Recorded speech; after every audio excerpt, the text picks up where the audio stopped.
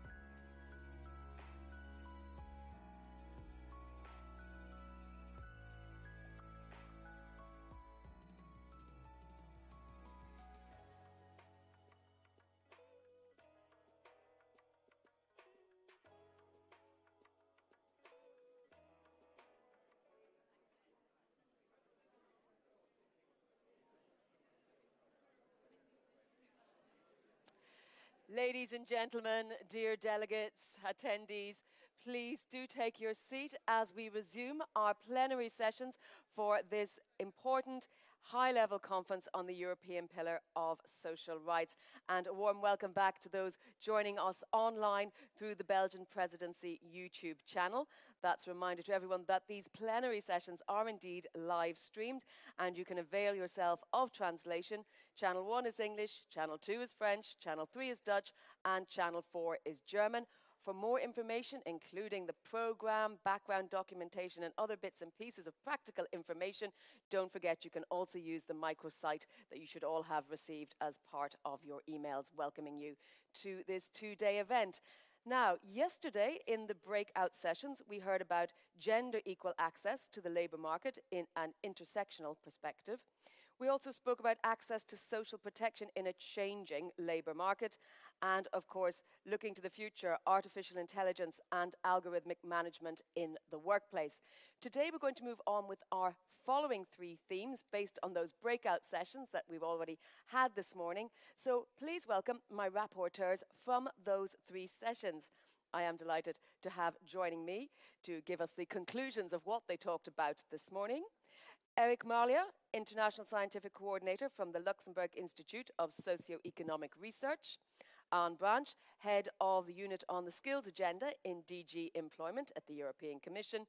And Christian Morabito, Independent Expert in the field of inequality and poverty reduction, education and early childhood. Thank you all so much for being here and taking on the rather challenging task of condensing an intense breakout session into just a few minutes. Eric, let's start with you. Tell us a bit about your session, what you discussed, and what was the key takeaway messages. Yes, many thanks, Jennifer. So as was highlighted several times yesterday, the European Pillar of Social Rights acts as a compass pointing the way to upward convergence in living and working conditions across the Union. The Porto headline targets to be reached by 2030, namely the employment target, the training target, and also the target on the reduction of poverty and social exclusion, are essential elements of the implementation of the pillar. They represent, in fact, a specific and visible commitment of all member states to building a fairer and more inclusive Europe. It is important that progress be made on achieving these three targets concurrently. For this, it is essential to understand how policies in different areas, I mean social policies, employment policies, and also economic and budgetary policies, so how policies in different areas can mutually reinforce each other. In our session, our focus was more specifically on the relationship between the employment target and the poverty and social exclusion target, starting from the observation that the employment rate has improved substantially over recent years, whereas progress in the field of poverty and social exclusion has been much less convincing. I have highlighted, I would say, 4 key messages that have emerged from the very rich discussions that we had in our session. The first key message is that overall there is a negative correlation between employment on the one hand and poverty and social exclusion on the other, meaning not surprisingly that employment contributes effectively to better poverty outcomes. However, and this is the second key message, other factors are of course also at play. Growth in employment is not enough in itself. The distribution across households of the new jobs and the quality of these new jobs are key transmission mechanisms between employment and poverty and social exclusion. The third key message is that integrated policies that combine supporting social protection measures with measures enabling employment are crucial to reducing poverty among the working age population. As well as contributing to social progress, well-designed social reforms and investments can contribute positively to economic growth. They can do so by enhancing human capital as well as by increasing productivity gains and labor supply. And it is of key importance that we improve at EU level the way we measure the return on social investment. Definitely challenging, but definitely worth the effort and crucial. And finally, and this is the fourth key message I would like to select from the various discussions we had, further efforts to improve evidence-based policymaking are needed.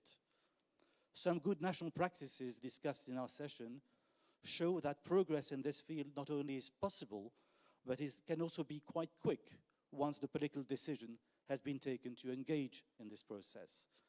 These national practices show that there are clear mutual learning processes, learning opportunities for member states. Our discussions identified 4 key elements for concretely improving evidence-based policymaking. First element, we need to invest in timely harmonized EU, national, and also subnational statistics. Second element, we need to facilitate access to data, including administrative data for the purposes of policy design and monitoring. Thirdly, we need to include in the policy analysis a wide range of relevant indicators, not just those that are the subject of EU targets. I mean not just the employment rate and the number of people at risk of poverty or social exclusion. And last but not least, fourthly, we need to strengthen the use of distributional impact assessments and improve microsimulation modeling capacity. And here again, I think there is a role for the EU, which is very important. We need to develop at EU level common guidelines on the use of impact assessment and evaluation tools. Thank you. Thank you very much, Eric. Interesting that some of the points you're raising today were ones that also came up yesterday, particularly the interconnectedness of all of these areas and the need to align EU and national ideas. Anne, I think you were looking at labour market policies for a fair transition. Tell us what was the main takeaway? Indeed, and the right, in fact, also particularly through the prism of up and reskilling. And we looked at the panel looked at 3 questions. So one was about preparing for up and reskilling for all. The second was on implementing up and reskilling for all in practice. And the third was on partnership and how can the public and private sectors cooperate to enhance up and reskilling. And of course, an important backdrop to the discussion is that the first principle of the European Pillar of Social Rights is about the right to lifelong learning. So I'll just try to highlight what were the main recurring points in the discussion. So first of all, in relation to the issue of how do we prepare for the labour market transitions, how do we prepare for up and reskilling for all, I'd say that 2 main points emerged. The first was the importance of good evidence and skills anticipation.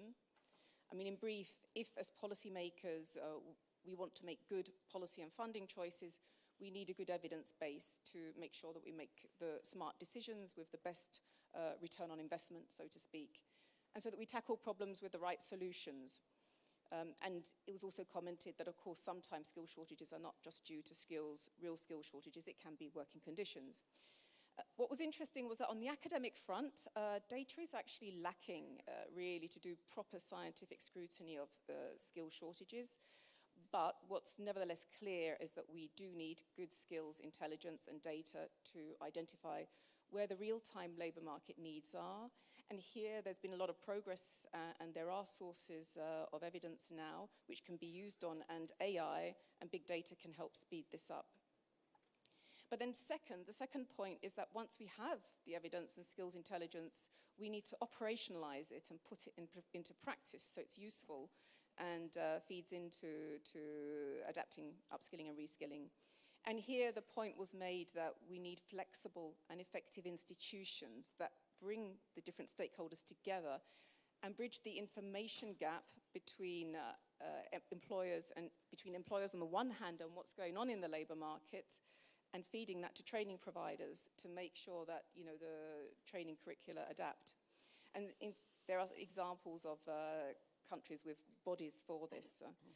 And overall, this kind of section pointed to the fact that we need well-designed, coherent strategies for skills prepared with the social partners and other stakeholders to come up with the best policy responses and the most effective investment solutions.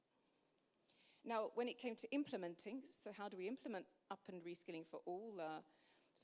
There's consensus that we're in a world or a paradigm now where everyone needs to be ready to continuously learn. But a lot of people don't realize this yet. So there is a big need for awareness raising.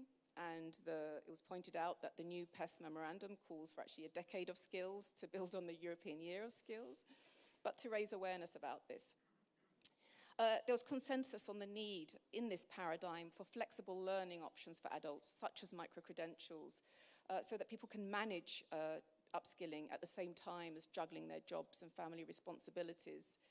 And so they need flexible pathways, and adults need career guidance, not just people in school, youngsters in school.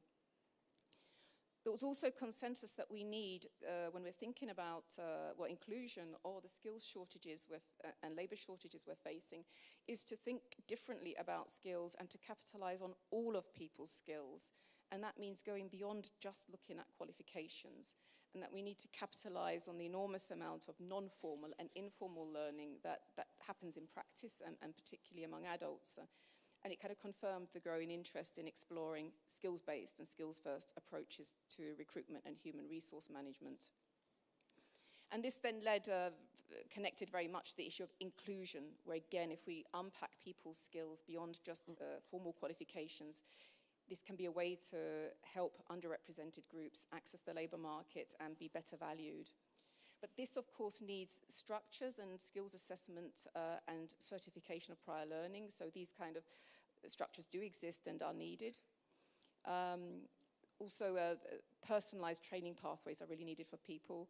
And it was said apprenticeships for adult workers, so not just youngsters, but also for adults. The role of employers, crucial, of course, for adults. Once people are in the labor force, most learning takes place there. But also what came up was the importance of the skills of managers and the quality of human resource policies. Because it's easy to say that all skills need to be capitalized on, but many managers don't understand this or don't know how to do it. And so this is also, we need to invest in managers' skills, and also then in human resource practices in companies and organizations, which can then best really capitalize on people's skills once they are in the organization. They may have talents they didn't realize. And of course, SMEs, they're the particular challenges of being smaller and finding it harder to release people for training. But it was mentioned that there are examples, for example, of SMEs pooling resources to try to tackle up and reskilling problems together. Then finally, on partnership, there was agreement that public-private partnerships are crucial. The pace of change is so fast that it's clear that no one actor can do it alone. The real-time changes are so fast that education systems alone can't just do it all. And it's a complex field with many stakeholders, and so there really is a need to cooperate and work together. And as said before, we need to work together to identify the skills needs, the new occupation profiles, to devise new curricula, and to roll out training. Yeah, so I think that's probably, I would sum it up like that. Yeah, a lot of interesting things there, and tools to codify those informal skills would help human resources departments as well as those in the workforce. Now, it's disappointing that you both say there's a bit of a lack of data, but at least it gives us something to work on. Christian, let's hear whether the same was the same in your breakout session, looking at childhood education and care. Yeah, we focused on the child guarantee, in particular childcare, because childcare has a significant social and economic impact. It improves educational achievements. We know that particularly for more disadvantaged children, boost employment, especially amongst women, strengthen productivity, growth, and, very importantly at the moment, reduce fiscal adjustment needs. And it means that is not a mere spending, it's really an investment. It is important to invest in order to ensure affordable and quality childcare to all children, regardless of the background. In recent years, the European Union has promoted the expansion of these services through the Child Guarantee and the Barcelona Target combined. And we have seen actually progress in most of the member states, and that's a positive news. But more still need to be done, because we have inequality in participation remaining, based on income or the condition of disability, for instance. There are significant territorial differences within the member states. So between regions and between municipalities, quality of services are frequently low, and poor working conditions, in particular, undermine the staff retention and recruitment. Data, again, comparable and granular are limited. All these elements undermine the efforts to fully implement the Child Guarantee and achieve its goals. So from our breakout session, we identified three main proposals. First is recognition and supports for early childhood care and education professionals. As an example could be adopting a specific recommendation of the quality and dignity of this workforce, because these workers are educators, and their valuable work for children and society must be recognized. It is not the case at present, and this also generates shortage in the staff. Expand the capacities, I join our colleagues, of the Eurostat framework for monitoring early childhood care and education participation, to look also at the subnational level, and to look at the equity and quality of services. In addition, eventually also to produce specific country profile with in-depth analysis, using granular administrative data, and also look at the impact of these policies. Then finally, continue to support member states, eventually also through specific early childhood care and education technical assistance flagship, to undertake reform, aiming at equity, strength and quality of service, but as a continuum from 0 to 6 years old. And improving data gathering. Quality, by the way, means professionalization of workforce for sure, but also curriculum, learning environment, coordination with other services, like employment, social service, or health services. And finally, in the same vein, introduce a specific capacity building program for local authorities, to support local authorities in planning these services, because they are the main responsible. Across Europe, by the way, there are many examples of childcare policies, quality childcare policies, that are recognized as the best practices in the world, and they are run by local authorities. So we can take this experience, and this experience should be shared systematically, including through peer-to-peer exchanges, because this reality can support other reality in doing better childcare policies. Thanks. Well, thank you, Christian, and Anne as well, and Eric. I know I asked you to condense it, but let's help the press and journalists out a little bit more and condense it even further and give us your headline for your breakout session. Christian, I'll start with you. We'll go the opposite way this time. Okay. Childcare is not a spending, it's an investment. First, we need more and better data. Second, we need to recognize the workforce. And third, we need to support, in particular, local authority to do good childcare policies. Easy. Anne. Skills are for everyone, and we have to see them as an investment, not a cost. And I have to plug the European Year of Skills, which will come to an end in early May. We want it to create momentum for the future.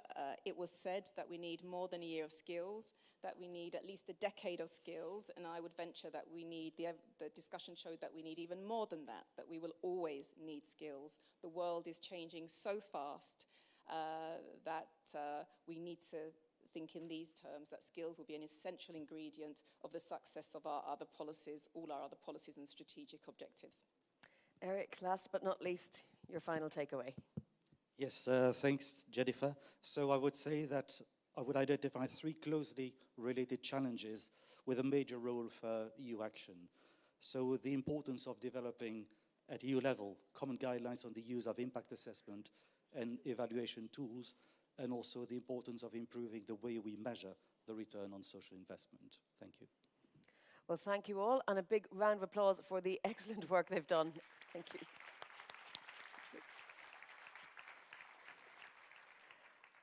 Thank you very much. Not an easy task, as I said, to try and condense those very, very rich and fruitful discussions that took place in the 3 breakout sessions down to just a few minutes. We're going to turn now to another ministerial panel, moderated once again with great aplomb, no doubt, by former Commissioner Laszlo Andor. He's going to hear from ministers from Spain, Germany, Slovenia, and Lithuania. And I will have to notify you that for a brief point, our German translation will drop out to allow the Spanish minister to express herself in her native tongue. But Laszlo, over to you. Thank you so much.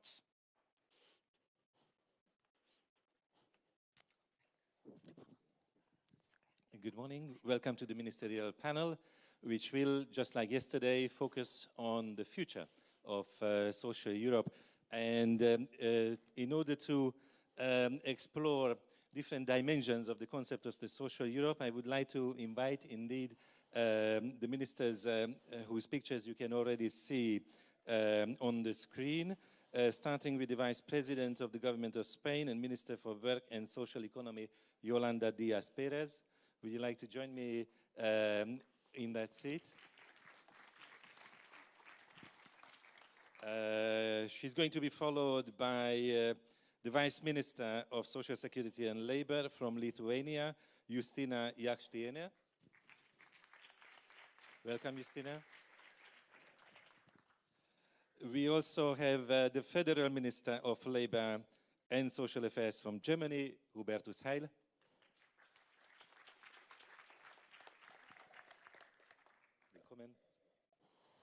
And last but not least, the Deputy Prime Minister and Minister for Labor, Family, Social Affairs and Equal Opportunities from Slovenia, Luka Mesec.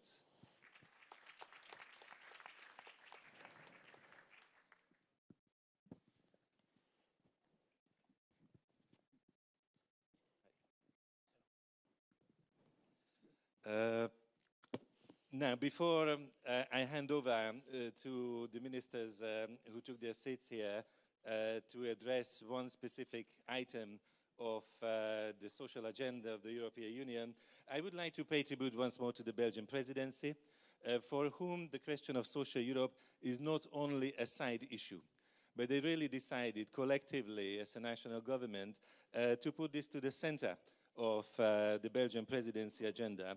In order to prove this, I would like to present you with a quote from a minister whose responsibility is not so much social but more economic. He's not here, but Thomas Dermin, the minister for strategic investment, wrote the following in this recent issue of the Progressive Post.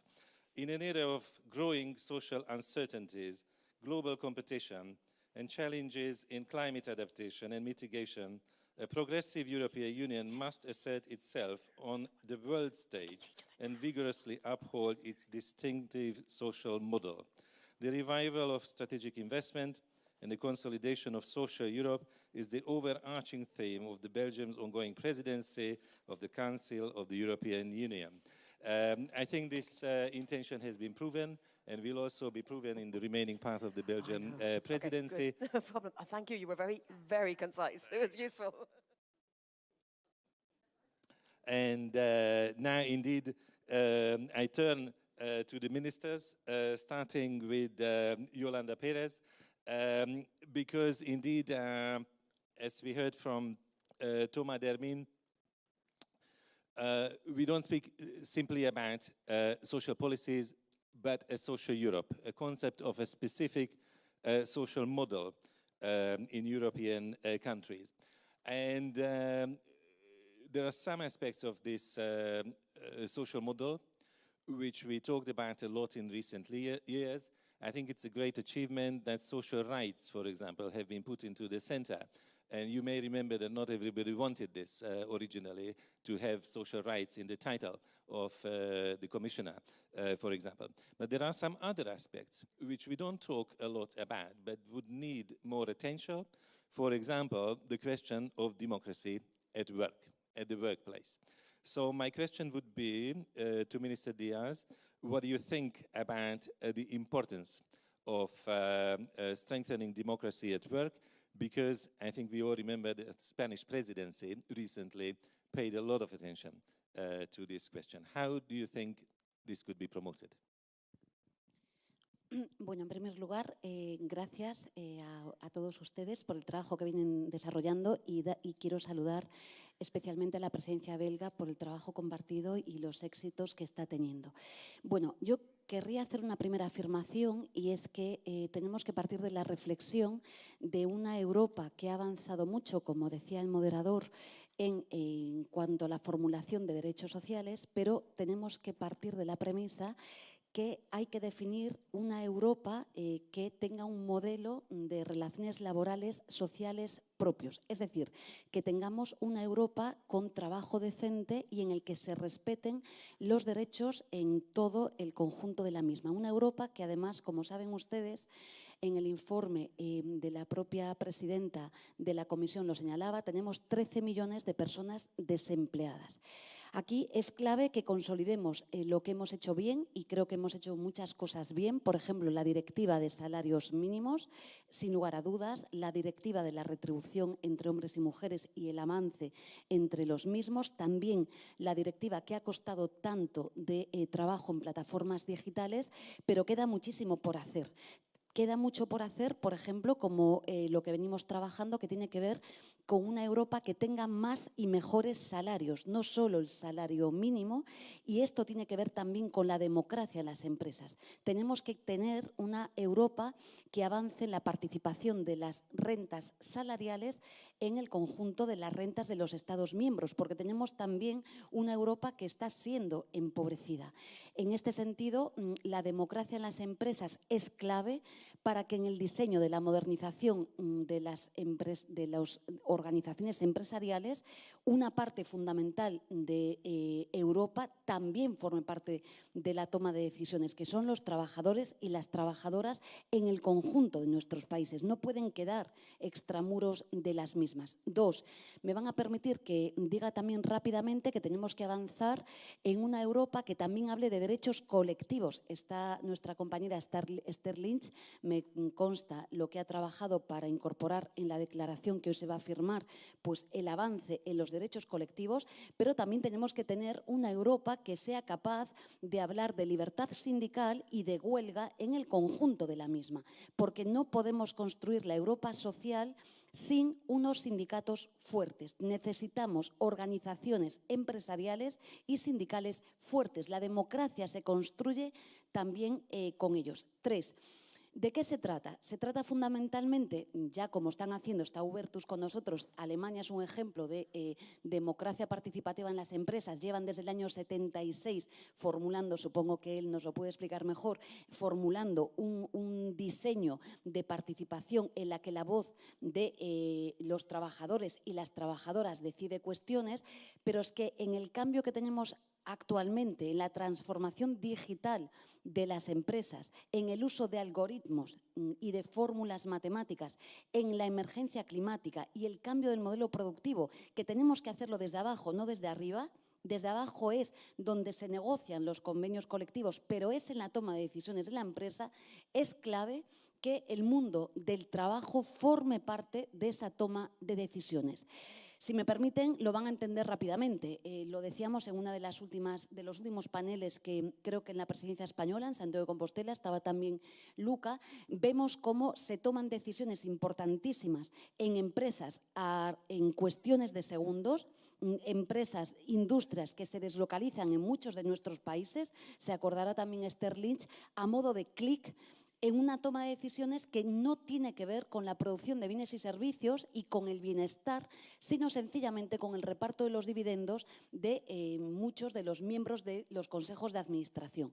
La experiencia nos indica que cuando participan los trabajadores y las trabajadoras, no solamente se corresponsabilizan por pura democracia del diseño de una organización empresarial que tiene unas características propias, sino que hay decisiones que, sin lugar a dudas, van a ser más favorables para el conjunto y el desarrollo de las economías locales, las economías del conjunto del país. Insisto, porque nadie quiere más a una empresa que el propio trabajador o trabajadora que forma parte de la misma.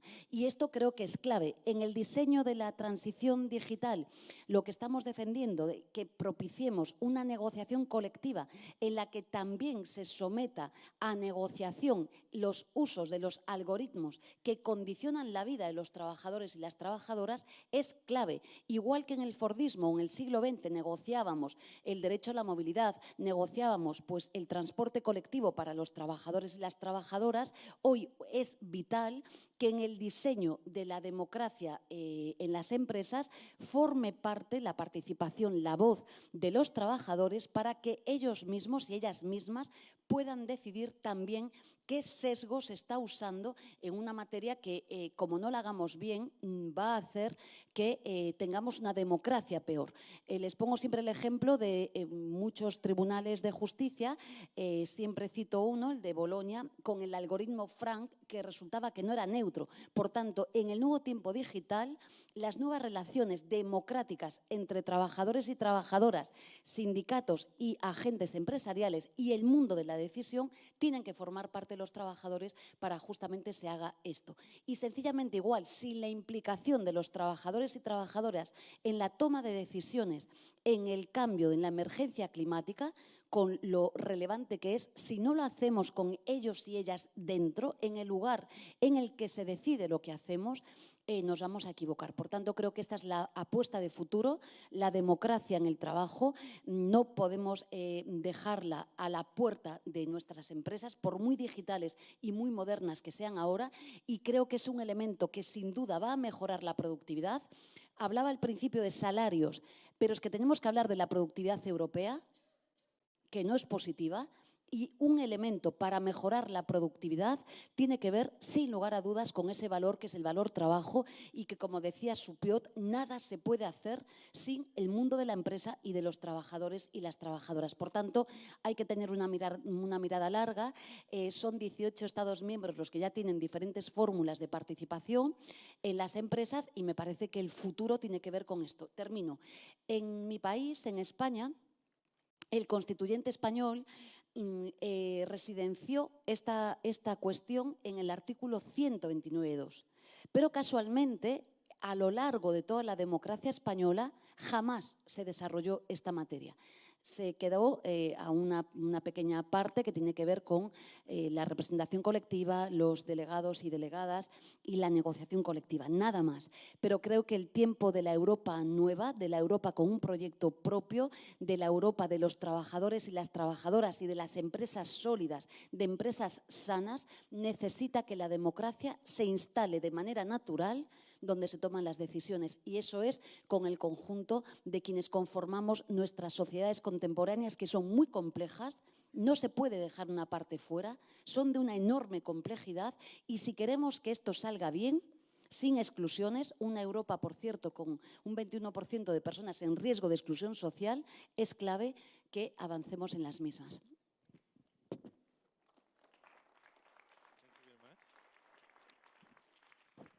I think this has been truly inspirational, but if you allow me, we are not opening the discussion now, only after everybody made the initial statement, and then the ministers will have an opportunity to respond to each other and ask questions if they want from each other.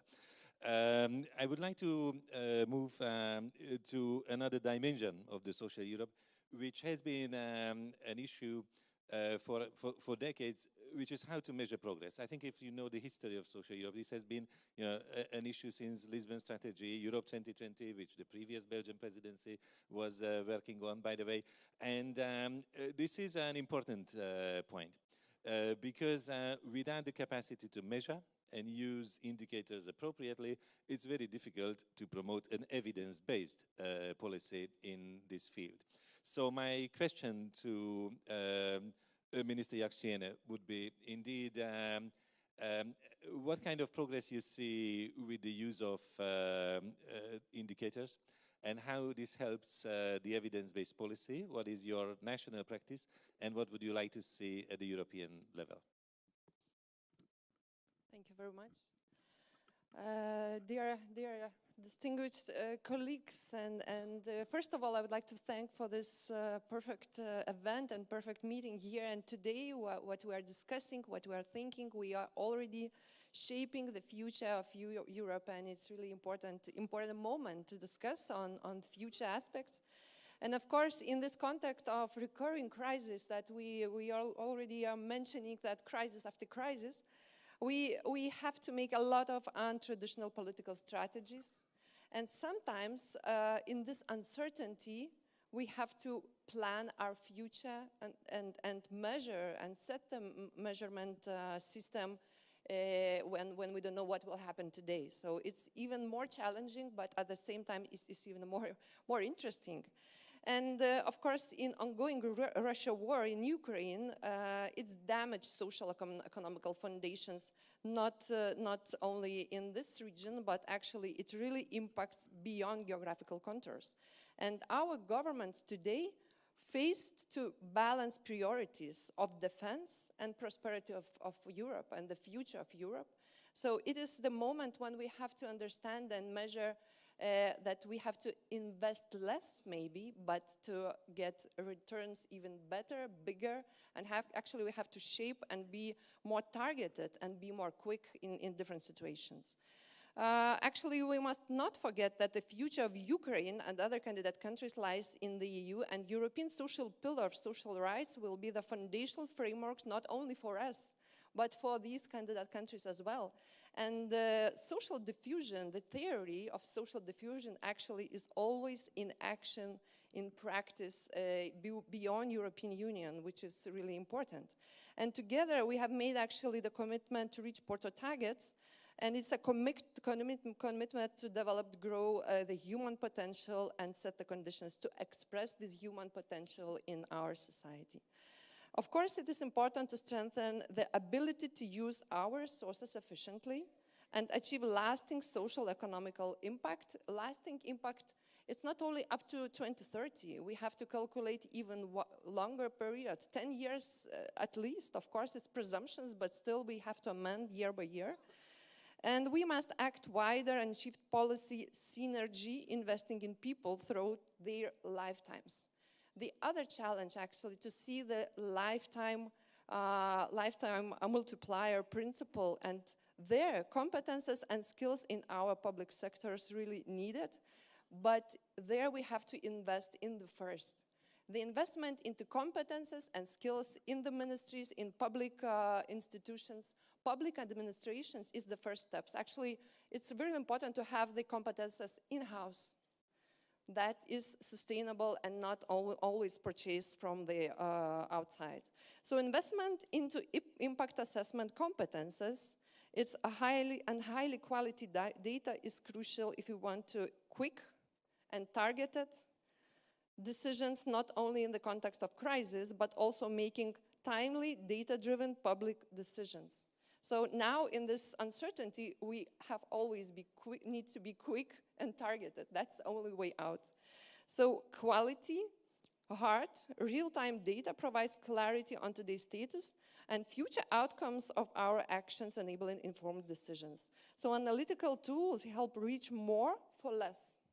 That's the target in the future, to reach more for less funds and implement social investments for the future fiscal sustainability, because social investments is a really good tool to have the fiscal sustainability in the future years to come. So now I would like to share 3 aspects or 3 visions of the future social EU. So the first one is stable social protection systems in uncertainty, in crisis, but the social protection systems have to still remain stable, focusing on solving social problems and meeting the individual needs. People with disabilities, mental health, and different social problems and health problems, they have really individual needs, and with these stable social protection systems, we have to meet those needs. The other vision is cost and impact efficient social systems. Using hard data, I mean administrative data, not only survey data. Survey data could support, but the administrative data is the really valid, mostly valid data. Real-time data, not 2 years old data, but we need real-time data, or month-old or quarter-old, but still the data have to be as fresh as possible. Quality data, and the decisions will be most impactful. And the third aspect, I would propose to look wider, to grasp wider, defining synergies and complementarity of different public policies, not limiting ourselves only social, education, and health policies. We have to see wider and include fiscal policies in our impact systems, as well as mobility and transport policies, because in the region, without mobility and transport, people won't get any education, won't get any health services. We have to include environment, justice, regional development, and other different policies in our scope. So where are people, there is a social EU. Dear colleagues, very often the causes of social outcomes are rooted outside social systems. That's why we need to see wider. And we can significantly reduce negative social consequences, acting much wider than we are used to up to now. Thank you so much.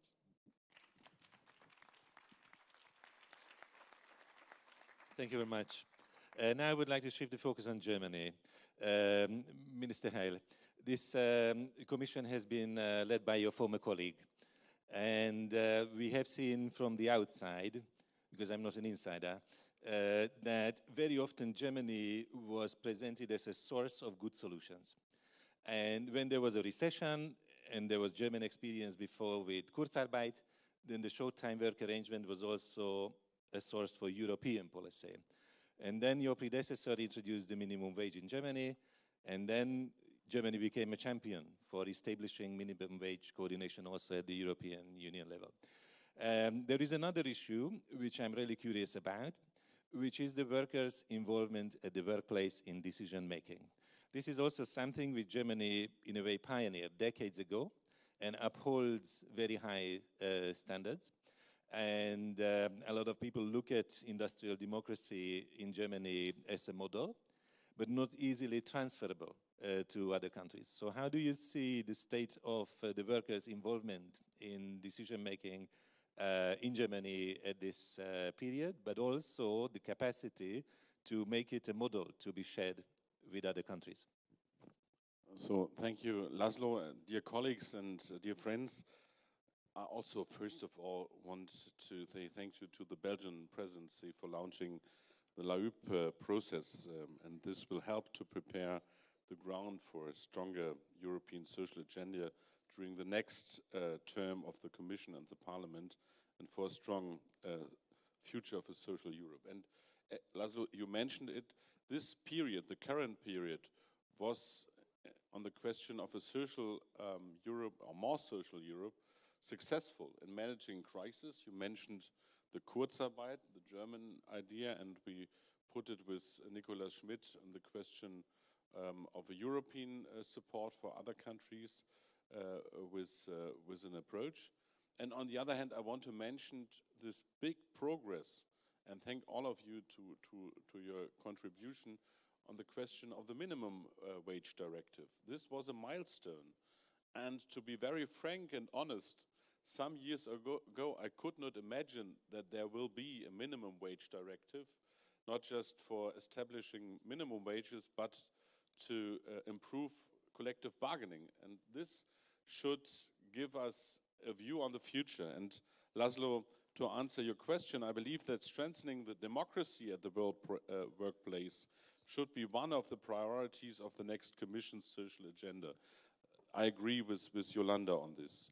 The current crisis and the far-reaching transformations of our societies present us with new major challenges.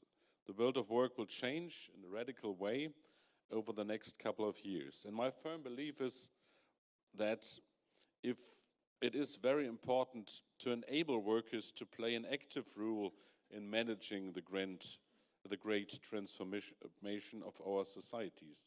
This is the only way to create acceptance for the current and upcoming changes in the European labor market. Let me say it in another way. To be frank, we have to do with right-wing populism in our democracies. And we have nothing to fear but the fear itself. And to give the people and especially the workers hope for a better future needs more democracy. This should be our answer to the right-wing populism, to the enemies of the European Union, to the enemies of our free model, should be to say we need more democracy, and the social partners play a key role in this transformation. There is more acceptance for reforms if workers are involved early on and if they get to have a say in key decisions. Workers' participation and social partnership helps to have the way for a green and digital resilient economy. In Europe, we must promote both works councils and workers' participation at board level. That is why I'm in favor of strengthening European work councils. Moreover, we should set joint minimum standards for worker participation at board level. I know that such minimum standards would be a big step for some member states, no question. It will be a hard debate. But once again, don't forget, a minimum wage directive seems out of reach only a few years ago, but now it exists, and we have to make more progress on co-determination and the question of democracy on the workplace. So we can make progress together. Let us have the courage to start this project. Let us move together. In this context, we should also address algorithmic management. The use of algorithmic for managing and promoting work processes is increasing extremely fast. We know algorithmic management from the platform economy. However, it is also clearly on the rise in the industrial and service sector. Algorithmic management offers potentials for business. The potential should be used, for example, for optimizing work processes. However, often human beings are not involved when automatic systems manage and monitor work. Human beings who are able to explain, to verify, and, if necessary, correct decisions taken by algorithms. Algorithm management as a black box goes against our understanding of workplace democracy. Human interaction is essential for democracy at the workplace in action. Isolated as a result of automatic management, it is a problem for the workers concerned. But it is also a danger to a living democracy at the workplace. And let me say the platform directive creates the first cross-border rules for algorithmic management. These rules are groundbreaking in terms of transparency over the use of algorithmic management. Moreover, they strengthen the right of platform workers and social dialogue. Again, algorithmic management is a growing trend. We must now discuss how we can create similar rules for workers outside the platform economy too. And the LIHUP declaration stresses the importance of measures to regulate algorithmic management. I welcome this very much. Last but not least, even if it goes somewhat beyond the topic, I would like to highlighting another focus for the next Commission and the Parliament, and this is once again, namely the question of fair mobility of labor in Europe. In Germany, there was a strike of truck drivers from other countries last year that lasted several weeks. Their employer had not paid their wages at all. This is not the type of European single market that we want to have. Dubious employers must not be allowed to exploit their employees who work transnationally and are not familiar with their rights. Therefore, counseling services for mobile workers should be introduced everywhere in the European Union in cooperation with the trade unions. This type of service has been very successful in Germany. Moreover, we should further improve law enforcement and enhance cross-border cooperation between our authorities. Here also the European Labour Authority should assume a stronger role in the future. Let me add by these three ideas. It's democracy on the workplace by strengthening collective bargaining and the Workers' Council cross-border. Secondly, it's about a good framework for a digital future of work on the question of algorithmic management. And concretely, we have to work on fair labor movement in Europe. Or as the great Jacques Delors said, nobody falls in love with a single market. We need a more social Europe. And we have to work hard on progress, and I'm very optimistic that in the next period we will move forward. Thank you very much.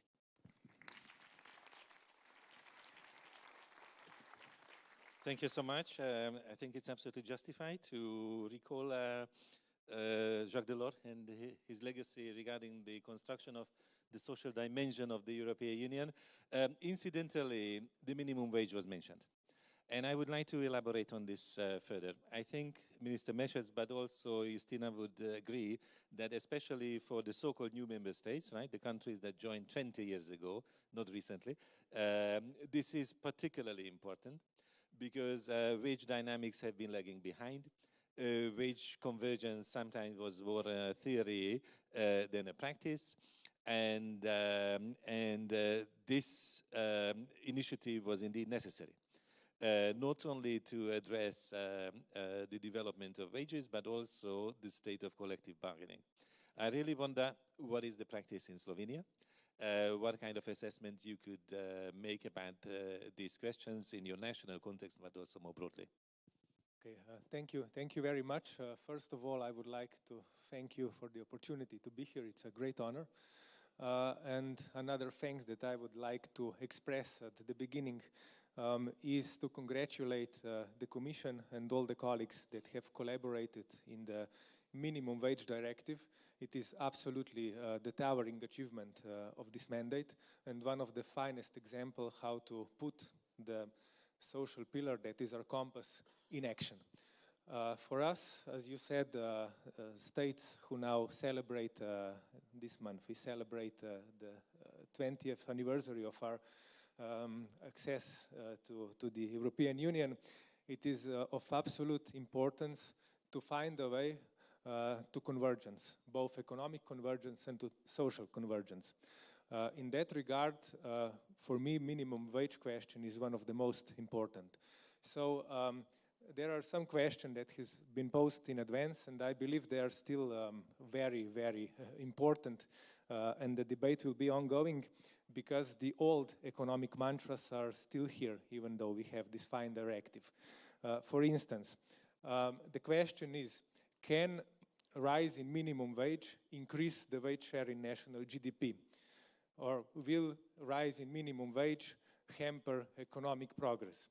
The old economic mantra will say that there's a trade-off between unemployment and wage levels. So yes, you can put your minimum wage and wages as such up, but you will pay the cost in unemployment.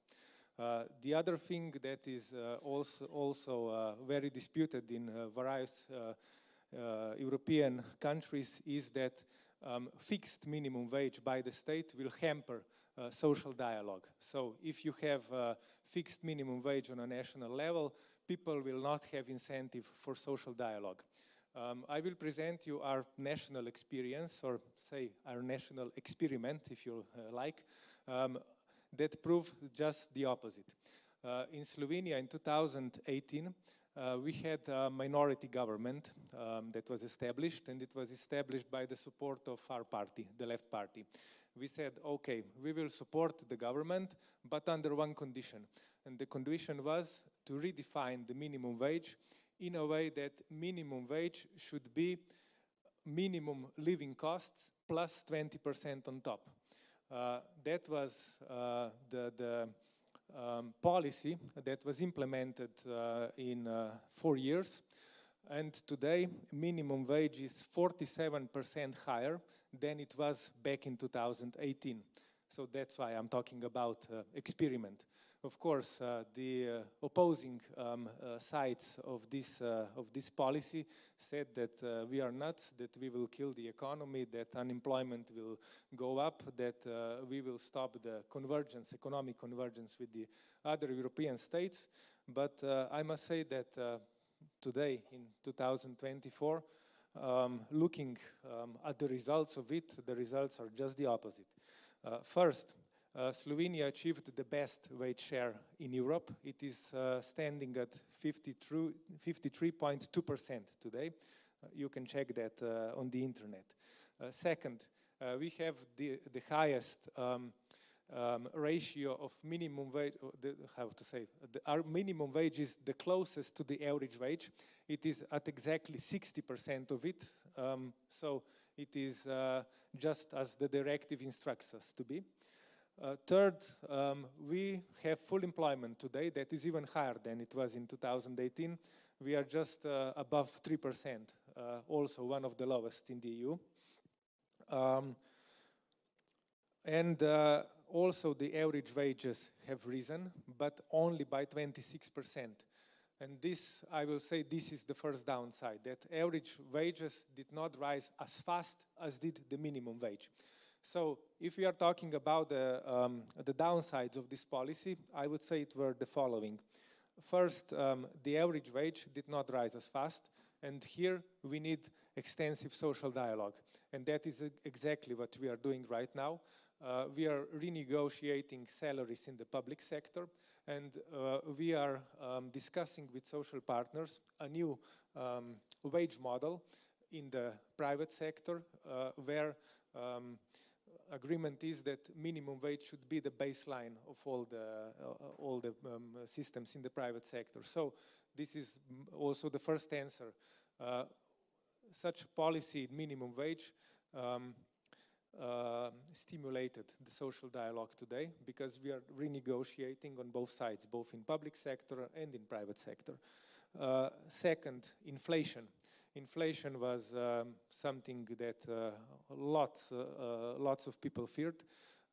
Yes, we experienced inflation in the last years, but our levels of inflation were just a little bit above the European average. Say, in 2022, European average was 9.2, Slovenian 10.2.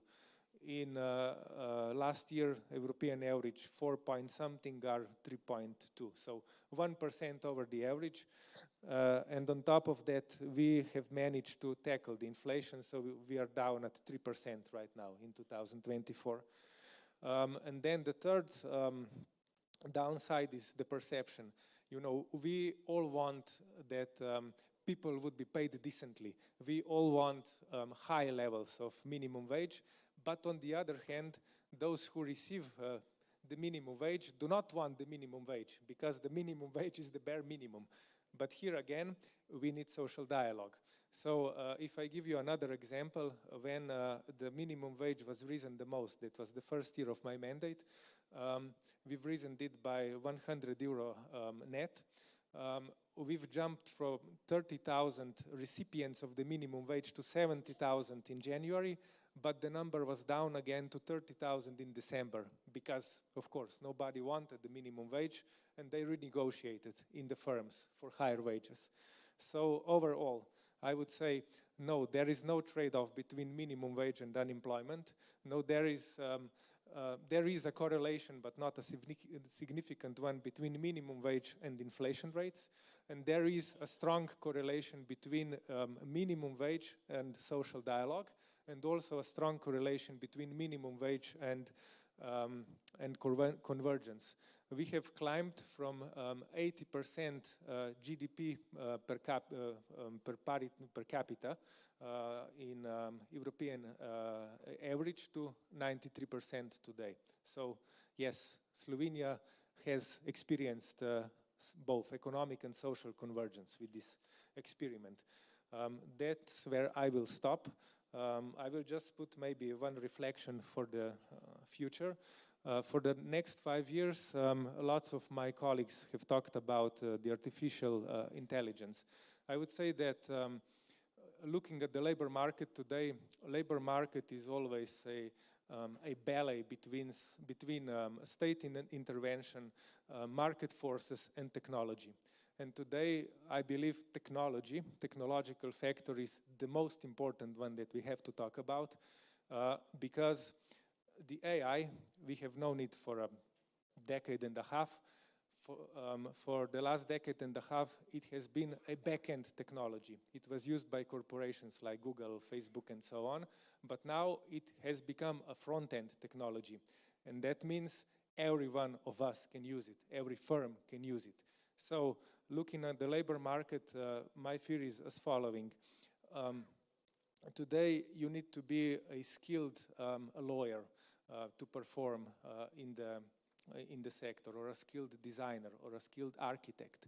But with the development of the front-end AI, there will be more and more AI inputs, more and more artificial intelligence instead of human intelligence, and we will all become more like prompt engineers, just typing in commands for the AI what to do, and that will mean two things: de-skilling of the work, and second, the worker that is today irreplaceable could become replaceable more easy, and that will of course mean extensive pressure on their wages. Less labor will be needed, and workers will be more replaceable.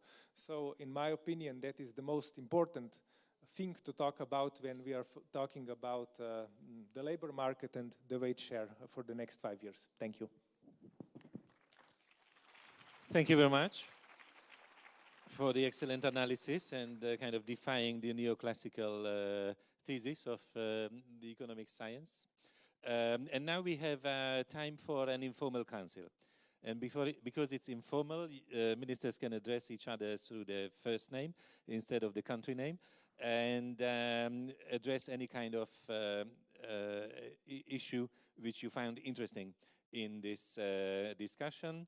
I will play the commission, so if there is a big divergence in the opinions, I will try to find a common denominator, or if they run out of topics, I will provoke them.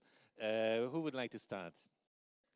Hubertus, would you like to start? Yes, I agree with a lot of things they said. I just want to reflect on Luca's idea and the experience of minimum wages and how to make forward steps to strengthen collective bargaining. He is totally right, and that's not my thesis because we are in the same party family, but he is right. We had a lot of resistance against the German minimum wage when we established it in 2015, as you mentioned. And I had a lot of resistance when I raised the minimum wages 2 years ago to 12 euro an hour. And all the theses had been wrong. It is not just a question of fairness, it's strengthened our economy.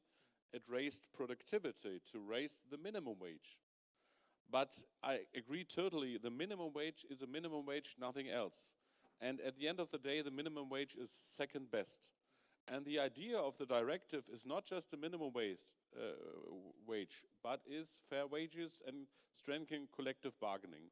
And it's a very ambitious aim in the directive to have a collective bargaining by 80%. We haven't in Germany. And the question is, what should the trade unions, what should the business side do for it, and what can we do as member states and the European Union to put this aim, to reach this aim? I will introduce 3 ideas, 2 on a national level and 1 of a European level. I will present a law in some weeks that puts public money by the federal level in Germany. The law will provide the following. The federation only awards public contracts to tenderers to comply with collectively agreed working conditions during the execution of the contract. I think this is a good idea to spend public money under the circumstances that there is a collective bargaining agreement and fair wages. Secondly, we will introduce the right for digital access to companies for trade unions.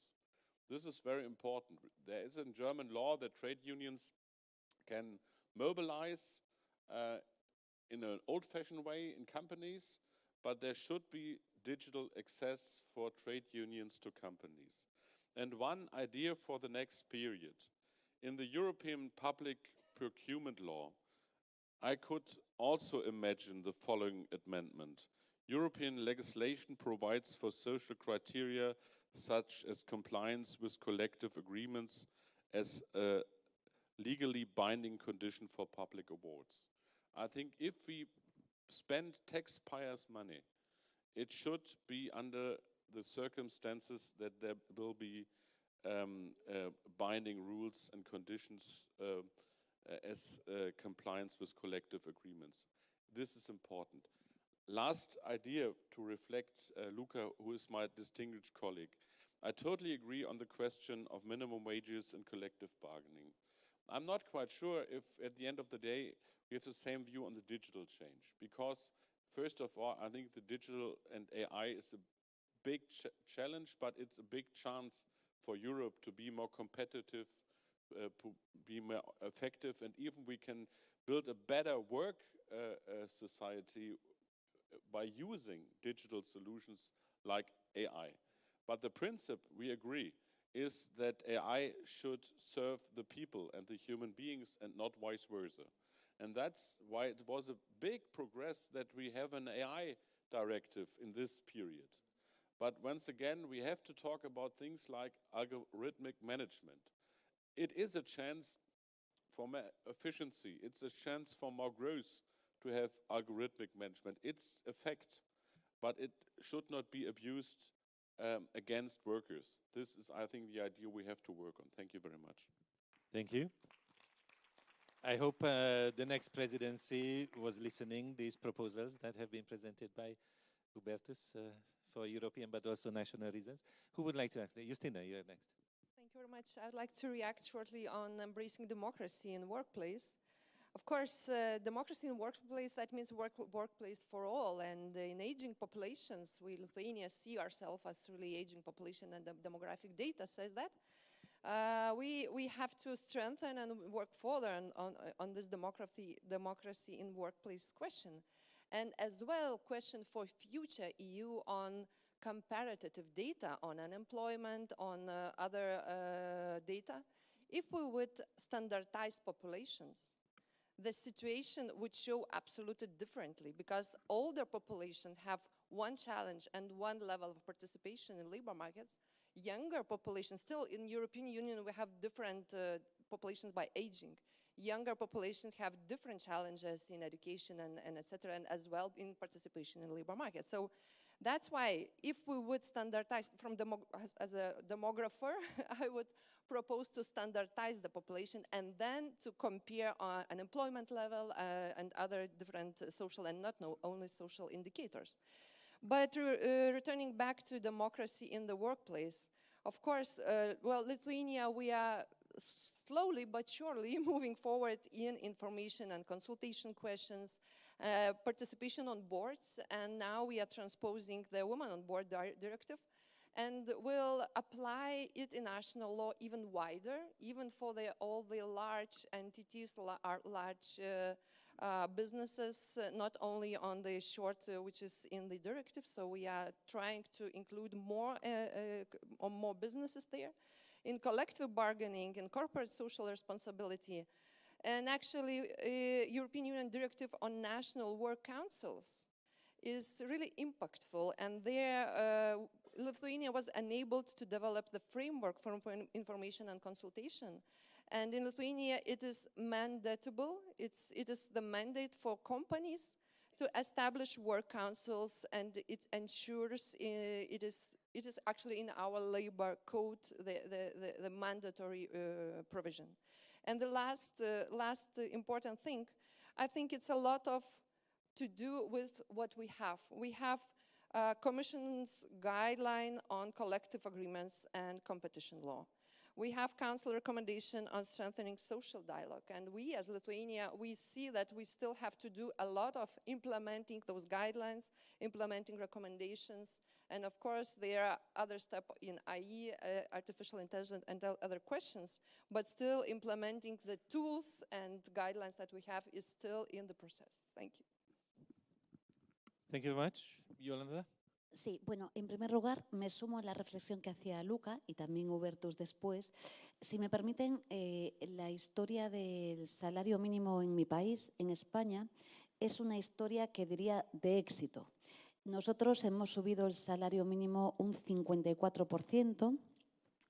Todos los vaticinios que señalaba Luca, se hacían realidad allí, es decir, toda la academia, la ortodoxia económica, todos los agentes, todos los medios de comunicación señalaban que íbamos a poner en riesgo la economía española y además que el salario mínimo iba a ser un agente destructor de empleo, ¿no?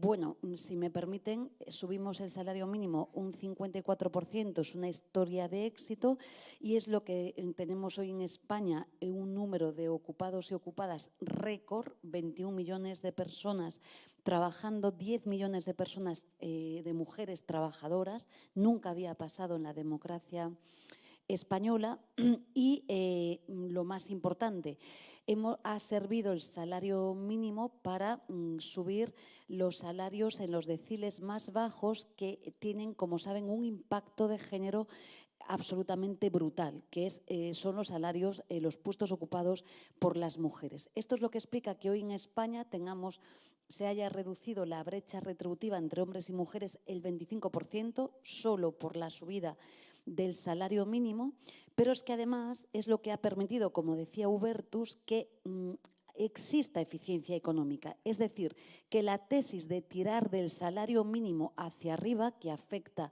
en España, grosso modo, a 2,5 millones de trabajadores y trabajadoras fuera de convenio, sirve también para subir el resto de salarios hacia arriba, pero es que además permite que tengamos más recursos fiscales, permite que tengamos más cotizaciones sociales. Hoy, por primera vez, en el Servicio Público de España tenemos un superávit fiscal de 6.000 millones de euros, a pesar de que hemos implementado la protección social y a pesar de que tenemos normas que son como vanguardistas y que van en la vía de ganar derechos. Por tanto, yo diría que es una historia de éxito la subida del salario.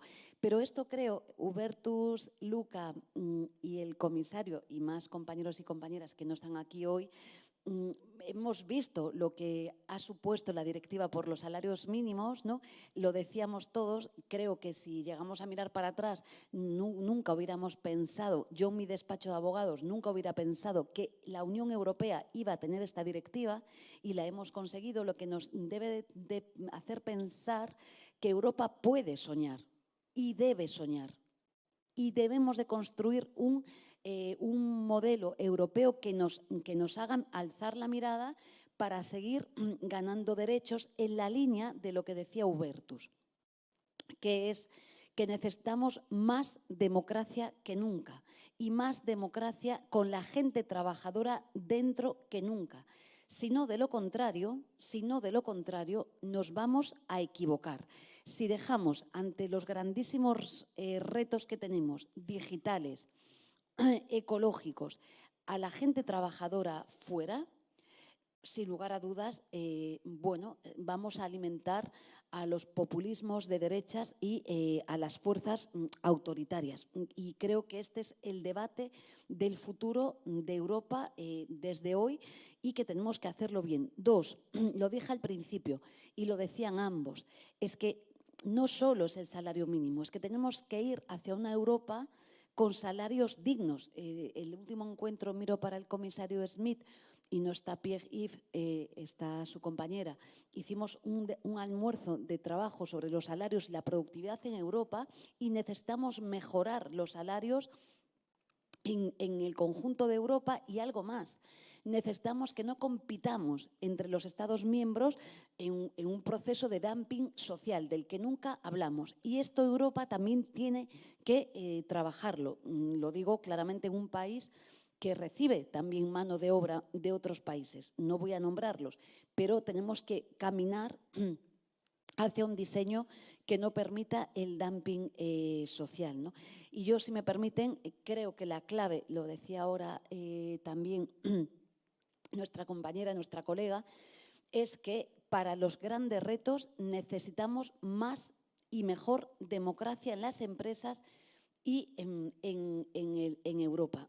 Lo termino como, y cito aquí también a Hubertus, presenta mañana, ¿no?, el señor Leta el informe y bueno, yo coincido en que el mercado único no enamora. Es decir, que si queremos afectar a la población trabajadora en Europa, insisto, no lo olvidemos, más de 13 millones de personas desempleadas en Europa, y tenemos que caminar hacia una Europa útil y que sueñe, y un modelo social europeo propio, que sea con derechos, con empresas sólidas, robustas, con derechos y con gente trabajadora que aspire a ser feliz, necesitamos abundar en esa dirección. Y termino ya con dos realidades.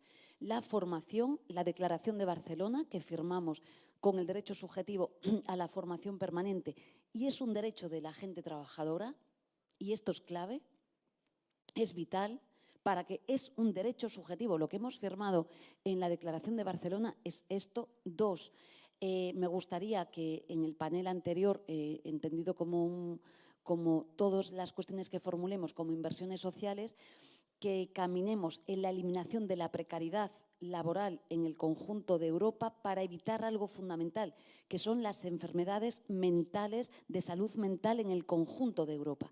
Y me gustaría que, ya que estamos trabajando mucho en los riesgos psicosociales, igual que soñamos con tener una directiva de salarios mínimos en Europa, y nos costó muchísimo, pero lo hemos conseguido, que también podamos tener y soñar una directiva de riesgos psicosociales en los que los salarios dignos, la eliminación de la precariedad, el tiempo de trabajo y el tiempo de vida son claves para caminar en otra dirección. Tenemos que ir en una Europa que mejore la productividad, pero en la que trabajemos menos horas, porque hay más tecnología, y tiene que ser tecnología e inteligencia artificial, como decíamos, respetando los derechos laborales y los derechos también fundamentales, pero avanzando en el tiempo de vida.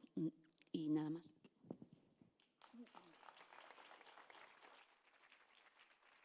Thank you very much.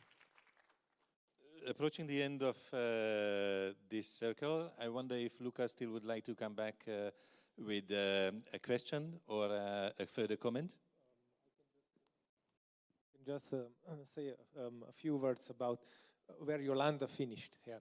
Yolanda said that the artificial intelligence should be respectful of workers' rights, and that is also my remark on her remark about the need for democracy at work.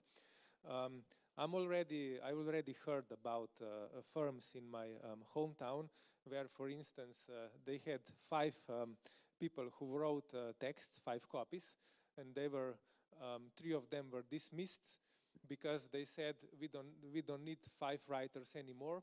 With ChatGPT, it can write texts. We just need 2 editors. So, in order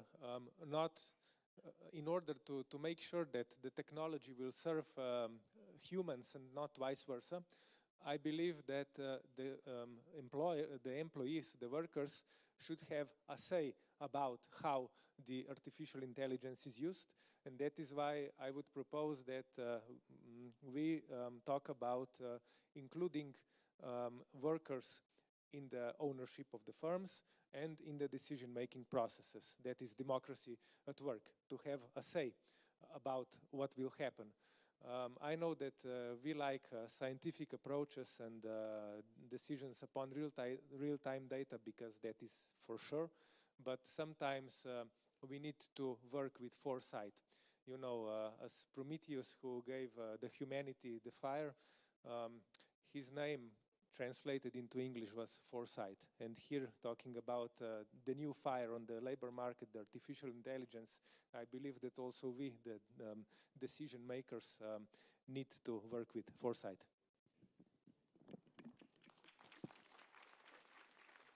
So we found a new frontier for social Europe, for which we can work.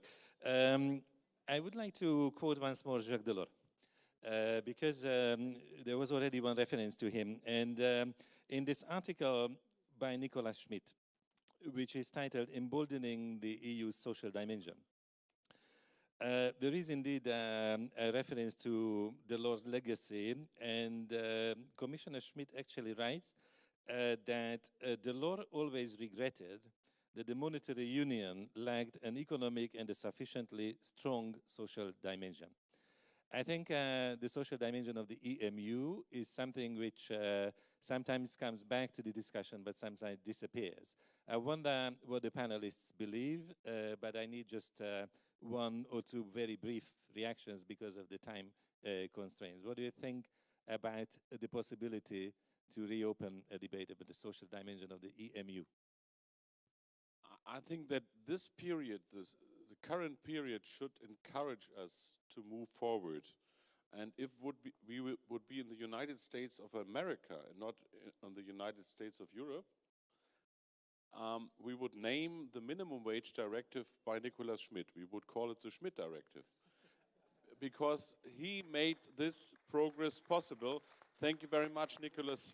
And this should encourage us in the next period. To be very frank, I'm some years in office. And I remember some years ago, it was just market, market, market. And no question, we are all market economy guys, also the social partners in Europe. But we are a social market economy.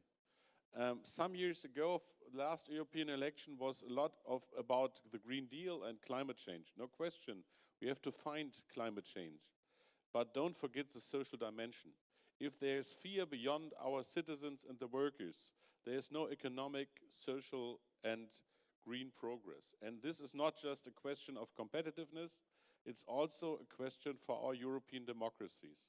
It is the hour to strengthen the social dimension.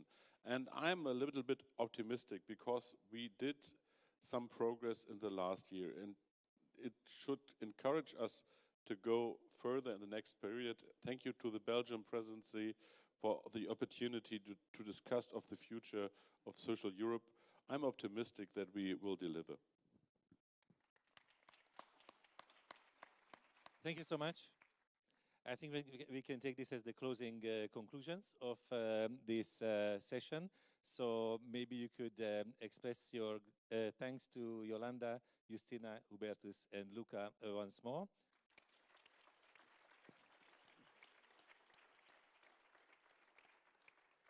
The next keynote speaker will be introduced by Jennifer Baker.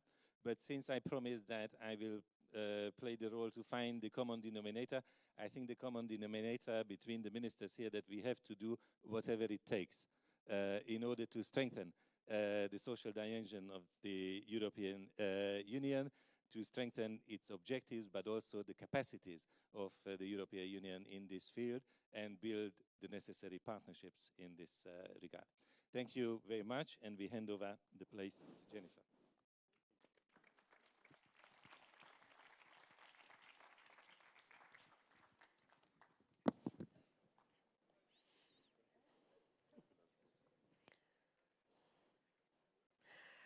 Thank you very much, Ministers, for your insightful discussion, for giving us the perspectives from the different countries. And Laszlo, thank you so much again for the moderating.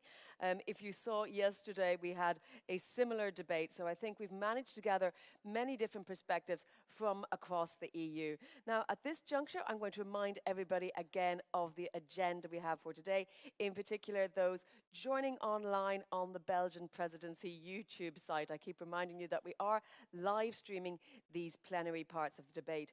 This morning we saw the breakout sessions. We've covered 6 different breakout sessions falling under the 3 chapters of this event. So I think we can say that we've tackled gender equal access to the labour market in an intersectional perspective, access to social protection in a changing labour market, artificial intelligence and algorithmic management in the workplace, the interaction between the different Porto targets and alternative pathways to meet them, labour market policies for skills and a fair transition, and social investment in the role of early childhood education and care. Now, those are the details, but we're trying to take a broader view as well. And this afternoon, we will have another discussion with social partners. We will see from the employer's side as well as the employee side and try to find hopefully some common ground. I'll be marshalling that discussion after the lunch break. We will take a lunch break after we hear from Mr. Draghi, who will give us a keynote speech, hopefully to whet our appetite for this afternoon's discussion. And later on, we will have the signing of the La Hulpe Declaration. I will be giving you all many details from a practical point of view for that later on. So please do pay attention, but also check that online microsite, which has lots of practical information for you, because once we take our break, we will come back here to the plenary room, and then we will all be dividing once again into separate groups. And my apologies to those online that some of this doesn't apply to you, but we want to make sure it all goes as smoothly as is absolutely possible. But as I say, we know he's working very hard on this competitive report, the future of European competitive, no less. So please do welcome to the stage Mario Draghi.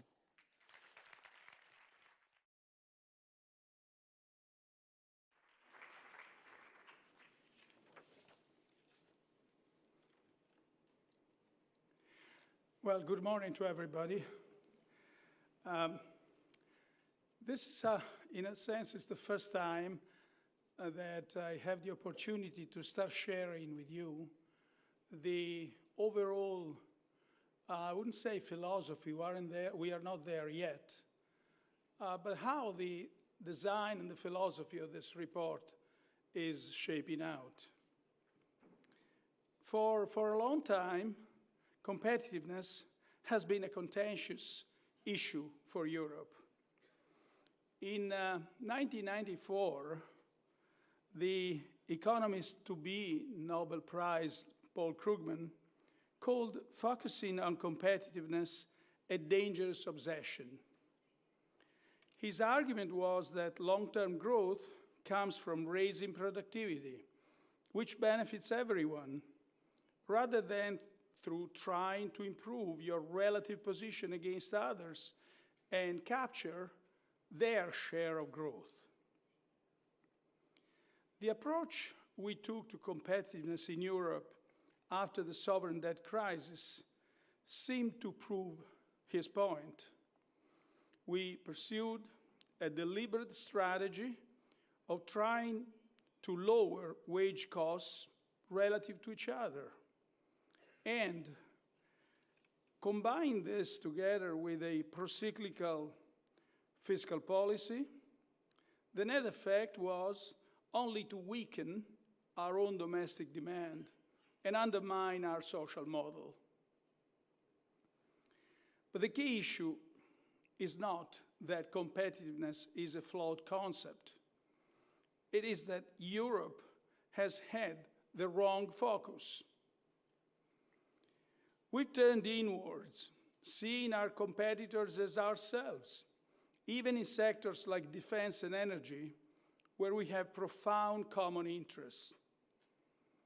At the same time, we have not looked outwards enough. With a positive trade balance, after all, we didn't see our external competitiveness as a serious policy question. In a benign international environment, we trusted in the global level playing field and the rules-based international order, expecting that others would do the same. But now the world is changing rapidly, and it has caught us by surprise. Most importantly, other regions are no longer playing by the rules and are actively devising policies to enhance their competitive position. At best, these policies are designed to redirect investment towards their own economies at the expense of ours. At the worst, they are designed to make us permanently dependent on them.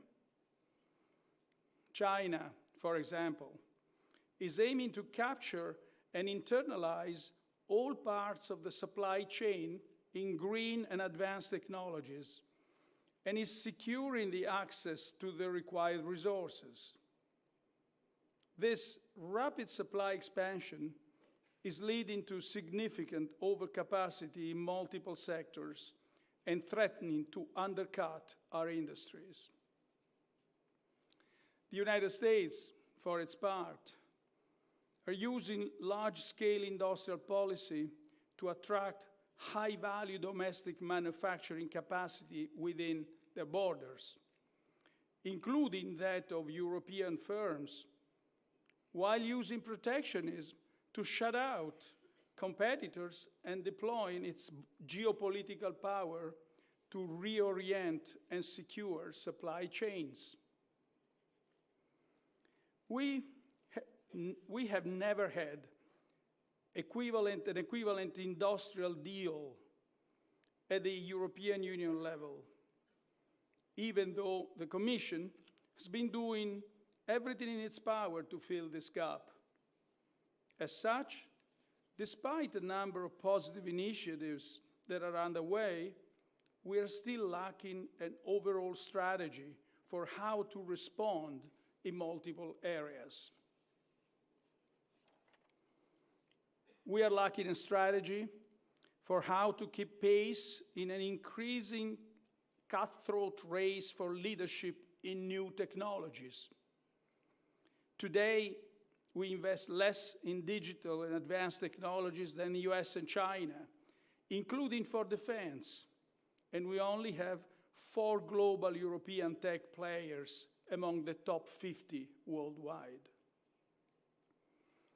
We are lacking a strategy for how to shield our traditional industries from an unlevel global playing field caused by asymmetries in regulations, subsidies, and trade policies. Energy-intensive industries are a case in point. In other regions, these industries not only face lower energy costs, but they also face a lower regulatory burden. And in some cases, they are receiving massive subsidies, which directly threaten the ability of European firms to compete. Without strategically designed and coordinated policy actions, it is logical that some of our industries will shut down capacity or relocate outside the European Union. And we are lacking a strategy to ensure that we have the resources and inputs we need to fulfill our ambitions without increasing our dependencies. We rightly have an ambitious climate policy agenda in Europe and hard targets for electric vehicles. But in a world where our rivals control many of the resources we need, such an agenda has to be combined with a plan to secure our supply chain, from critical minerals to batteries to charging infrastructure. Our response is being constrained because our organization, decision-making, and financing are designed for the world of yesterday. Pre-COVID, pre-Ukraine, pre-conflagration in the Middle East, pre the return of great power rivalry. But we need a European Union that is fit for today's and tomorrow's world. And so what I'm proposing in the report that the President of the Commission asked me to prepare is radical change, but that is what is needed. Ultimately, we will need to achieve transformation across the European economy. We need to be able to rely on decarbonized and independent energy systems, an integrated and adequate EU-based defense system, domestic manufacturing in the most innovative and fast-growing sectors, and a leading position in the deep tech and digital innovation that is close to our manufacturing bases. But with our competitors moving fast, we must also assess priorities. Immediate actions are needed in the sectors with the highest exposure to green, digital, and security challenges. In my report, we are focusing on 10 of these macro sectors in the European economy. Each sector requires specific reforms and tools. Yet, in our analysis, there are three emerging common threads for policy interventions. The first common thread is enabling scale. Our major competitors are taking advantage of the fact that they are continental-sized economies to generate scale, increase investment, and capture market share for the industries where it matters most. We have the same natural size advantage in Europe, but fragmentation is holding us back. In the defense industry, for example, lack of scale is hampering the development of a European industrial capacity, which is a problem acknowledged also in the recent European Defense Industrial Strategy. The top 5 players in the United States represent 80% of its larger market, where in Europe they constitute only 45%.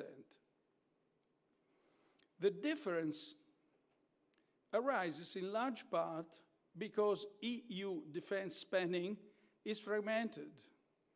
Governments do not procure much together.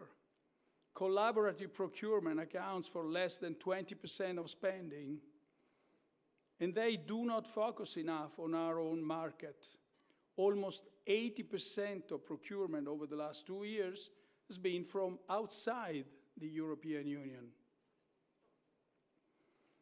To meet new defense and security needs, we need to step up our joint procurement, increase the coordination of our spending and the interoperability of our equipment, and substantially reduce our international dependencies. Another example where we are not making use of scale is telecommunications. We have a market of 445 million consumers in the European Union, but investment per capita is only half of that in the United States. And we are lagging in 5G and fiber deployment. One reason for this gap is that we have 34 mobile network groups in Europe. And by the way, 34 is a conservative estimate. We have, in fact, many more, but 34 are the consolidated groups figure. So we have 34 mobile network groups in Europe, often operating only at national scale, versus 3 in the United States and 4 in China. To produce more investment, we need to streamline and further harmonize telecoms regulations across member states and support, not hamper, consolidation. And scale is crucial also in a different way. For young companies that generate the most innovative ideas, their business model depends on being able to grow fast and commercialize their ideas, which in turn requires a large domestic market. And scale is also essential for developing new innovative medicines through the standardization of the European Union patients' data and the use of artificial intelligence, which needs all this wealth of data we have, if only they could be standardized.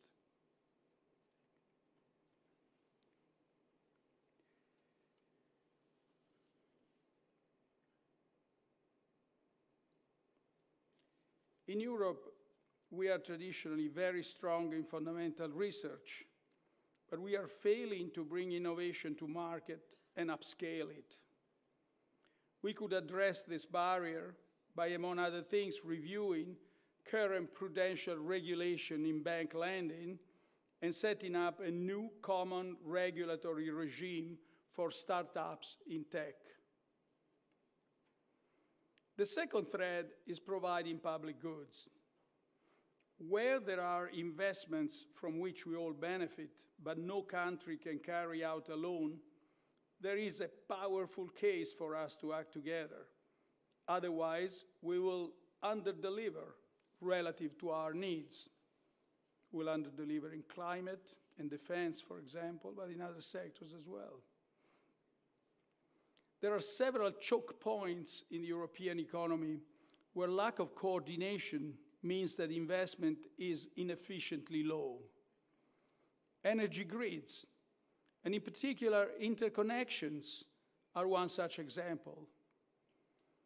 They are a clear public good, as an integrated energy market will lower energy costs for our firms and make us more resilient in the face of future crises, a goal that the Commission is pursuing in the context of the Repower EU.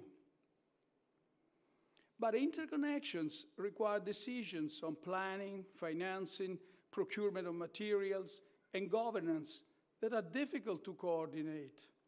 And so we will not be able to build a true energy union unless we agree on a common approach. Another example is our supercomputing infrastructure. The EU has a public network of high-performance computers, which is world-class. But the spillovers to the private sector are currently very, very limited. This network could be used by the private sector for example, artificial intelligence startups and SMEs. And in return, the financial benefits received could be reinvested to upgrade high-power computers and support an EU cloud expansion. Once we identify these public goods, we also need to give ourselves the means to finance them. The public sector has an important role to play, and I've spoken before about how we can better use the joint borrowing capacity of the EU, especially in areas like defense, where fragmented spending reduces our overall effectiveness. But most of the investment gap will need to be covered by private investment. The EU has very high private savings, but they are mostly funneled into bank deposits and do not end up financing growth as much as they could in a larger capital market. This is why advancing the Capital Markets Union is an indispensable part of the overall competitiveness strategy. The third thread is securing the supply of essential resources and inputs. If we are to carry out our climate ambitions without increasing our dependence on countries on whom we can no longer rely, we need a comprehensive strategy covering all stages of the critical mineral supply chain. We are currently largely leaving this space to private actors, while other governments are directly leading or strongly coordinating the whole chain. We need a foreign economic policy that delivers the same for our economy. The Commission has already started this process with the Critical Raw Materials Act, but we need complementary measures to make its target more tangible. For example, we could envisage a dedicated EU critical mineral platform primarily for joint procurement, secure diversified supply, the pooling of financing, and stockpiling. Another crucial input which we need to secure, and this is particularly relevant to you, the social partners, is our supply of skilled workers. In the European Union, three-quarters of companies report difficulties in recruiting employees with the right skills, while 28 occupations representing 14% of our workforce are currently identified as having labor shortages. With aging societies and a less favorable attitudes towards immigration, we will need to find these skills internally.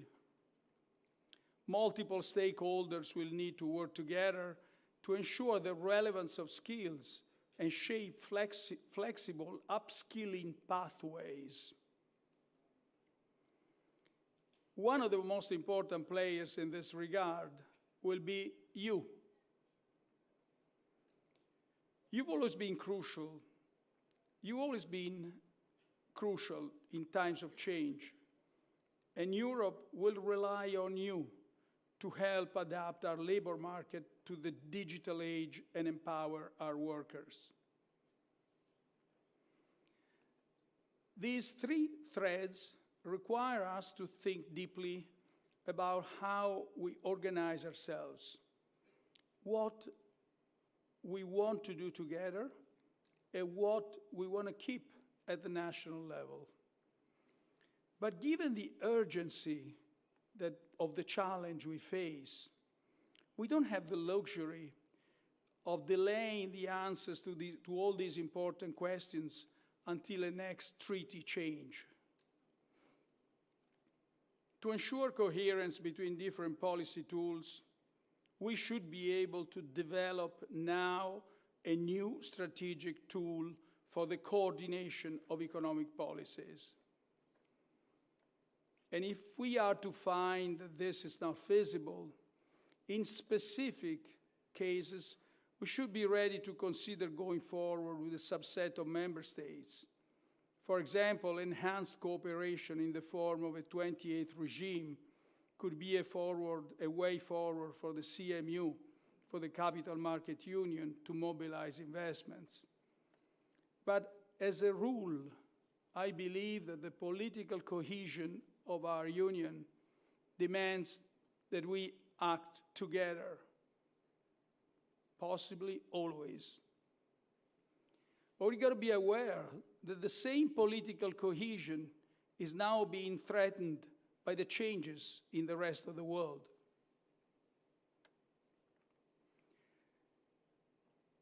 Restoring our competitiveness is not something we can achieve alone or only by beating each other. It requires us to act as a European Union in a way we never have before. Our rivals are still in a march on us because they can act as one country with one strategy and align all the necessary tools and policies behind it.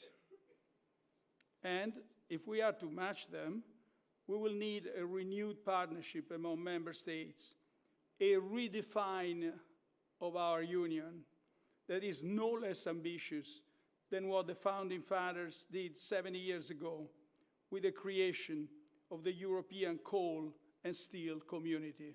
Thank you.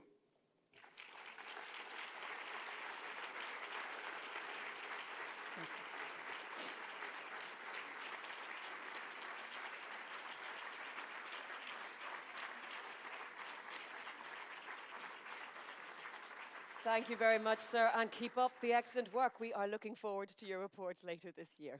Thank you. We're going to take a lunch break now, which will be in the same place as it was yesterday, but please do be back here at 1:45 sharp. This afternoon we have a tighter time frame, more security and less wiggle room. So have a nice lunch and see you then.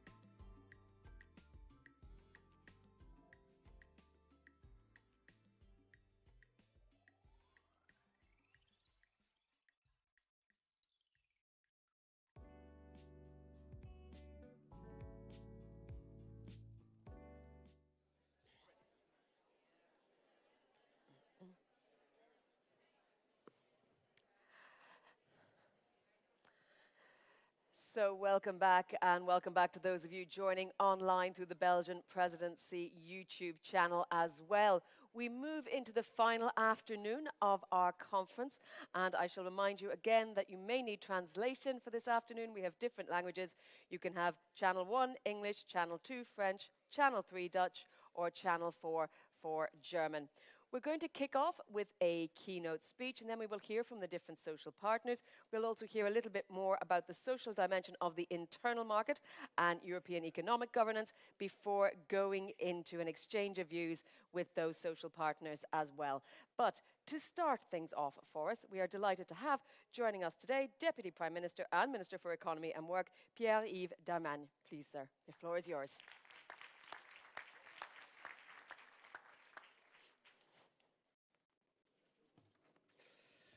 Excellences, chers collègues, Mesdames et Messieurs, en vos titres et qualités.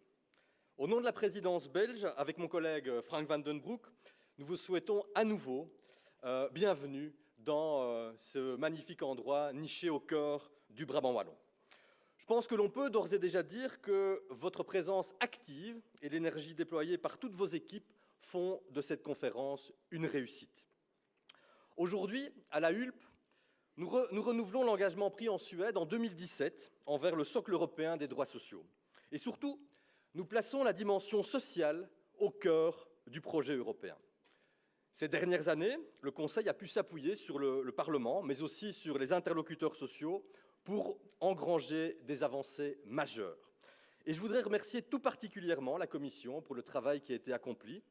En effet, le travail de Nicolas Schmit, notre infatigable commissaire européen à l'emploi, a projeté l'Europe dans une nouvelle dimension sur le plan social.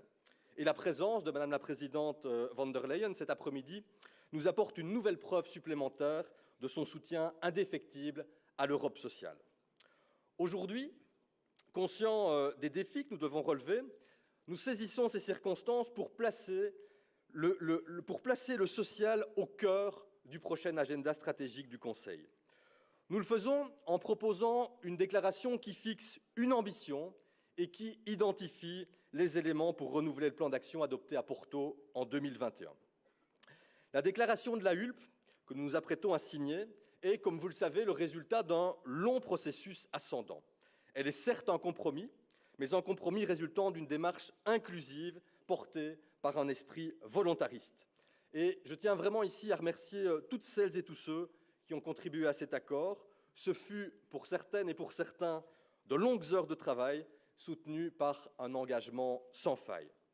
J'espère aussi que la présidence belge réussira encore à convaincre ceux qui n'ont pu nous rejoindre jusqu'à présent.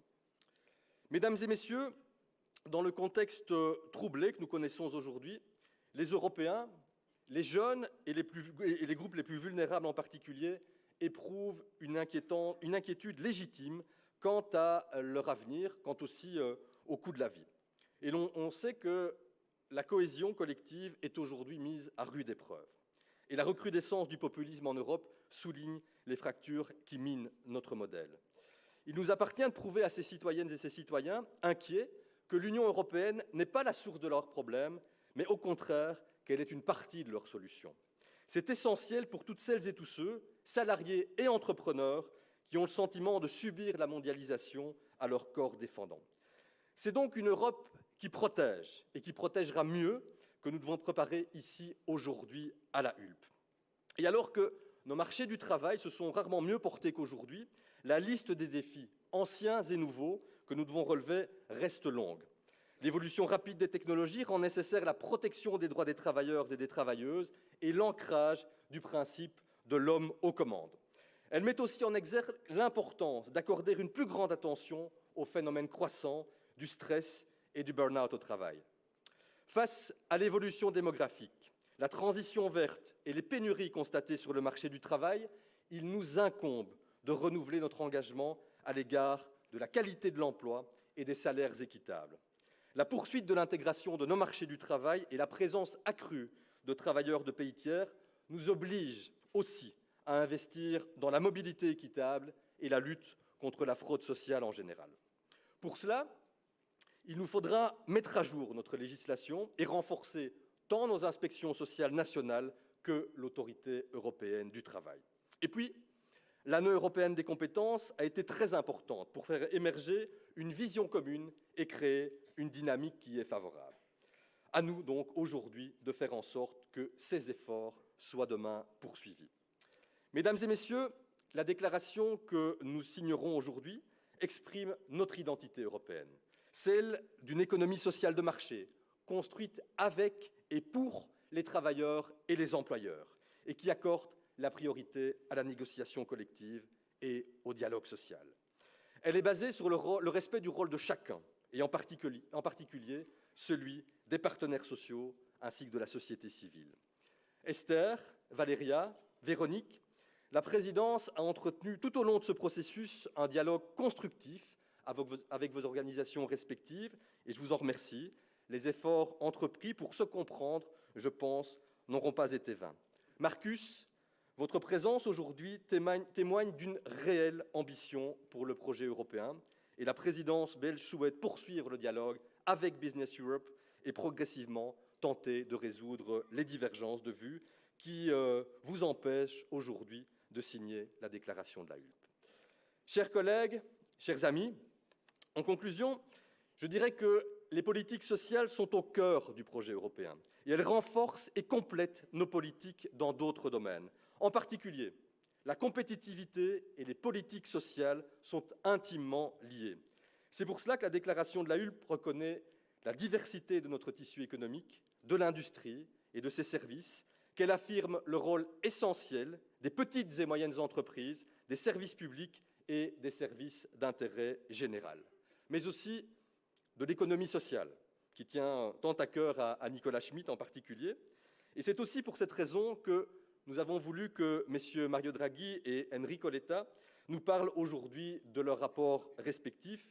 Cher Mario, cher Enrico, je vous remercie encore pour votre présence et surtout pour le travail colossal que vous avez abattu depuis quelques mois maintenant.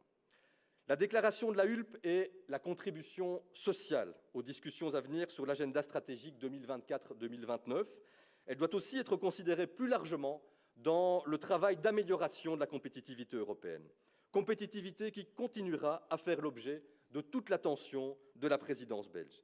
Je suis donc heureux et honoré d'ouvrir la dernière session de travail avant la cérémonie de signature de cette déclaration de la Hulpe. J'ai hâte que l'on puisse se souvenir d'elle moins pour ses mots et ses signatures que pour le bénéfice qu'elle apportera aux travailleurs et aux travailleuses, aux entrepreneurs et aux citoyens européens, et que l'on se souvienne d'elle comme une étape vers une union sociale européenne bénéfique à toutes et à tous. Pour cela, mesdames et messieurs, je vous remercie.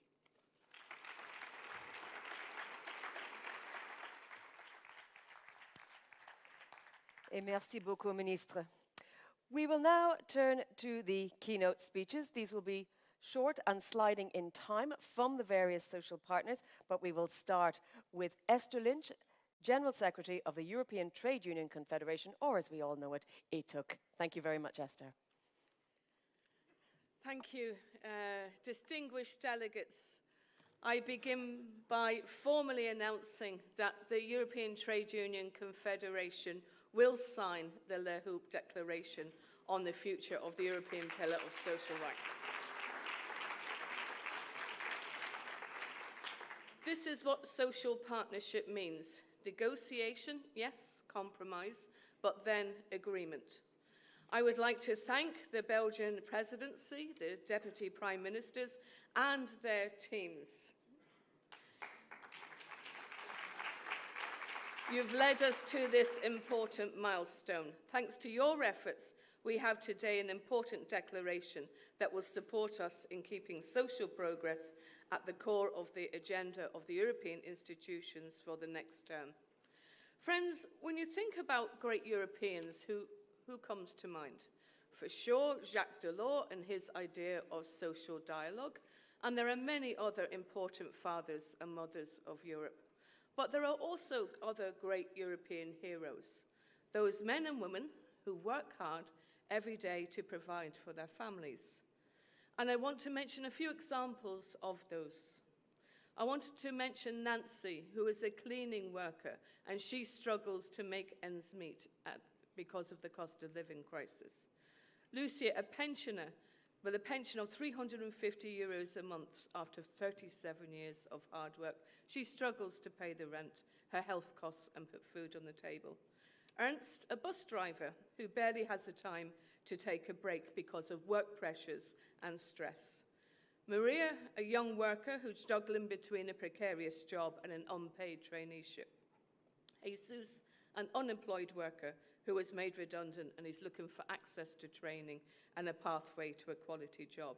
And it's for them that we're here today, to renew our commitment to build a fairer society, to social justice, to make their lives easier, better, European. For them, we have to deliver. And today, working people throughout Europe are facing a social justice emergency. In spite of the advances delivered during this term, increasingly insecurity and precariousness are everyday realities for working people. 13 million unemployed, the number of those in poverty, even though they have a job, increasing. There must be a fundamental change. The benefits of the single market haven't been shared equally. The wealthiest have seen their income increase, while those on lower middle incomes, and indeed small and medium-sized enterprises, are struggling. At the same time, we have new business models by very big, very profitable companies trying to undermine our existing European employment rights. And the purpose of the social market economy must be to provide quality jobs. We must set the compass for the next institutional term towards a Europe that delivers for working people in practice. A Europe that truly supports workers to have a say in their workplace through collective bargaining, social dialogue, and workplace democracy. A Europe based on a fair day's pay for a fair day's work, based on employment security and respect and equality for all workers, regardless of what work they do, where they're from, and who they love. It is for those reasons that the La Houppe Declaration and the commitment to fully implement it, that's why it's so important, the work we're doing today. It must be recognised that the EU strategic agenda is the next big task for us, and we need to make sure that all of the commitments in the La Houppe Declaration make their way into that strategic agenda too, because we need to take pride in our social model. It's within the EU that we find some of the most cohesive, happy, and productive societies. Those countries that perform the best on human development do so thanks to the strength of their social dialogue, their public services, collective bargaining systems. They are also the most competitive. These are the pillars of our democracy. Building on the Val-Duchesse Pact, the La Houppe Declaration importantly affirms the indispensable nature of the effective social dialogue at European level. We want to reinforce social dialogue. And Marcus, we need to talk. We need European cross-industry and sectoral social dialogue that's delivering. We need continued support for social partners. We need to work against attacks on trade unions and their rights. We need to solve the lack of quality jobs. We need to solve labour shortages. We need to work together. We need to do the hard work to come to agreement. And I thank Veronique, I thank Valeria for your staying the pace, for your keeping faith with the discussions, for your keeping faith with the ETUC too, because I know that we made commitments and I'll honour those as part of this agreement. But we need legislation. We need to guarantee workers' rights to disconnect. We need to ban invasive monitoring and surveillance.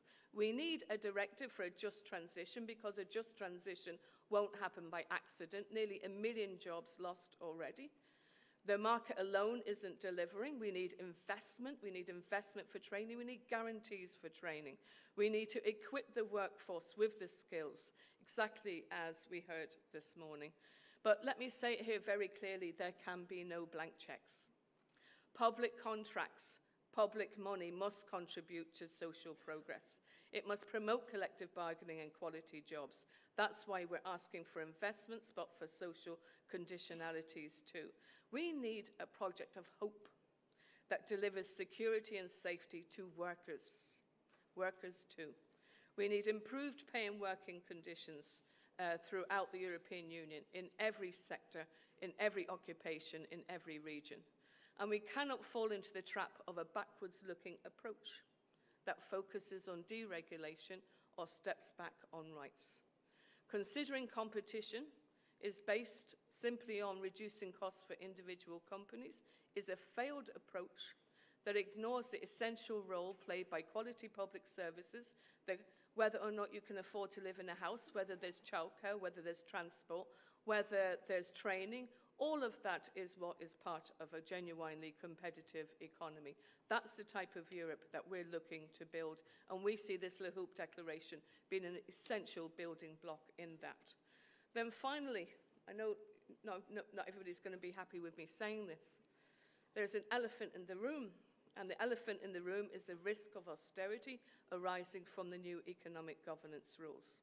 We know that the European Investment Bank says that public sector pulling back from investment means private sector pulls back on investment. We won't achieve all of the commitments that we have, that we're signing up to today. The idea of a future based on something better. We won't achieve that with less money. We won't achieve it by cutting back. We won't be competitive by cutting back. We'll be competitive by wisely investing in having an industrial policy. These are the public goods that we need to work towards. Friends, this must be our vision, embedded throughout the strategic agenda.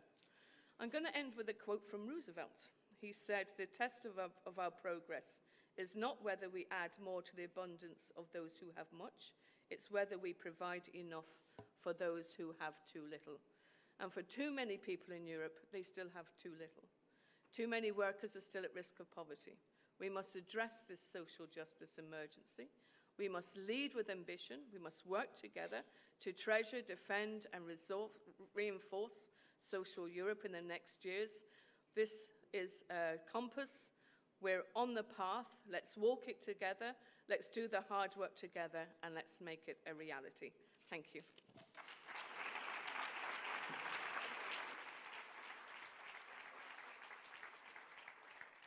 Thank you, Esther. Now, our next speaker is Marcus J. Brewer, Director General of Business Europe. Marcus, thank you.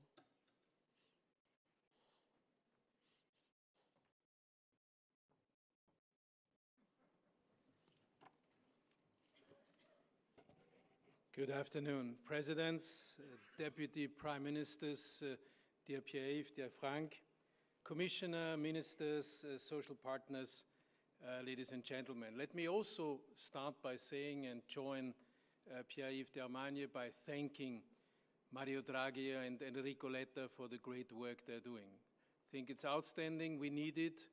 We are looking forward to the reports, and let me just say grazie professore, grazie Enrico.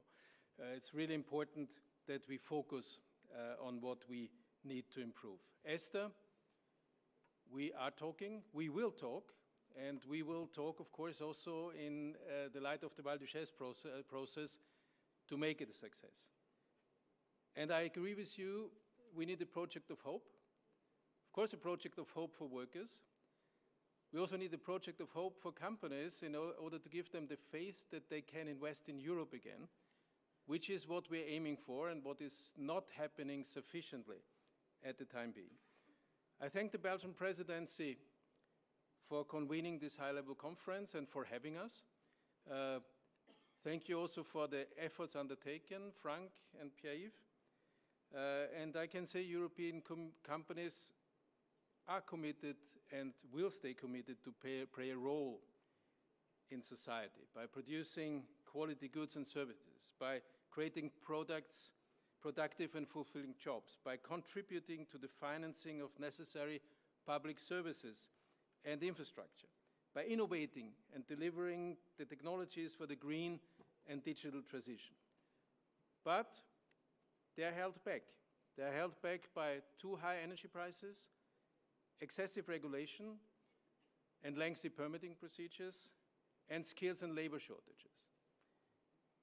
Our reform barometer, this is the instrument where we benchmark Europe as a business location to the world.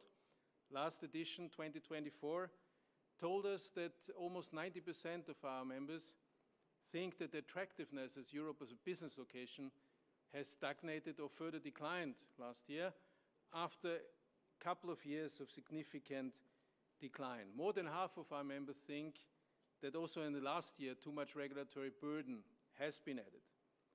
The erosion of the industrial base and the gap of productive investment we have with other parts of the world, as well as productivity, is preoccupying. Industrial production in the European Union was down by 5.7% in January of this year compared to the same moment in time last year. Productive investment in 2022, latest available figures, was way below the one in the US.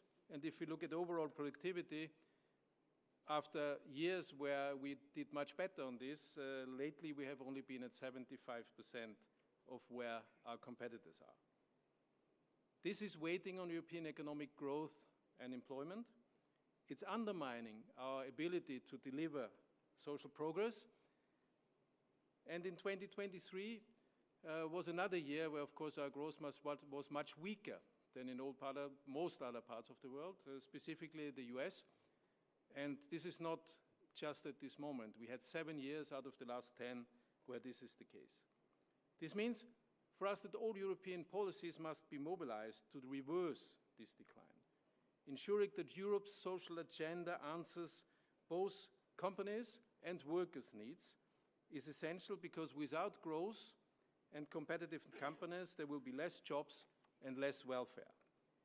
Again, we are committed as Business Europe, as European business family, to help shaping the social dimension of the strategic agenda of the European Union. We are also ready to contribute to the implementation of the Pillar of Social Rights through appropriate actions at appropriate level. But our pledge comes with a clear message. Social progress can only be built on competitiveness and growth. It can only be built on economic success. So for us, a social agenda which goes in this direction needs to support growth and employment in the single market. I think on this we will agree. Needs to focus on making the cake bigger together. I think on this we'll also agree. Needs to tackle the labor and skill shortages. Again, a point of agreement, I would say. But needs to also move away from a predominantly regulatory approach to social policy, while focusing on promoting mobility in the single market and addressing the labor shortages and skills mismatches I have addressed. It's a social agenda that focuses and respects member states' competencies and social partners' competencies. And I think this is in line, and Esther, you have mentioned Jacques Delors, and I think we are again in agreement that this is one of the greatest men we have seen in European history. This is in line with the horizontal and vertical dimension of subsidiarity principle which has been co-created by Jacques Delors. In a social agenda, it needs to be part of a master plan to improve our competitiveness, to stop Europe's deindustrialization that is happening, and address the key factors of creating investment, of hindering investment leakage, including through the points I have mentioned. Do not get me right, and clearly addressing you, Esther and Wolfgang, I'm not calling for a Wild West deregulation. Neither do I question Europe's social model, which is the very core of our social market economy. On the contrary, I'm calling for a strategy that is defending the European social dimension by helping to build a productive and prosperous Europe. And I must say, and I very much appreciate Pierre-Yves and Frank, all the efforts which have been done, and we had intense and pleasant dialogues.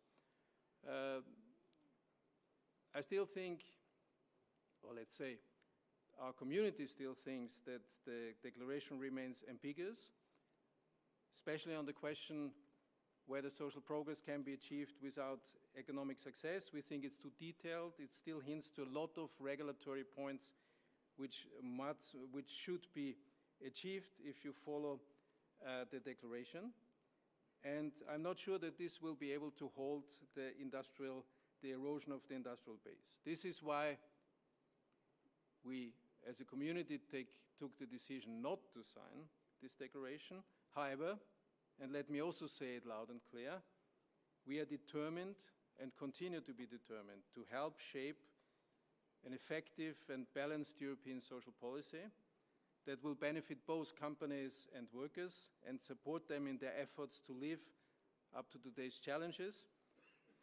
And we and our members, we remain committed and fully on board to working constructively with the European institutions, member states, and of course our social partners and the European trade unions to succeed in this endeavor. Thank you for having me, and thank you for your attention.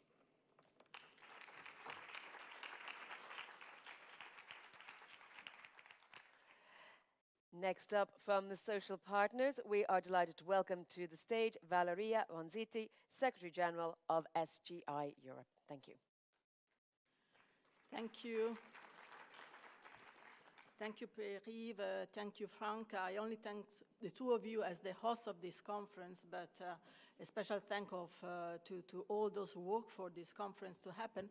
And a thank to the participants and the previous speakers, because I think that despite our differences, we have been speaking, at least this morning, I was not there yesterday, about the same thing. We have been speaking about the nexus between the future of the pillar and the next strategic agenda. We have been speaking about the nexus between the economic and the social dimension of a competitive, sustainable, and just Europe. And we are going to speak very soon, we will see it live, the nexus between La Hulpe Declaration and the competitiveness deal.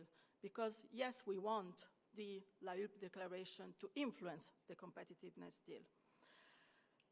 Our members are at the very core of this nexus, and that's why we have a very clear interest to reinforce it. Why? Because we are at the crossroad of all these dimensions. And since the focus today in this conference is about the pillar, I will focus, and also afterwards in the panel, on whether the pillar, but especially its action plan, were an enabling factor to this nexus, or if more can be done. And the answer on our side is that more, better.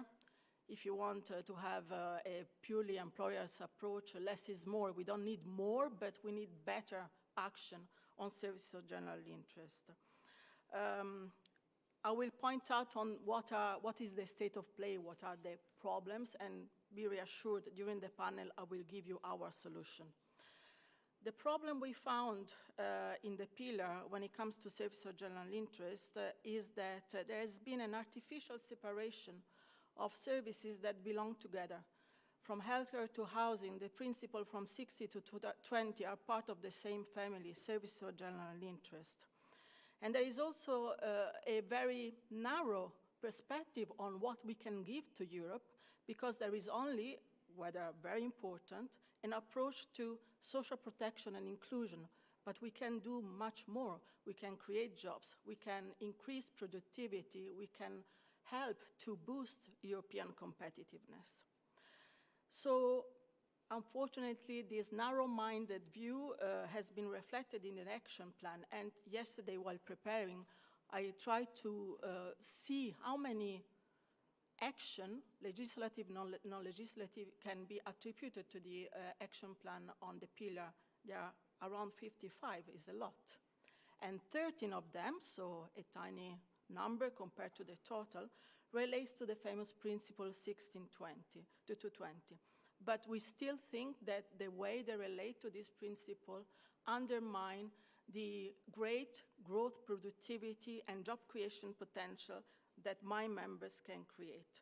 So we have been suffering from this original sectorialization, and the solution I will give into the panel is how we see how can the review of the action plan can lead in 2025 to a solution that can eliminate these bottlenecks and help unleashing the competitiveness potential of SGI. Finally, I really want to conclude that we are here for the same goal. Competitiveness and job creation go together. Social and economic must get together. And I really thank again the Belgian Commission, because the Belgian presidency, because you spent 6 months on highlighting this nexus, and I hope that the next Commission will take your heritage seriously. Thank you.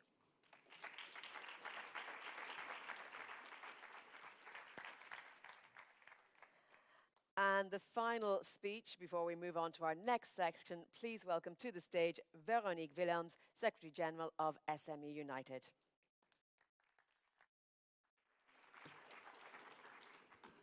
Thank you, Jennifer. Thank you, dear Minister van den Broeke, Minister Darmagne, Frank, Pierre-Yves, Commissioner, President of the Ample Committee, distinguished guests, and my dear colleagues, social partners.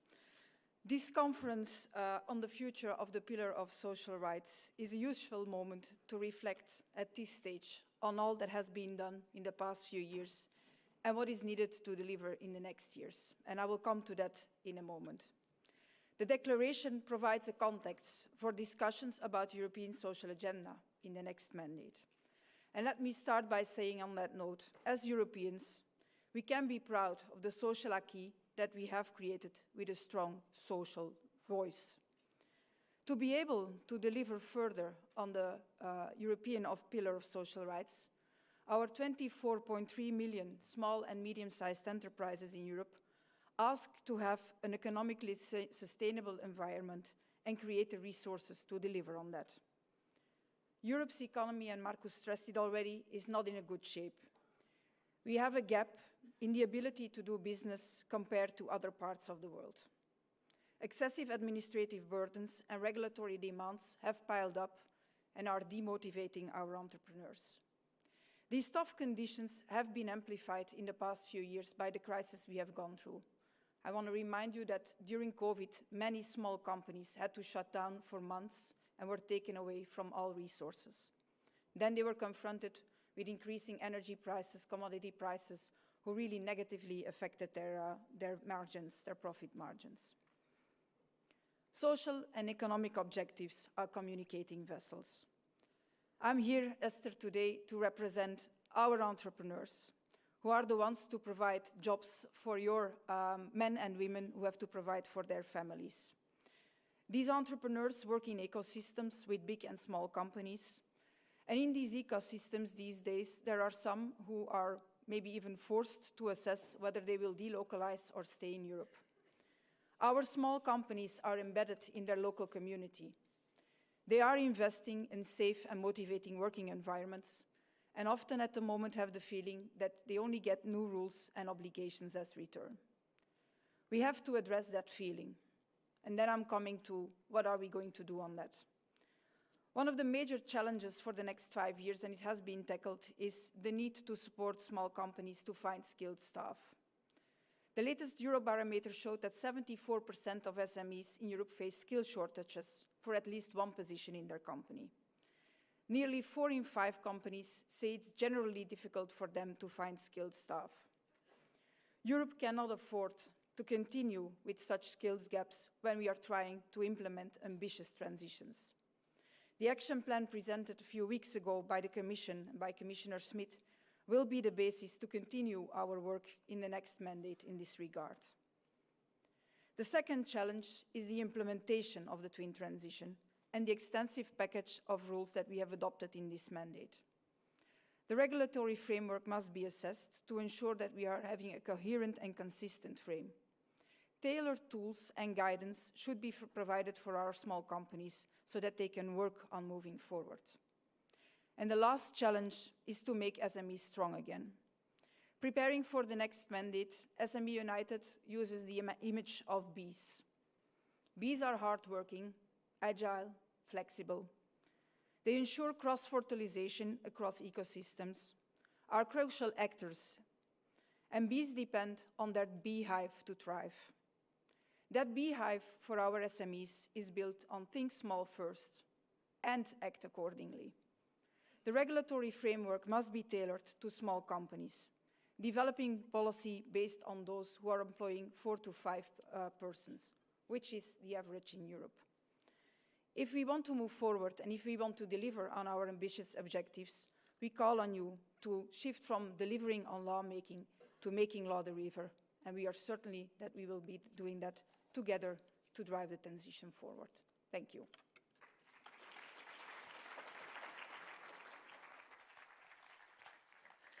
Thank you all very much, and thank you for adhering as much as possible to the unusual timings. Now, we're going to hear from a couple of gentlemen who are going to tell us about the social dimension of the internal market and the European economic governance before we come back to the same organisations from the social partners for our structured discussion on stage. So first, let me welcome to the stage the indefatigable Enrico Letta, who is working on the Single Market Report and has found time in his incredibly busy schedule to join us here and tell us what he's working on. I think we're going to even hear even more from you tomorrow, but please, we look forward to it today.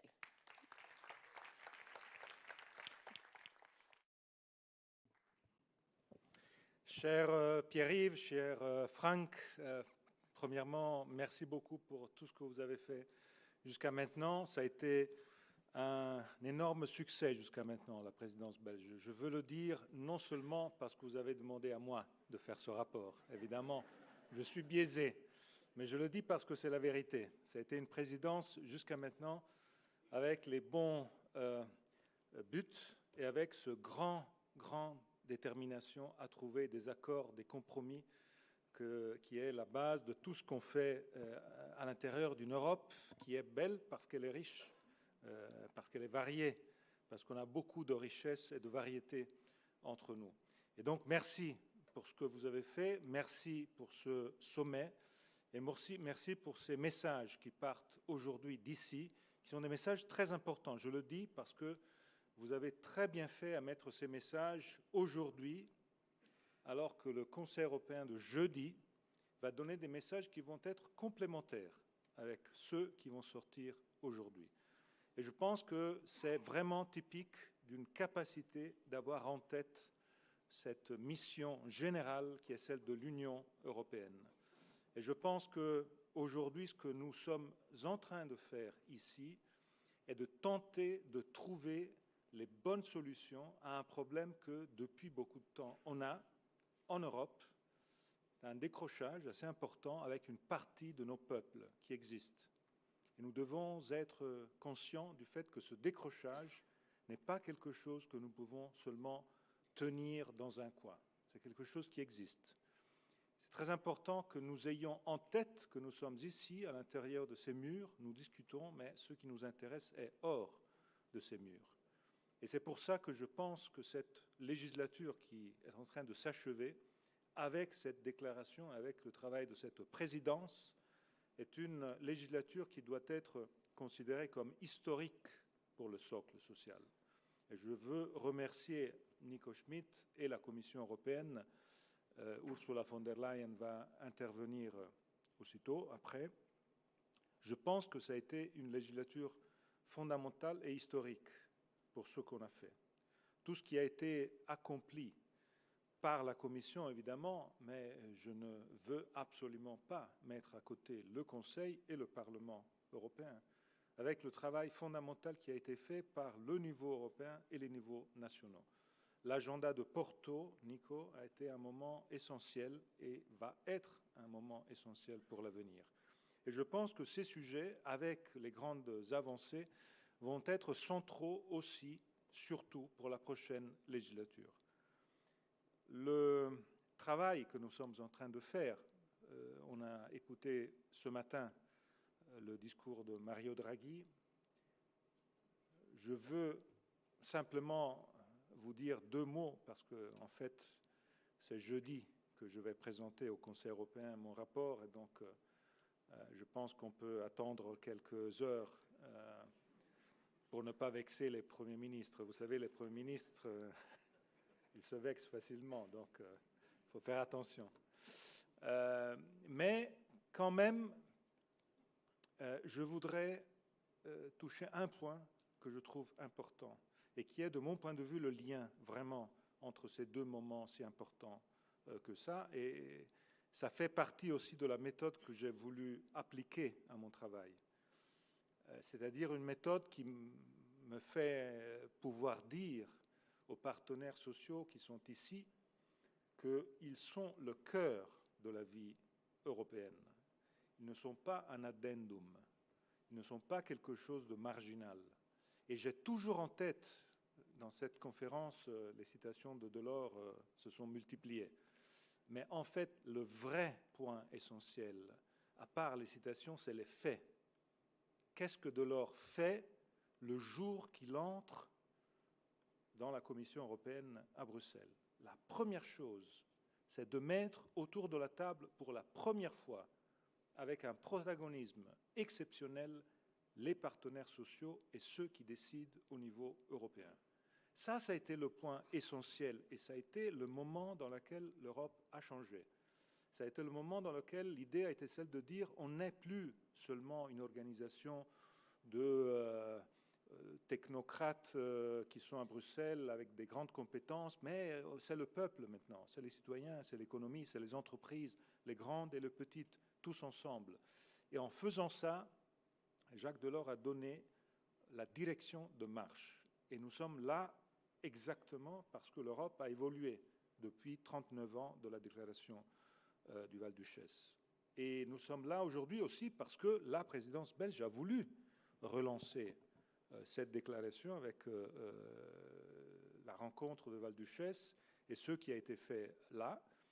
Et surtout parce qu'aujourd'hui, et j'ai tenté de le faire pendant l'exercice de mon rapport, de faire en sorte que mon rapport soit un exercice collectif et que cet exercice collectif soit un débat européen qui puisse aider de façon horizontale, en sachant qu'aujourd'hui, je ne suis pas là pour vous dire seulement ce que je pense moi personnellement, je suis là pour vous dire ce que j'ai compris dans ce voyage autour de l'Europe avec toutes les idées qui sont sorties par les partenaires sociaux.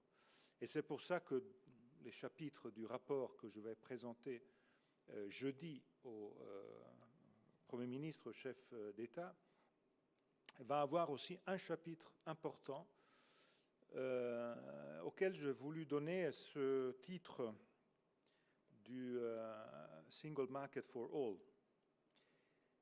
And the chapter on the Single Market for All, for me, has one fundamental message. And the fundamental message is the message on the freedom to stay. And I would like to hear with you, to end up my speech today, giving you, how we say, the authentic interpretation of the freedom to stay. That is mine.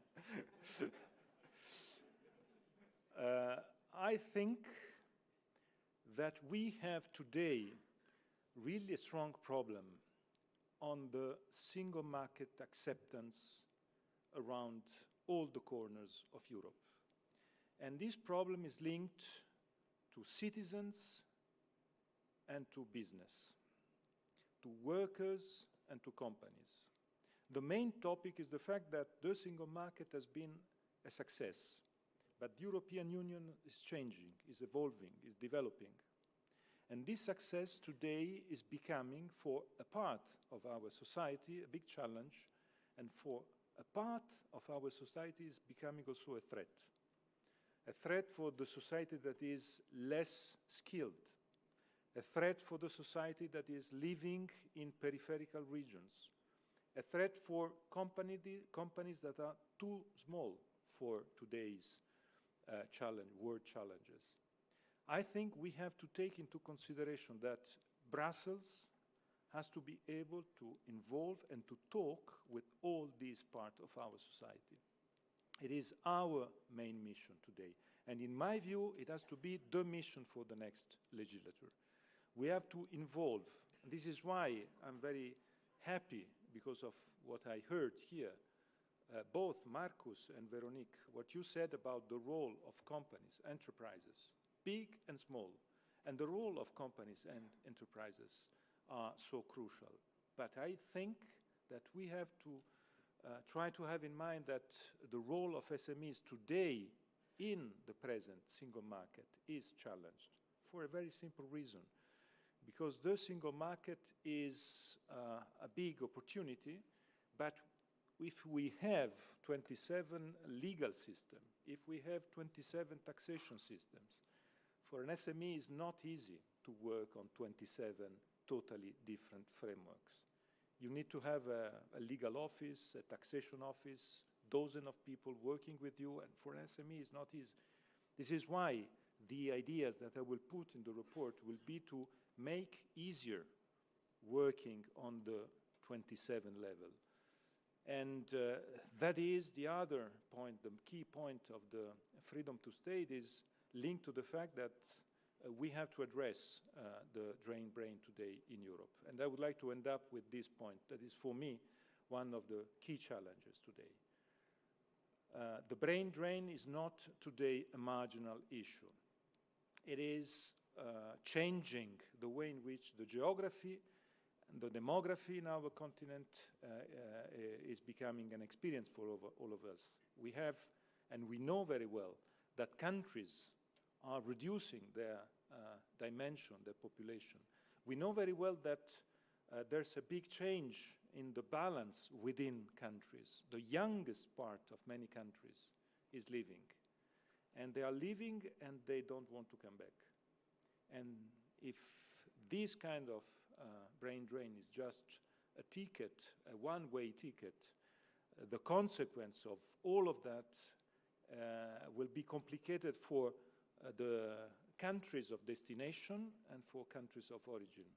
This is why we have to address this topic, and this is why the next legislature is fundamental. This is why in my report, this topic of the freedom to stay, that is not the opposite of the freedom to move. It is the same part of the discourse. You need and we need to be free to move and at the same time to come back. It is the same topic. But we need to give people freedom to choose. And that was one of the last interviews of Jacques Delors, saying that citizens in Europe, the big and the strong value of being a citizen in Europe is being free to choose on your own destiny. And this is, I think, the main important challenge for all of us. C'est pour ça que, Pierre-Yves, Franck, vraiment, je vous demande, et nous tous, nous vous demandons un engagement majeur pour les prochains 2 mois et demi. Vous avez 2 mois et demi pour arriver jusqu'à la fin du mois de juin avec les résultats que nous sommes tous en train d'attendre de la présidence belge. Les présidences belges ont toujours été importantes dans la vie européenne. La Belgique a toujours été importante dans la vie européenne. On s'attend beaucoup de vous. Nous sommes tous ici pour vous aider et nous sommes sûrs que ce sera un succès. Merci.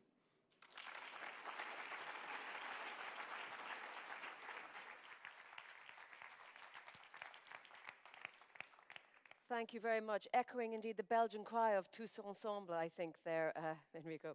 I'm going to turn now to our next speaker to set us up for our exchange on the social dimension of the internal market and the European economic governance. Please welcome to the stage Enrico Giovannini, former Italian Minister for Infrastructure and Transport.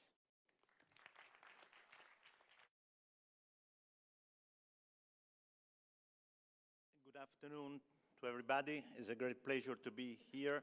I'm very honored, especially thanks to the invitation from the Belgian presidency, and I'm very honored to speak after the 2 prime ministers with whom I served in the Italian government. Today, I would like to ask to put the, yes.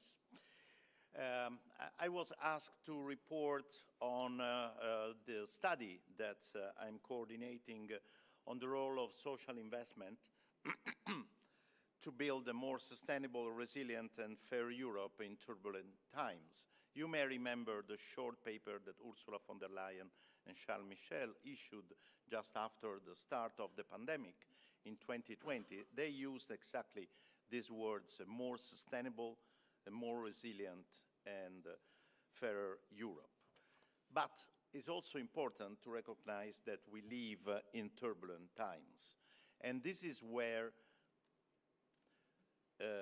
the European Pillar of Social Rights, as it was stressed today, is absolutely vital to ensure not only the well-being of people, but also the capacity of developing employment skills and address social challenges, and the upward convergence in working and living conditions in the European Union. But there is a big but. Normally, the social policies are underlined as very important when a shock happens. Before the shock happens, well, normally we think that other types of policies are important. On the contrary, according to the so-called transformative resilience framework that was adopted by the European Commission in 2020 as a new compass of European policies, it's very important what you do before the shock occurs. And in turbulent times, unfortunately, we will be full of shocks. Therefore, the role of social investments is especially important, but this has been fully recognized and in some way implemented also in the new fiscal framework that has been recently agreed. In this chart, you can see easily that we have different types of shocks, different for time of exposure, but also as disturbance intensity. And if we are facing short-term shocks or small shocks, we can normally absorb the shock, like in 2008 when the shock occurred coming from the United States, as you remember. But if they are bigger or stay longer, then we need to adapt our systems. And finally, when they are very big or they last for a long time, like the shocks due to the pandemic and the aggression, Russian aggression to Ukraine, then you need to transform your socioeconomic system. From this point of view, it's important not only to recognize the type of shock that you are facing, but also find the optimal combination of policies in order to absorb, to adapt, or to transform. According to this approach, we have to look at economic, social, environmental, and institutional policies all together, following really a systemic approach. And therefore, it's better to compare or to use these different policies according to a different paradigm. We have to focus on policies and measures that prevent the shocks, but also that prepare to shocks. We heard today from some speakers.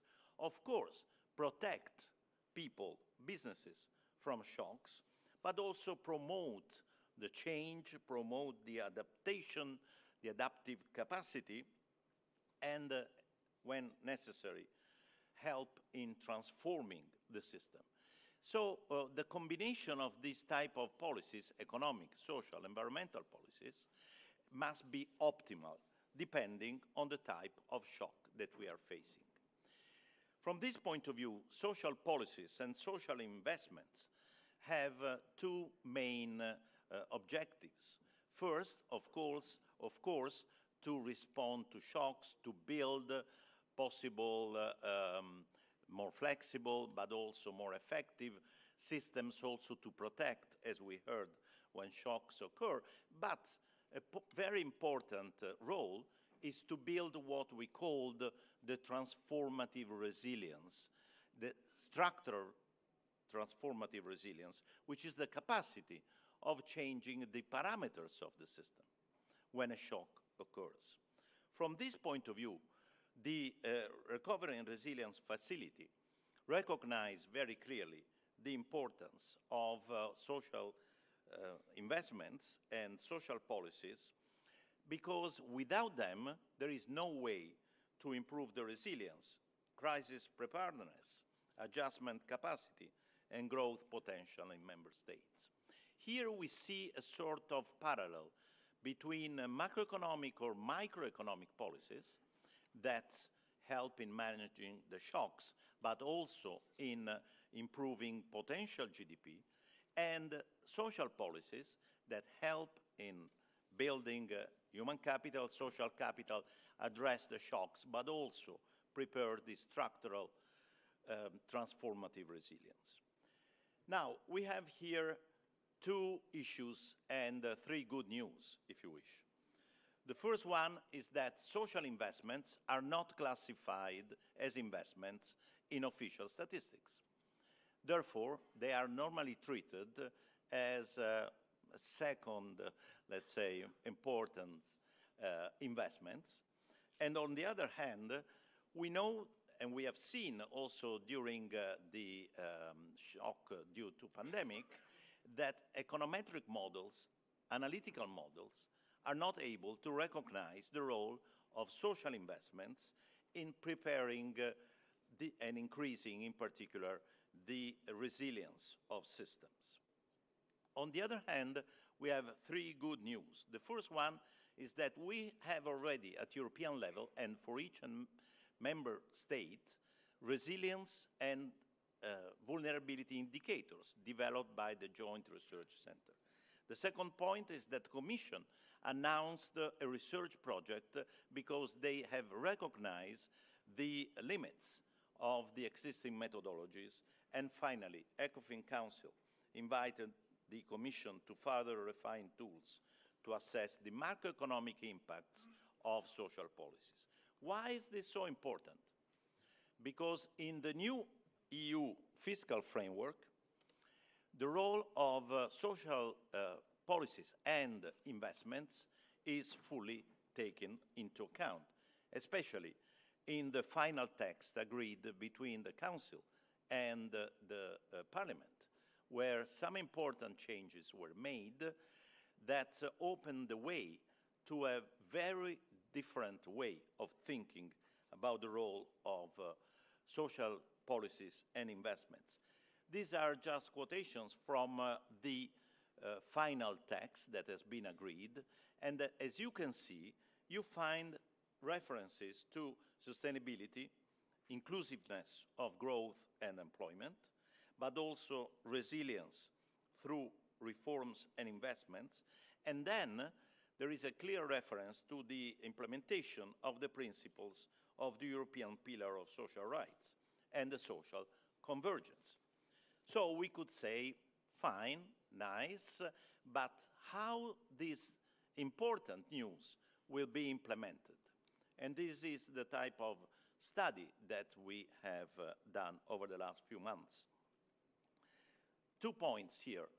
The famous net expenditure path that each and every member country has to propose to the Commission and define with the Commission and the Council make a clear reference to expenditures on programs of the Union fully matched by Union funds revenues, including in particular RRF, but also national expenditures on co-financing of programs funded by the Union, for example, the social funds and the structural funds, and again, cyclical elements of unemployment benefits expenditures. In other words, practically speaking, this kind of measures that include, finally, I would say, finally, social investments as other investments are fully recognized as very important up to the point that they could be taken away from the net expenditure pathway. Now, the point that we are flagging is that with the existing analytical tools, it will be very difficult to demonstrate this kind of impact of social policies and social investments on potential GDP, on resilience, and therefore the risk is that they, in practice, will be put aside. And it's important that the agreed test asks Eurostat to calculate new data exactly to address this kind of inconsistencies, which opens the way to consider social investment data at the same level of importance of other investments. On top, one of the studies run recently show that the current way in which debt sustainability analysis which is the methodology used to assess this that sustainability by the Commission, is not really fit for purpose to consider this kind of elements.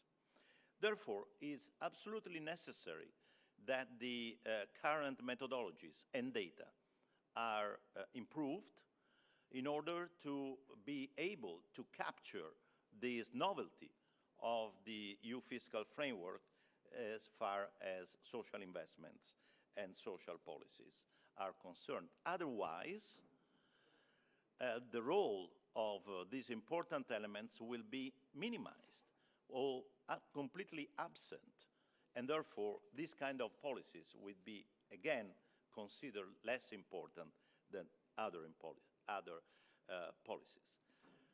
Sorry, there is a problem here, but anyway. The existing models are not really able, again, to show how investments, including social investments and reforms, stimulate resilience. The good news is that it's possible to make them able to project in future the impact of these reforms on what the Joint Research Center has developed in terms of vulnerability indices, also for the rest of the world, and also capacities indices.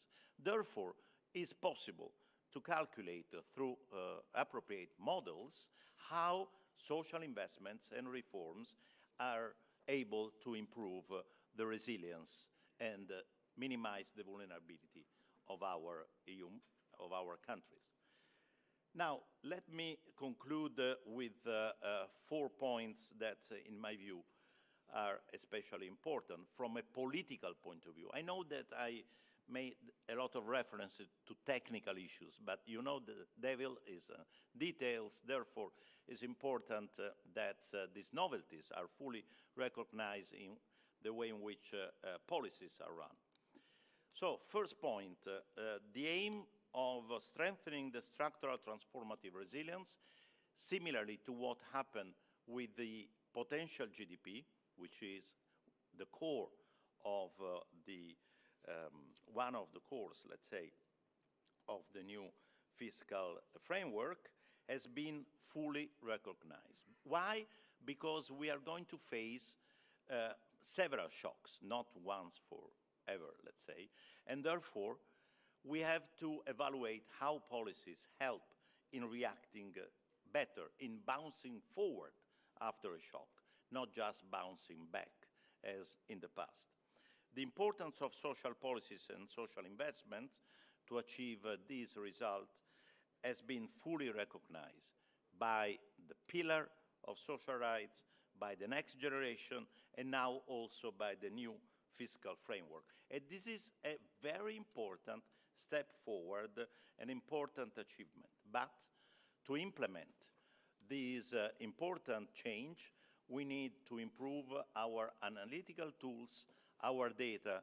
Otherwise, we will keep talking about the importance of social investments and reforms in scientific conferences, but then policies will not change.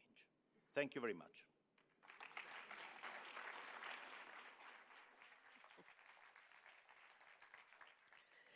Thank you very much indeed for helping to set the scene. We will move now on rapidly, in the interests of time, as we are on a tight schedule today, to our exchange of views with the social partners again. So if I could invite back onto the stage, please, Marcus, Valeria and Veronique, and please welcome Wolfgang Katzian, President of the Austrian Trade Union Federation and President ETUC. So if you grab a seat there, ladies and gentlemen, should all be marked out for you.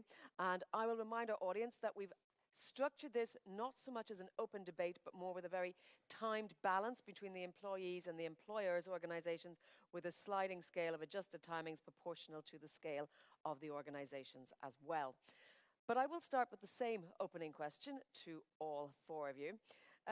Social dialogue at the European Union level is a fundamental component of the European social model and of our European democracy. We've heard that repeatedly today. How can we strengthen social dialogue and ensure that all stakeholders are actively engaged in shaping the EU's policies? How can social dialogue at the EU level also be broadened, perhaps, beyond employment and the social domain? It's a very broad question, Wolfgang, but give us your opening thoughts, please. Good afternoon. I will speak in German, so please take your headphones, earphones. Okay, ich möchte mich zuerst auch noch herzlich bedanken bei der belgischen Präsidentschaft und bei allen Aktivitäten, die dazu geführt haben, dass wir jetzt hier sind und dass wir so weit gekommen sind, wie wir im Moment stehen. Und ich knüpfe an die Eröffnungsworte, die der Ministerpräsident gesagt hat, wo er gemeint hat, die Europäische Union müsste den jungen Leuten signalisieren, wir sind Teil der Lösung und wir sind nicht das Problem. Im Kampf gegen den zunehmenden Populismus. Und ich habe morgen am Vormittag eine Veranstaltung mit 200 Betriebsräten. Und ich habe mir vorhin die Frage gestellt, als ich jetzt die vielen Zahlen und die Slides auch gesehen habe, wenn die mich morgen fragen, was hast du denn jetzt 2 Tage in La Hulpe gemacht und was ist das Ergebnis von dem, was werde ich Ihnen antworten im Hinblick darauf, was die Dinge, die wir hier diskutiert haben, mit dem realen Leben der Menschen zu tun haben. Und ich glaube, es ist ganz, ganz wichtig, wenn wir darüber diskutieren, in der Europäischen Union, wie wir glaubwürdiger werden wollen bei den Menschen, wie wir verhindern wollen, dass die Skepsis zunimmt und insbesondere, wie wir die Jugend gewinnen wollen, dann halte ich es für extrem wichtig, bei allem, was wir tun, auch deutlich zu machen, das hat etwas mit deinem Leben zu tun und wenn wir es gut machen, dann macht es dein Leben besser. Und ich halte das für eine ganz, ganz entscheidende Voraussetzung. Die Frage, was der soziale Dialog kann, glaube ich, liegt auf der Hand. Wir haben ein sehr mächtiges Instrument mit dem sozialen Dialog. Wenn es tatsächlich genützt wird, dann können wir als Sozialpartner viele Initiativen starten, wir können viele Rahmenbedingungen mitgestalten. Und ich komme aus einem Land, wo die Sozialpartnerschaft seit Jahrzehnten einen hohen Stellenwert hat. Und wir lernen schon als junge Gewerkschafterinnen und Gewerkschafter, was sind denn die wesentlichen Elemente, damit eine Sozialpartnerschaft funktioniert. Und das ist zum einen mal Dialog. Das ist noch nicht sehr viel, da gehört noch nicht sehr viel dazu. Da haben sich auch alle dazu bekannt. Das heißt, man redet miteinander, weil es immer besser ist, miteinander zu reden, als vorher schon Aktionen zu machen. Das zweite ist schon ein bisschen schwieriger. Das zweite Element ist Augenhöhe. Das heißt, man spricht auf einer gemeinsamen Ebene und nicht von oben herab, so in Gutsherrenmentalität oder sonstiges mehr, sondern man spricht auf Augenhöhe miteinander und daraus leitet sich das dritte Element ab, das heißt Respekt. Und wenn Sozialpartner untereinander oder auch im Dialog mit der Regierung das Gefühl haben, sie werden respektvoll behandelt, dann ist die Chance, an gemeinsamen Lösungen zu arbeiten und zu Ergebnissen zu kommen, viel größer, als wenn das nicht der Fall ist. Und damit bin ich beim vierten Punkt und das heißt ein Ergebnis erzielen. Ich glaube, das Entscheidende von sozialpartnerschaftlichen Gesprächen und Verhandlungen ist immer, dass es am Ende des Tages und nach einem Prozess ein Ergebnis gibt. Und diese Prozesse sind schwierig und sind sie manches Mal ruppig? Ja, natürlich. Und gibt es manches Mal Probleme? Aber ja, immer wieder. Bei jedem sozialpartnerschaftlichen Prozess und Dialog gibt es Probleme und Auseinandersetzungen. Aber das Ziel ist ja nicht, dass sich die Sozialpartner untereinander lieben, sondern dass sie am Ende ein gutes Ergebnis erzielen, das wahrscheinlich nicht immer in voller Schönheit und 1:1 das bringt, was man sich selbst vorgestellt hat, aber am Ende des Tages doch dazu führt, dass wir einen gemeinsamen Weg haben und ein gemeinsames Ergebnis und einen Kompromiss, den man gut miteinander tragen kann. Der Punkt ist, und das Entscheidende ist, dass dieser Kompromiss, der sollte dann schon bindend sein. Das heißt, es geht um Verbindlichkeit und es geht nicht darum, nette Worte auf ein Papier zu schreiben. Das ist auch wichtig. Ich halte das für eine wichtige Voraussetzung dafür, dann die nächsten Schritte zu tun. Aber es geht um Verbindlichkeit. Und Verbindlichkeit heißt, es gibt Gesetze, es gibt Richtlinien, es gibt Verträge, es gibt Vereinbarungen, die dann auch entsprechend von allen einzuhalten sind. Und das gilt im Besonderen natürlich auch für die Mindestlohnrichtlinie, wo wir uns darauf verständigt haben, wir, die Europäische Union, dass das Ziel ist, 80% Tarifabdeckung in Europa zu haben.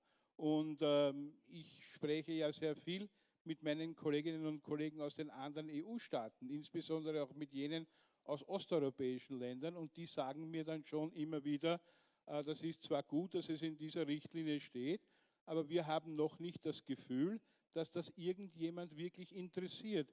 Teilweise weder unsere Regierung, aber auch nicht die Arbeitgeber in diesen jeweiligen Ländern. Und das macht es natürlich sehr, sehr schwierig, dann zu sagen, aber es gibt einen Kompromiss, es gibt eine Richtlinie, es gibt eine gemeinsame Vorgangsweise, wenn sie im wirklichen Leben nicht ankommt. Und ich halte das aus vielen Gründen auch für notwendig, dass wir das gut diskutieren, weil das eine ist, dass man sagt, naja, da haben wir was beschlossen, das wird halt ein paar Jahre dauern, bis das dann umgesetzt wird. Aber die Frage, die dahinter liegt, ist, eine Richtlinie ist das Ergebnis eines demokratischen Prozesses. Es ist Teil der Demokratie. Und niemand hat das Recht, niemand, das Ergebnis eines demokratischen Prozesses einfach zu negieren oder zu sagen, das interessiert uns nicht. Niemand, und das möchte ich ausdrücklich betonen und unterstreichen. Und ich glaube, alle Beteiligten, die hier an diesem Podium jetzt sitzen, müssen für sich selbst entscheiden, was sie gerne sein wollen und welche Rolle sie spielen wollen in der Sozialpartnerschaft. Wir, und Esther hat schon gesagt, wir werden die La Hülp-Erklärung unterzeichnen. Wir sehen uns in der klassischen Rolle einer Sozialpartnerorganisation, die hart verhandelt, die klare Positionen hat, die weiß, woher sie kommt und die auch weiß, wohin sie gehen möchte. Und im Rahmen dessen versuchen wir, Kompromisse zu finden und einen Weg zu einer gemeinsamen Vorgangsweise. Und ich glaube, das ist Sozialpartnerschaft im bestverstandenen Sinn. Da haben wir auch in dem Land, aus dem ich komme, eine gute Erfahrung damit gemacht. Wir haben eine Tarifabdeckung von 98% und ich würde mir wünschen, dass in vielen anderen Ländern diese Zielsetzung ebenfalls erreicht wird. Die Alternative, wenn man nicht Sozialpartner sein will, ist, dass man Lobbyist ist oder ein Lobbyverein ist. Das ist für mich auch okay. Es gibt ja viel, viel mehr Lobbyisten als Sozialpartner hier in Brüssel.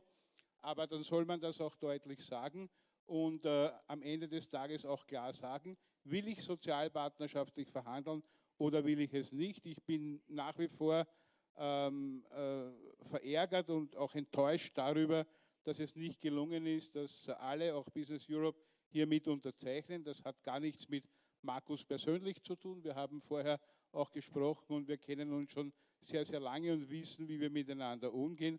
Aber es macht mich einfach traurig und ich bin enttäuscht. Und als Gewerkschafter füge ich hinzu, es macht mich auch zornig, weil ich hätte gerne, dass es einen gemeinsamen Ansatz und eine gemeinsame Lösung gibt. Und in dem Zusammenhang erwähne ich auch noch, dass ich nicht verstehe, warum die österreichische Regierung so gezaudert hat bei der Zustimmung oder beim Umgang mit dieser Unterlage, die wir heute unterzeichnen werden, weil ich verstehe es nicht und gerade ein Land mit so einer hohen sozialpartnerschaftlichen Abdeckung hätte doch allen Grund der Welt zu sagen, wir sind eigentlich Role Model, wir könnten vorangehen und könnten das unterzeichnen und daher habe ich dieses Zaudern nicht verstanden. Und ein letzter Satz sei mir noch erlaubt. Ich glaube, wichtig für den sozialen Dialog in der Zukunft ist auch, dass wir jetzt bei den Staaten, die in Zukunft der Europäischen Union beitreten, sicherstellen, dass jetzt im Annäherungsprozess an die Europäische Union bereits ein sozialer Dialog aufgebaut wird. Da muss man auch Geld in die Hand nehmen. Da geht es um den Aufbau von Gewerkschaften, da geht es um den Aufbau von sozialpartnerschaftlichen Strukturen in diesen Ländern. Und für mich sage ich das auch sehr klar, ein Beitritt ohne sozialen Dialog kommt für mich nicht in Frage. Thank you, Volker. Actually, perfect timing. I was going to say to you, we want to allow you time for your second round of questions as well.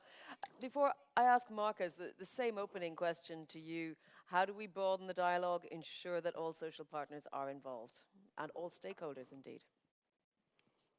Well, I would be, I mean, first, thank you. I would be inclined, of course, to answer in German, because I think this would be, or in Austrian, because this would be appropriate, but I'll stick to our official language. So, I mean, honestly, and I will go off script, because, I mean, I have full speech, but I think this would be inappropriate now to come to these technical points.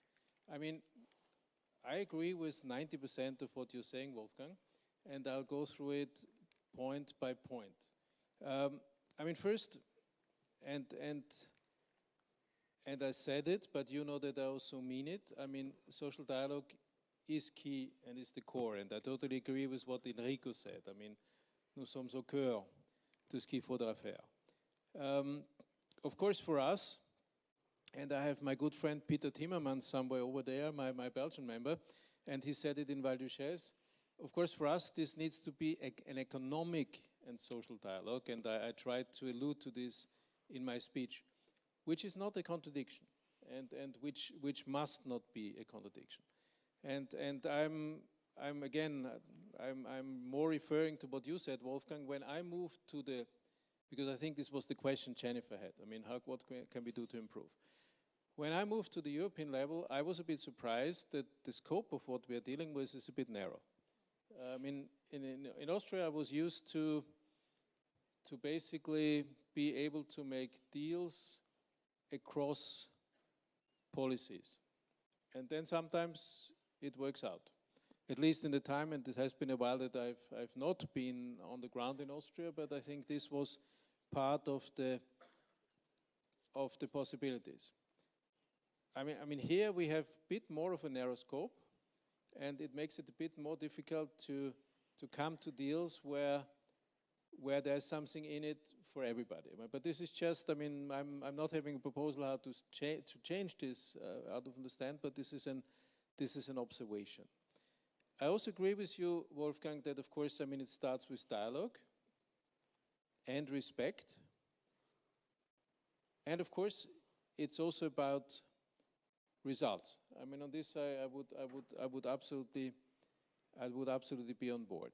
Of course, let's say a result is never guaranteed, and because otherwise it would be a bit more difficult. But in principle, we need to find results. I mean, there was some failures, but there was also successes. I mean, I think we should not overlook that we also solved issues, and I would also not necessarily mingle it with, let's say, the Laül process, because this is not something we have. I mean, there was very far-reaching efforts from our friends from the Belgian presidency, but this is not something we have negotiated as social partners or have negotiated with each other. So I think this is something we should separate a bit. Then, of course, it's about, and this brings me back to Jacques Delors, I mean, it's about what kinds of social dialogues do we have. I mean, we have, of course, the tripartite one, which on European level plays a more important role than it would play in my home country, but there's other member states where it plays a big role, and on this, of course, we need the Commission, and Nicolas Schmid is a strong partner there. And of course, then there's the autonomous part, on which lately we have been, let's say, less successful, but we have been more successful in other endeavors. And it's not always about, because we're not always negotiating things which should be implemented by a directive. There's all kinds of other things where this can be very, very crucial for the progress. Of course, you rightly basically also said that, of course, at the end, one needs to know whether one wants to be a social partner. And if you ask me, do I want to be a social partner, the answer is a clear yes. Mm-hmm. When you ask me, is what we are doing exclusively social partnership, I would need to say no. So of course, I mean, what we are doing on European level, there is a social partner component and there's an advocacy component, necessarily because the field we need to cover is so broad. But, and on this you can take me by the word, and this is something I'm standing up for internally, I believe in the fact that our ability to deliver also as a social partner is key in order to play the role in the concert we want to play. This is something where we have some internal discussions to do, and this is the same thing we need to do discussions with our partners. This is something, Esther, I hope that we will make progress in the Val d'Uchaise process, and this is my answer to you here, but I totally understand what you're saying, and I'm committed to moving forward here. And last point, is of course on enlargement and new member states. I totally agree. I mean, this is something we need these countries to already come with an idea of social dialogue. This is something we were always united to tell the Ukrainian government what needs to be done differently. And we also have since this year 2 Ukrainian observer members, and I know that you are having partners and members there, and it's not the first country, there's other accession countries where we do this, and of course we need to invest. We will need the help of the Commission, of course, also in the capacity building, but we need to invest in the structure there, and because otherwise I don't see how these countries can be integrated in a European concept. Thank you. Thank you, Marcus. Probably a bigger kettle of fish to fry another time. Valeria, let me turn to you. Same question, your opening thoughts on how we can make the best of this dialogue and perhaps even broaden it and encourage all stakeholders to take part. Thanks. And my priority now is not to fall in the trap that more or less you are creating, because I don't want to fall into the trap of a bipartite social dialogue discussion where I'm playing the mediator, as often I do. And I think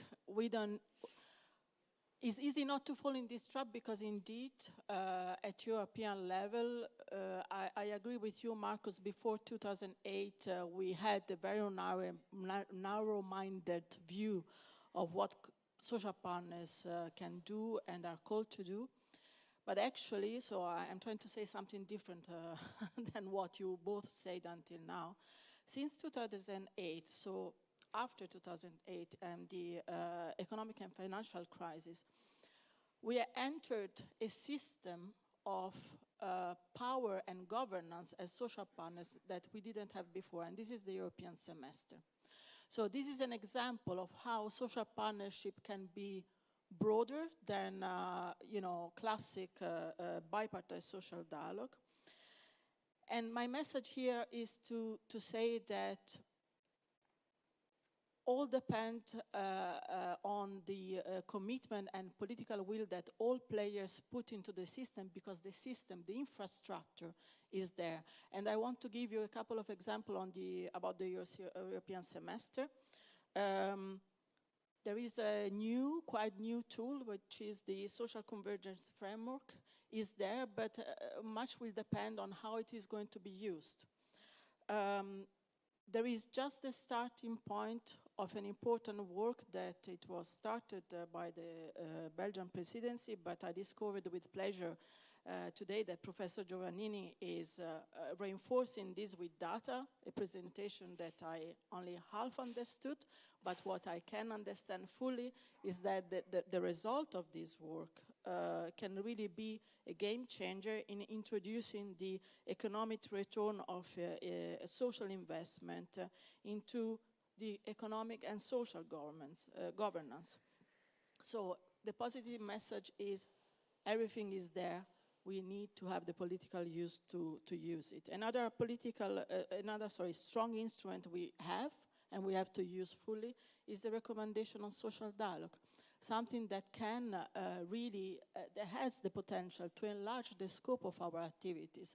These famous social dialogue coordinators, they seem something, bureaucratic, boring, but if in each DG finally there is someone who knows that social partners can have an influence also on internal market policies, just transition, is something that is a big game changer, and we need to use it. The Clean Transition Dialogue, for instance, are an example of this broader scope. And finally, there is something that is in our direct power to do and solve, and by the way, we should start working on it because we signed this Val d'Uschez Declaration, but we need to now work to make this path for social dialogue to become a reality. And this is part of, our own homework as social partners, to evaluate what works, what doesn't work, and what needs to be changed. But I think that here around this table, there is, for all of us, the political will to make it happen, because without being social partners, we will be just one of the 100,000 too many lobby associations that are in Brussels. Thank you. And Veronique, last but not least, and at the risk of repetition, the same question to you. I'll do my best not to repeat. I think from the SME perspective, or the SME employer's perspective, the respect of autonomy of social partners, and it hasn't been said like this, but I think that that is one of the main issues. We always claim to know best what is the best solution for workers and companies to face the challenges that we are, or tackle the challenges that we are facing every day. So that autonomy is a very important element, and also taking into account the diversity of social dialogue in the different countries. It has been mentioned in some countries it's more a tripartite approach, others it's more a bipartite approach. In some it's still to be developed, and for our organizations often there is still capacity to be developed to have a meaningful contribution, to be meaningfully involved even. So that is a first element. Secondly, I would say, and that links to the previous one, having the capacity. We have to build capacity, and we've been doing that in the member states that have joined since the past few years. There is still work to be done. There are still organizations who struggle with having the necessary amount of human resources, having the necessary know-how to meaningfully contribute at the table. That's the first thing. And then I want to build on what Marcus said on the new member states and on the enlargement that is coming up. Also there, we will have to make a major investment in time and know-how transfer to ensure that they are able and capable of participating in our work at national level and at European level, because it's a pendulum. You cannot deliver on the European level if you don't have the necessary capacity at national level. I would also like to raise there the absorption capacity, and that's where I'm referring again to rules and action. Take into account the amount of rules that a small company can absorb and allow them to look for how I can achieve best his objective, rather than putting it really concretely and very detailed, prescribed on how they have to get there. And then a final element is indeed duly consulting SME employers. And there we still see that in several member states, SME employers are not taken into account when the discussions on design and development of the reforms are being discussed. Thank you. Marcus, I'm going to come back to you because you've emphasized and underlined several times about the need for competitiveness alongside the other discussions. And I'd like you to say, and we only have 4 minutes, which measures you believe should be prioritized at EU level to support the capacity of businesses to flexibly adapt to the various challenges you face in terms of labor shortages, skills mismatches, and so on.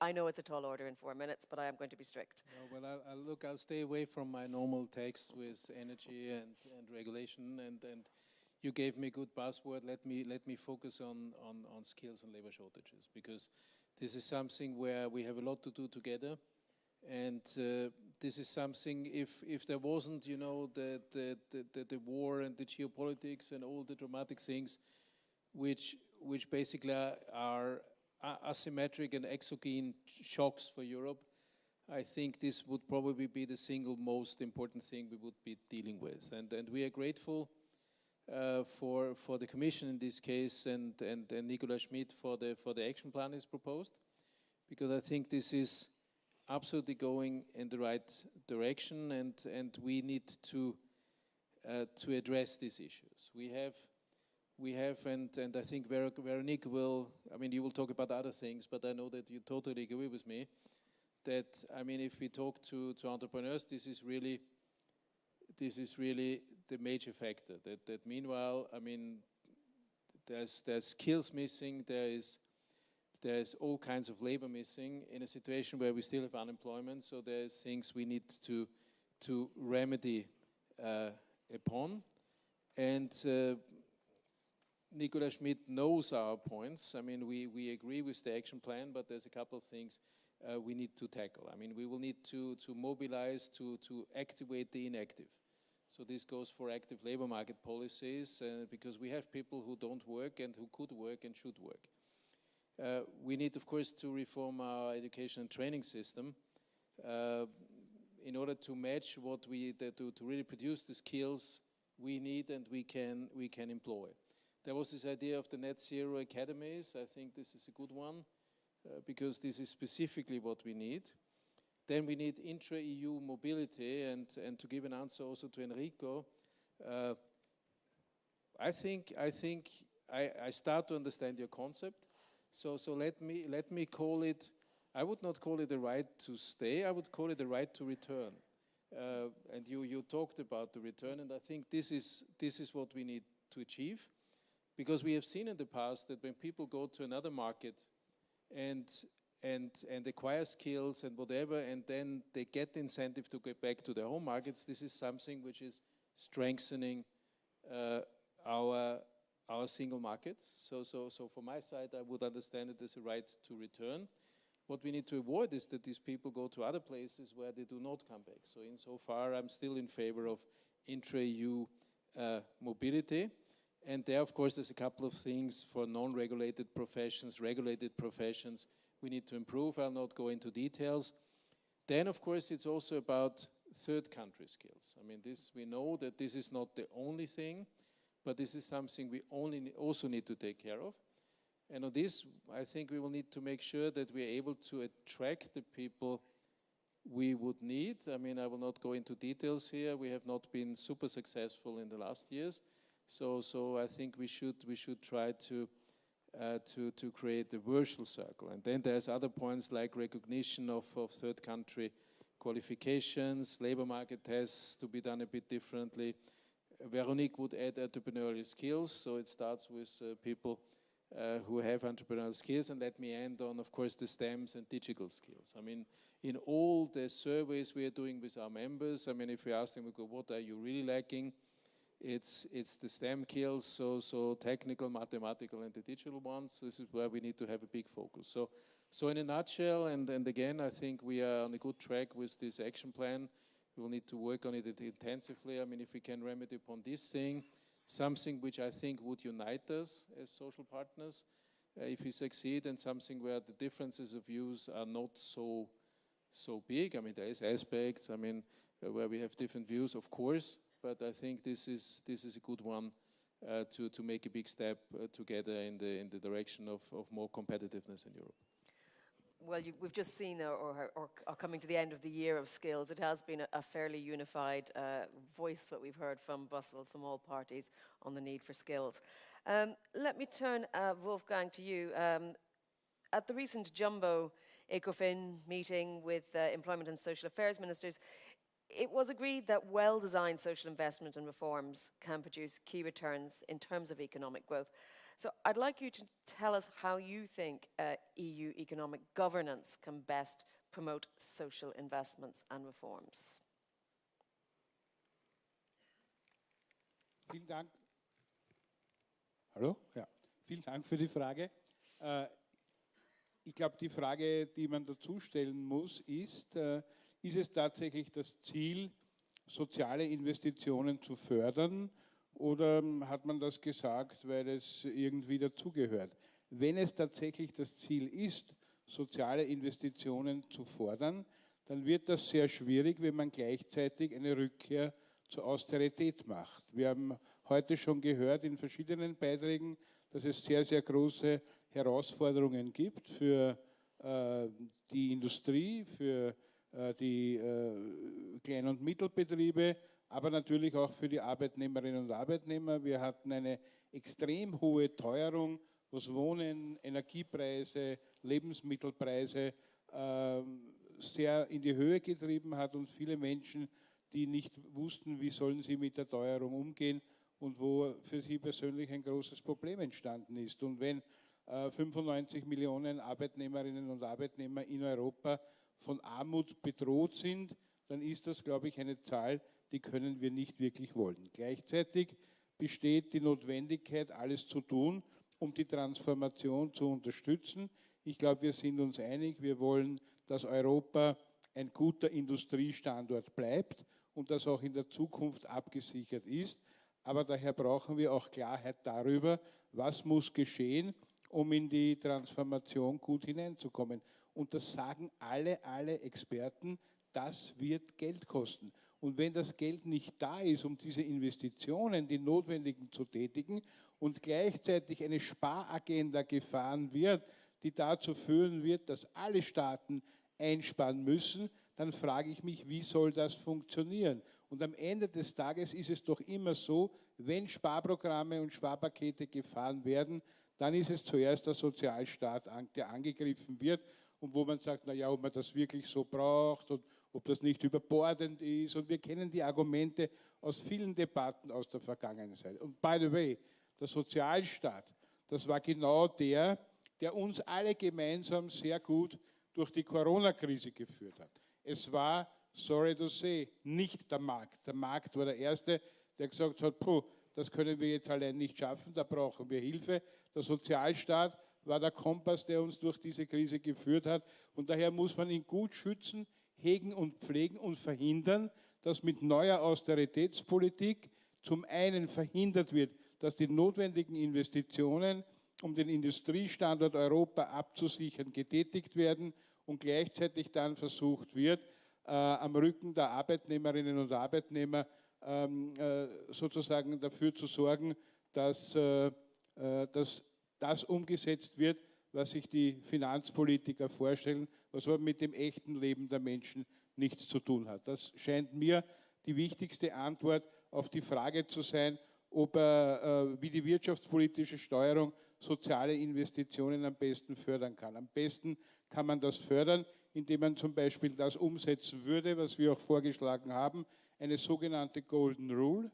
Die würde es ermöglichen, dass Investitionen in die Transformation, in die Zukunft, zum Beispiel in Energienetze, in Infrastruktur, dass die von der Betrachtungsweise komplett ausgenommen werden und damit ein Schub sowohl für Wachstum als auch für die Absicherung des Industriestandortes möglich wäre.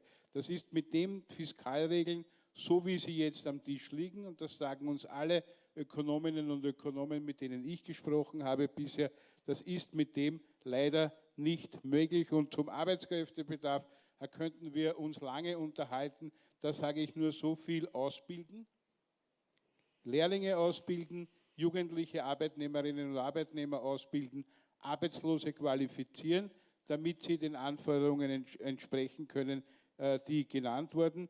Rahmenbedingungen schaffen für Vollzeitbeschäftigung. Wir haben immer noch das Problem, dass es nicht ausreichend Kinderbetreuung gibt, dass es nicht ausreichend Betreuung von älteren oder pflegebedürftigen Menschen gibt, also für die Care-Arbeit. Das machen immer noch in hohem Maße Frauen und da sind sehr, sehr viele Frauen dabei, die würden gerne Vollzeit beschäftigt sein.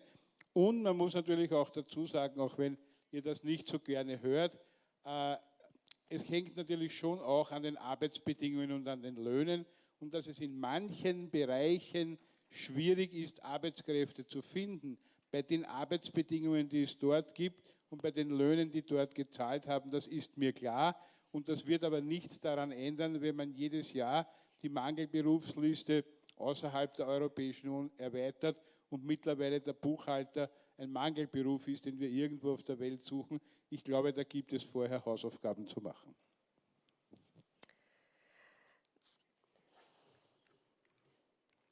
Thank you. I'll let the translator catch up. Valeria, as I turn to you, given your perspective, it's going to be a broad question for you, but I think we've heard already that the services of general interest are, of course, pivotal in the continuity and resilience of Europe going forward. It's a big question, but what would you like to see done to better support SGIs? So I will speak about 4 ingredients. One seems to be very simple, but seems difficult to achieve. This is clarity. The first problem we have is that when we speak about service of general interest, there are different wordings used as synonyms, and they are not. Service of general interest, public services, social services, public services, and in reality you speak about public administration, which is only part of it. So clarity would be welcome, and we can happily dictate to the Commission what to write in the different texts to make it clear that this is SGI. Then we need coherence. Coming back to my introduction earlier, the pillar inadvertently increased this lack of coherence because it increased the sectorialization of services of general interest, scattered among different principles, and this really is a lost potential for Europe's productivity competitiveness. And in order to bring this coherence, we would like to have an action plan on high-quality services of general interest in order to bring back together the principles that are currently separated. For this to happen, however, we need political will. The political will that really recognize us as actors of this competitiveness and productivity. Usually what it works well at European level and everywhere, the political will is there if money follow. So you can have a statement, but there is not, if there are not the investment and the money that goes for it, nothing will happen. And I'm very happy that today I heard 2 ideas from Professor Draghi. European public goods is something that we are calling for since a while. Really happy that he thinks also that this could be a strategic solution. And something he didn't say like this exactly, but I know we are going to soon read it like this, which is the fact that private savings are not going in the right direction. They are not invested in the right way.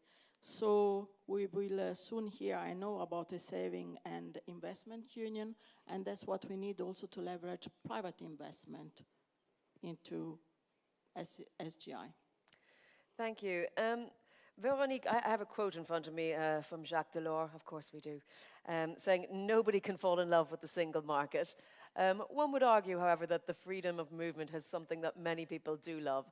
And the question to you is, from an SME perspective, how do we foster fair and effective labour mobility, both for EU nationals within the EU, but also for third country nationals? And I know it's a big question, but give us the top headline for that. Yes, I would like to take it in a bit broader perspective first, and I'm also very grateful to Minister Letta that he's also taking the points of the small companies on board in his report. Having implementation and enforcement is key for small companies to be able to work in a good way in the single market. Having access to information is also very important, because if you don't know what your opportunities are and how you can use them, then it's also very difficult. So for us, the single digital gateway, the proposal that, the tool that is out there now, has to be further developed. The outreach has to be further optimized, and there they will have to work with business organizations to reach those who are intended to use that single digital gateway. And then the next step, specifically looking at your question on having freedom of movement throughout the European Union, it's improving the mechanisms for social security coordination. That's the first key element, and we've been working on that topic for a very long time already. I'm going to give a very, very short example of entrepreneurs living in one member state, having their business in another member state during the COVID pandemic, didn't have access to any support schemes because they paid in one member state and they needed some support in the other member state, and they didn't speak to each other. So social security coordination remains the key and the core element to be able to move forward. And then being pragmatic, because our entrepreneurs most of the time are very pragmatic, getting access to information, as I mentioned, single digital gateway, but then being able to also deliver on the necessary procedures that they have to follow when they are, for instance, sending staff abroad to provide services, is using digitalization to facilitate that work and to make sure that instead of having to drive around with a pile of papers in your truck, for instance, that it can all be done in a digital way, certainly these days should be feasible using and further expanding the e-declaration. And then a last point, making sure that indeed also that skills gap gets closed, that Marcus developed more in detail. It's the mutual recognition of qualifications. But with mutual recognition of qualifications also comes upholding a high level of qualifications, because our entrepreneurs need staff, need skilled staff, but they need the right skilled staff. And I'm also very happy that Wolfgang there referred to Ausbildung, very important point for our small companies when they invest in apprenticeship to move forward. Thank you. Thank you very much, and thank you for being concise, because we are technically at the end of our time, and I see the Commissioner is waiting very patiently, and we want to hear from him. So I will beg his indulgence just briefly to allow each of you to give me a 1-minute either reaction, takeaway, or final thought that you want to leave everyone with at this juncture of the conference.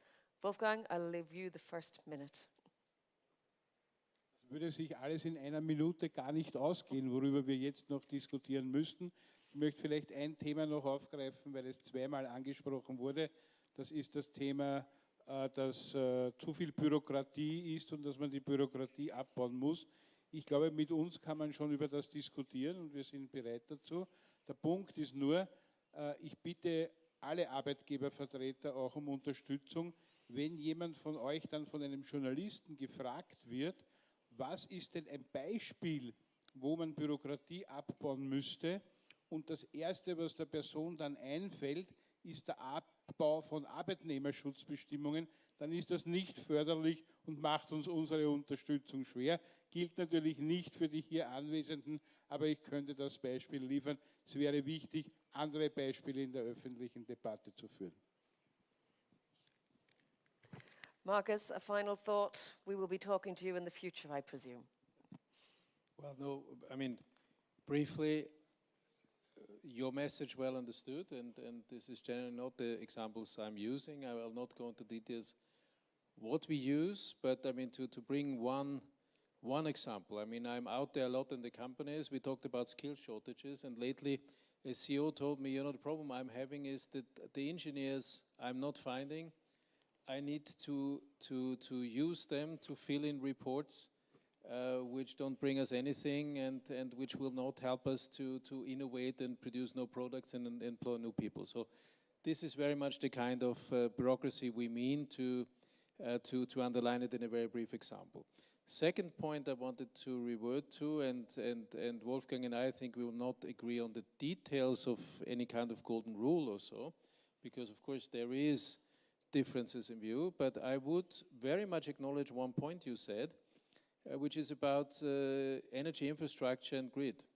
I mean, I think this is an issue where we will need to find an answer. How will this be done and how will this be financed? And I don't have a final answer, but I think this is one of the key stories without which we will not overcome one of the issues which put the most pressure also on European companies and competitiveness, which is the cost of energy, which is way above our competitors. So on this, and I'm very careful because of course there's differences in views, but we need to find an answer to this, and I think grid and infrastructure is a good example where we should be able to find constructive solutions. We won't find it in 1 minute, however. Valeria. I will keep it general and positive. I think we really need to remind ourselves how lucky we are to live, work and do business in Europe, and the fact that social partnership can play this extremely powerful role in shaping the single market. So I really want to energize ourselves in having a strong role to play, and I look forward to read in detail the report of Enrico Letta in order to see what new recipe we have to boost and empower the single market. You and many others in the room, Valeria. And Veronique, final word to you. briefly. Well, going further on the message of hope and faith, I'm still thinking of what Mr. Draghi also said this morning. Don't see the competitors within the EU. Look how we can build a strong EU so that we can continue on our good basis that we have built in the past. And I think we can do that together. Thank you all very much. A round of applause for all the social partners for their discussion. Thank you.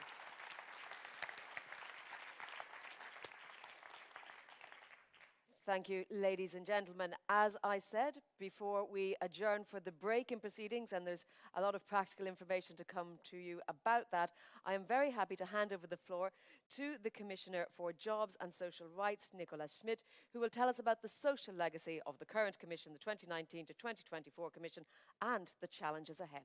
Thank you.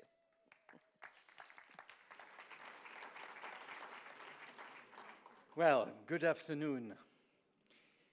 First, I want to thank the Belgian presidency for not just this meeting, but for your very strong commitment during many years. I have been also in EBSCO for Social Europe and for developing and improving our European social model. And I think the discussion we have here in La Hulpe show that despite our diversity, our differences, there is some common ground. And I think we have to work on this common ground because that's Europe. That's Europe. That makes Europe. And this is also an essential aspect, how we have to relate not to each other, but to all the citizens outside. This makes Europe stronger. So thank you very much for this meeting. Thank you very much for this conference. Now, about the social legacy of this Commission, I'm often asked what I am most proud of as we approach the end of this mandate. And my first answer is always to say, you know, if you are the father of several children and you ask, what is your preferred child? Well, there is no answer. It's very difficult to answer. And it's a bit like that also. I think we have delivered on many issues, this Commission, and certainly delivering on employment legislation, such as ensuring adequate minimum wages, protecting platform workers, guaranteeing high standards of health and safety at work, which are essential, I repeat it, and I insist. And all these are achievements we can together celebrate.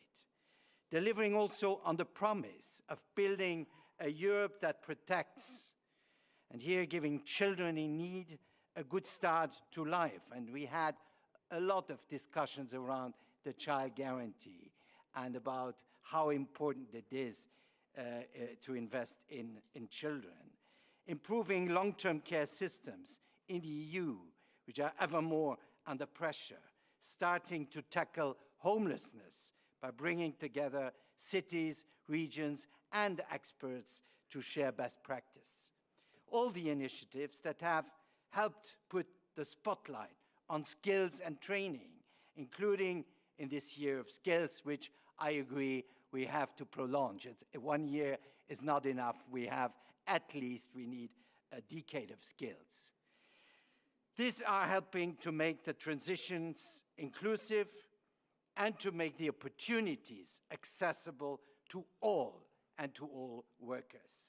All the programs we have funded to support young people who have lost their way, to help them develop their talents and build their confidence.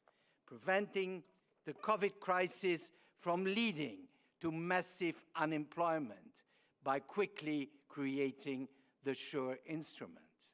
And in essence, turning the principles of the pillar of social rights into real actions, as we pledged we would do at Porto. But the thing I'm most proud of is the fact that we have mainstreamed social into EU policy making, and this cannot stop.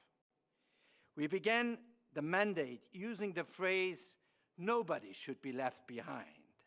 And this mantra has stayed with us and guides the Commission's work spanning climate, energy, economic and agriculture. It is true that the Porto Social Summit in May 21 was a turning point for social Europe, and you here in La Hulpe has built and developed what was already discussed and decided in Porto. It reinforced the message that you cannot have a strong, resilient, and I would add competitive economy without strong social protection and inclusion. And we have been systematically putting fairness and the social dimension throughout EU policies. A major driver for fulfilling this pledge is that it is what EU citizens want and expect from us. In the latest Eurobarometer survey published last week, 9 of 10 people, meaning 88%, across the EU said a social Europe is important to me or to them personally. And that's exactly what has been said about the personal life, the concrete and real life of millions and millions of Europeans. We also asked them what they felt should be the biggest priority in their country. And the answer is clear. Tackling the high cost of living is by far the most frequently mentioned issue, with 48%, followed by increasing low wages. By the way, the low wages are the response to the crisis, to the inflationary crisis. Now, looking to the future, so where do we go from here? If you allow me, I would like to give you my vision for the future of social Europe. We will see, first, we have to see less inequality and poverty. We will bring back into the fold people who have lost their way or have been caught in a cycle of marginalization over generations. And that's also about fighting, by the way, labor shortages. Children from all backgrounds will be given the chance to thrive at school and take part in society. And that's finally educating, training the workforce of tomorrow. People of all ages will take on new challenges in their working lives, learning new skills, moving between sectors, earning decent wages, enjoying a good work-life balance, feeling empowered to try new things, to fail sometimes, and to try again, and to be successful. This means also a strong culture of entrepreneurship. Companies and workers will make full use of artificial intelligence and new technologies, saving time, increasing productivity, and improving health and safety. There should always be human oversight and transparency over decisions controlled by algorithms in the workplace. We have to get the best out of this disruptive innovation.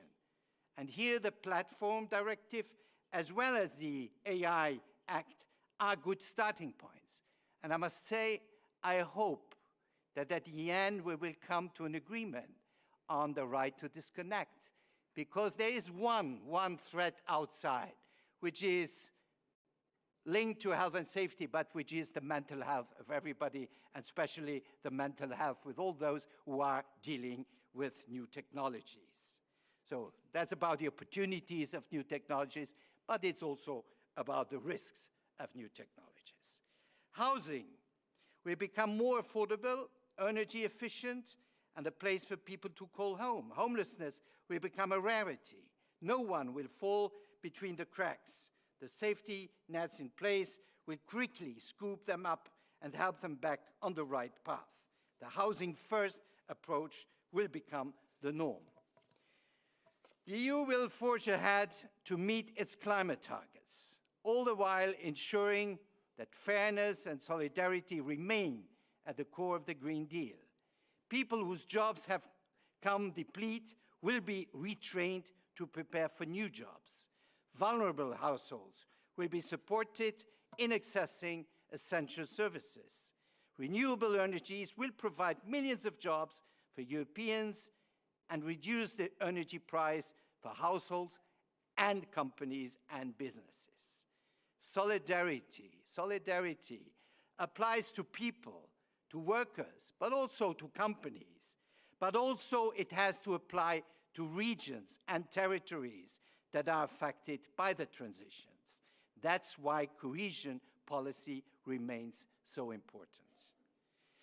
You may be thinking that this sounds like a utopian vision, a fantasy, but I believe that it is achievable if we view every policy that we propose through a human-centric lens. We must constantly ask ourselves, what will be the impact of our actions? What is the distributional impact? How can we mitigate the negative and bolster the positive effects, economic and social? And here I think the debate or the presentation by Professor Giovannini was very important on social investment. I think this is something we have really to further develop and integrate into our socio-economic governance. We had this interesting meeting between finance and social ministers precisely on this topic. Now it's about how to translate that, how to apply that, how to really integrate it in our common economic governance. And I think here what we have launched, and I would like also to congratulate and thank the Spanish presidency, but also the Belgian presidency for putting into place the social convergence framework. I think this is an instrument which we should develop and which is very valuable also in this context. But also in this period of major changes that finally oblige companies to adapt constantly, social dialogue is of essence. And we had now an interesting debate on the value and the importance of social dialogue.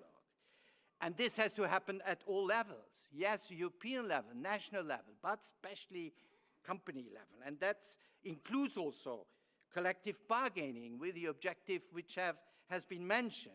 And also with the better and more participation of all the stakeholders in decision taking. This is not to make decisions more difficult or slower. No, this gives decisions a better and more efficient ground.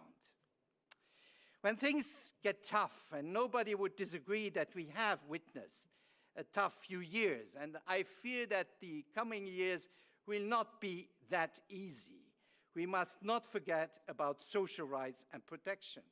On the contrary, that is precisely the time to double down and focus also on social and on people.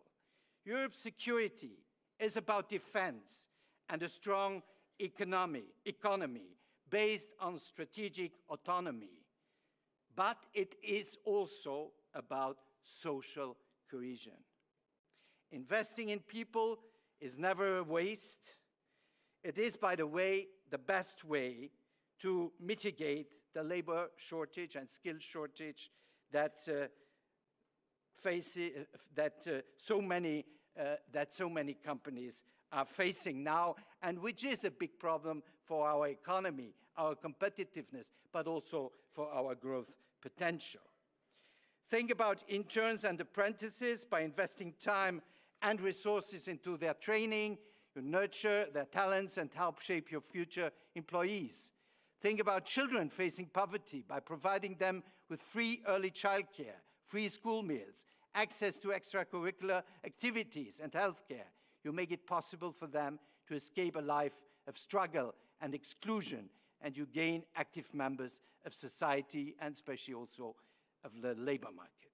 We should not be afraid to think outside the box in a time where things are so rapidly changing.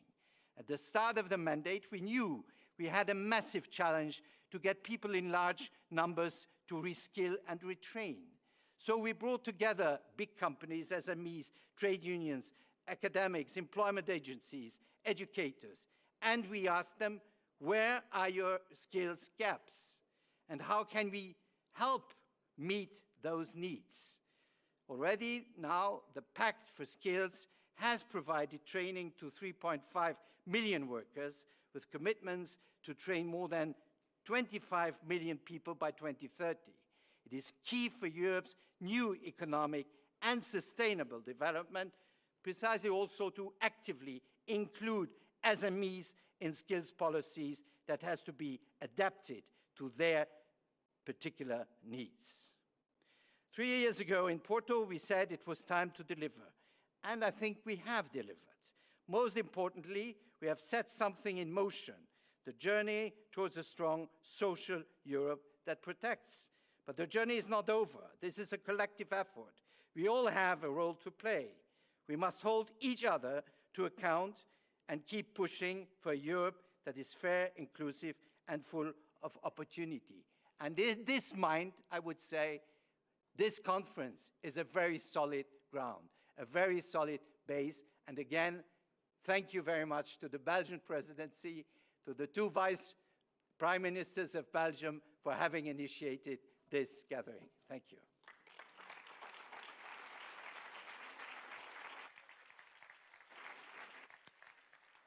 Thank you very much indeed, Commissioner.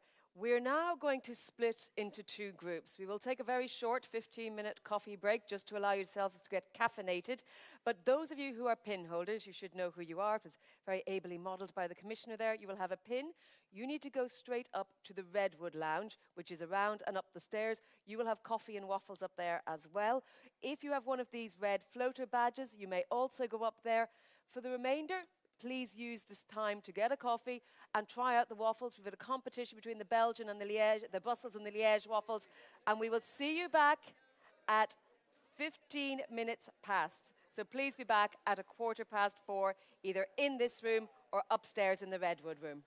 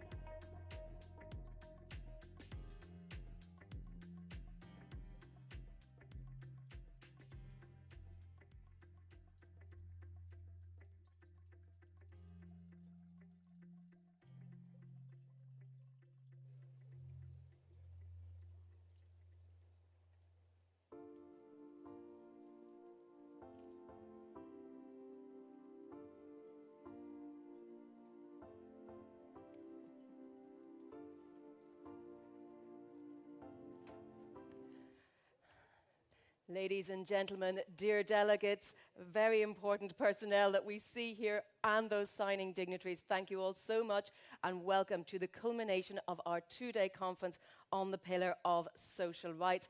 Of course, the work has been going on much, much longer than that towards shaping the future of social Europe. We're going to start with some Parliament and the Commission, as well as the other signatories who will be joining us on stage for the signing of that declaration, the La Hulpe Declaration. But first, I would like to ask to join us here at the pulpit to welcome us all today, Deputy Prime Minister Pierre-Yves Darmanin. Please, sir, the floor is yours.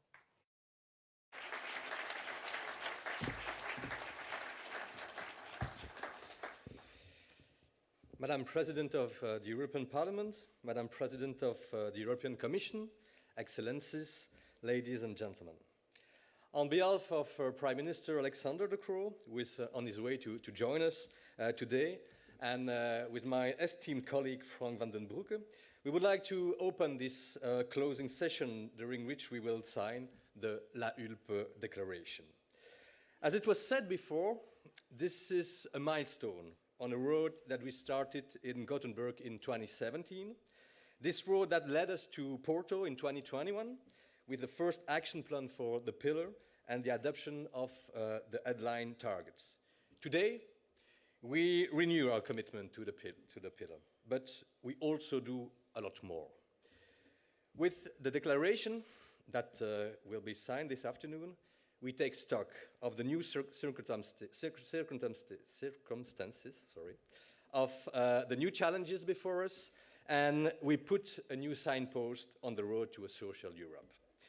We make full use of the opportunity before us to impact the Council's strategic agenda for the coming years, but also to participate in the discussion on competitiveness, on the future of our economy, and on the single market.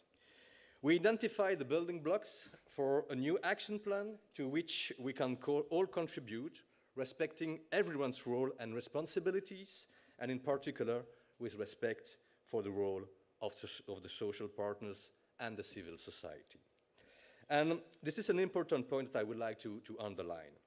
With this declaration, we do not enter into the debate on who is best placed to do what, or on the division of competences. On the contrary, we focus on what should be on everyone's agenda in the coming years to prepare our labor markets and a social system for the future in a European Union that leaves nobody behind.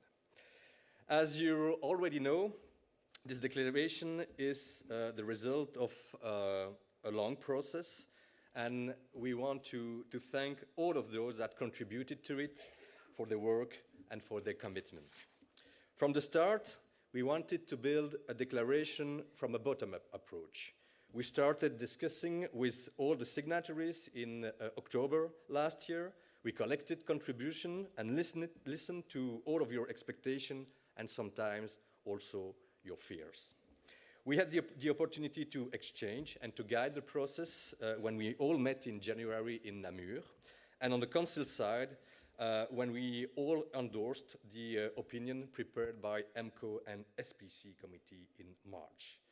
And we've worked relentlessly over the last months, the last weeks, days, and hours to mainstream everyone's opinions and sensitivities while keeping an eye on the need to deliver a strong and clear message. I have to say that I regret that it has not been possible to convince one member state, Sweden, to subscribe to this process, and that it has not been possible to get Austria to agree to the final text, two countries with a strong and proud tradition of social partnership and inclusive policies. But we still hope to bring them on board when we propose to formally adopt the declaration in the EPSCO Council in June. Thank you for your attention, and I now give the floor.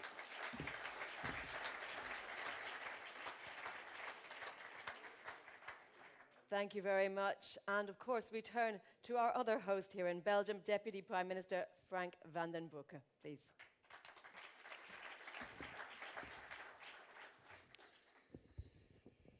Madam President of the European Parliament, Madam President of the European Commission, Excellencies, ladies and gentlemen, this is an important day.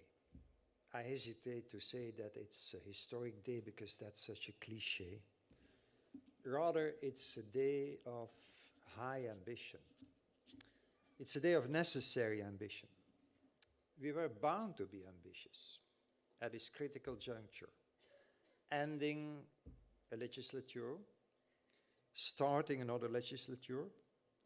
At such a strategic moment, you must look back and at the same time think ahead about the next agenda for the Union, for the next European Commission and the next European Parliament.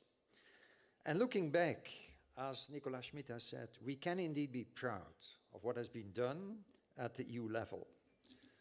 But despite those achievements, Europe continues to be faced by unprecedented challenges, which require us to take further action. And it is action to prepare citizens, workers, employers, but to care also for citizens, workers, and employers, and to protect those who need it. And pursuing what Enrico Letta said this afternoon, I'd say, Enrico, that our fundamental mission is that Europe must be seen to prepare, seen to care by Veronique Willems' SMEs. You rightly pointed that out. Seen to care for them.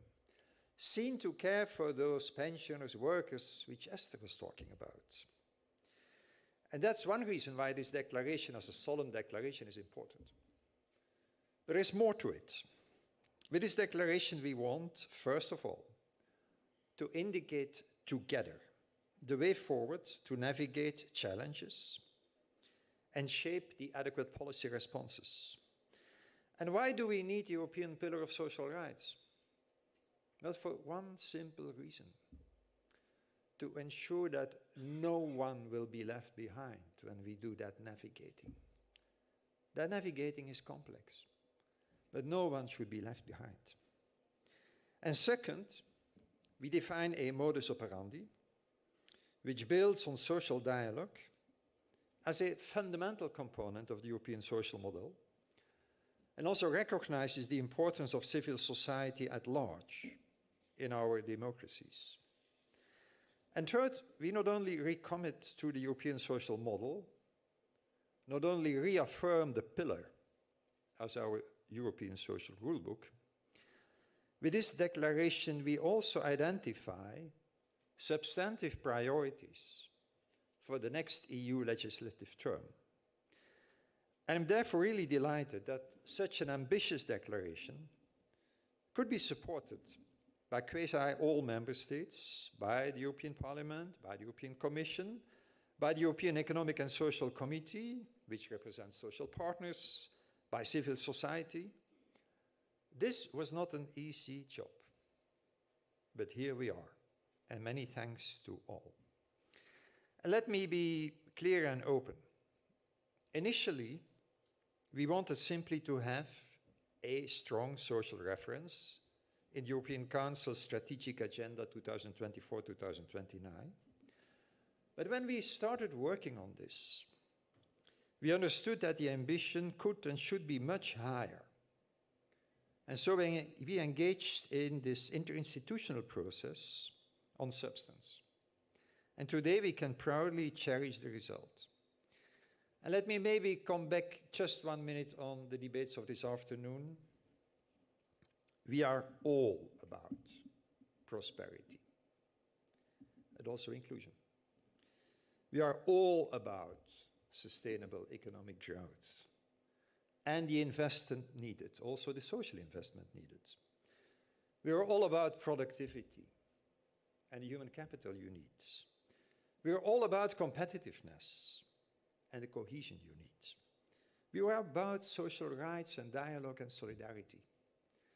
There's been a lot of references to Jacques Delors. I, for one, I was slightly younger than today, but in the second half of the 1980s, I had a meeting with Jacques Delors, which I vividly remember. It was a small group of people. And he was explaining in the way he could that he had this magic of the formula. He was explaining that The project was about external competitiveness. External competitiveness. And the internal solidarity you need for that. And the one is premised on the other. The solidarity is built on that competitiveness. But that competitiveness requires that internal solidarity. And I think we can even go beyond economics here. To be strong in this dangerous world, we need internal solidarity. That is the answer. And so this is the essence of what makes us meeting today and what makes this day indeed important. Now, ladies and gentlemen, our declaration is waiting eagerly to be signed. But before we take that final step, I would like to invite two distinguished guests of honor, the highest representatives of the Commission and the Parliament, to take the floor. But first of all, on behalf of the Belgian presidency, I would also like to express my real gratitude to the Commission and to the Parliament for their work during this legislation and also the engagement in this declaration. Many thanks. Thank you.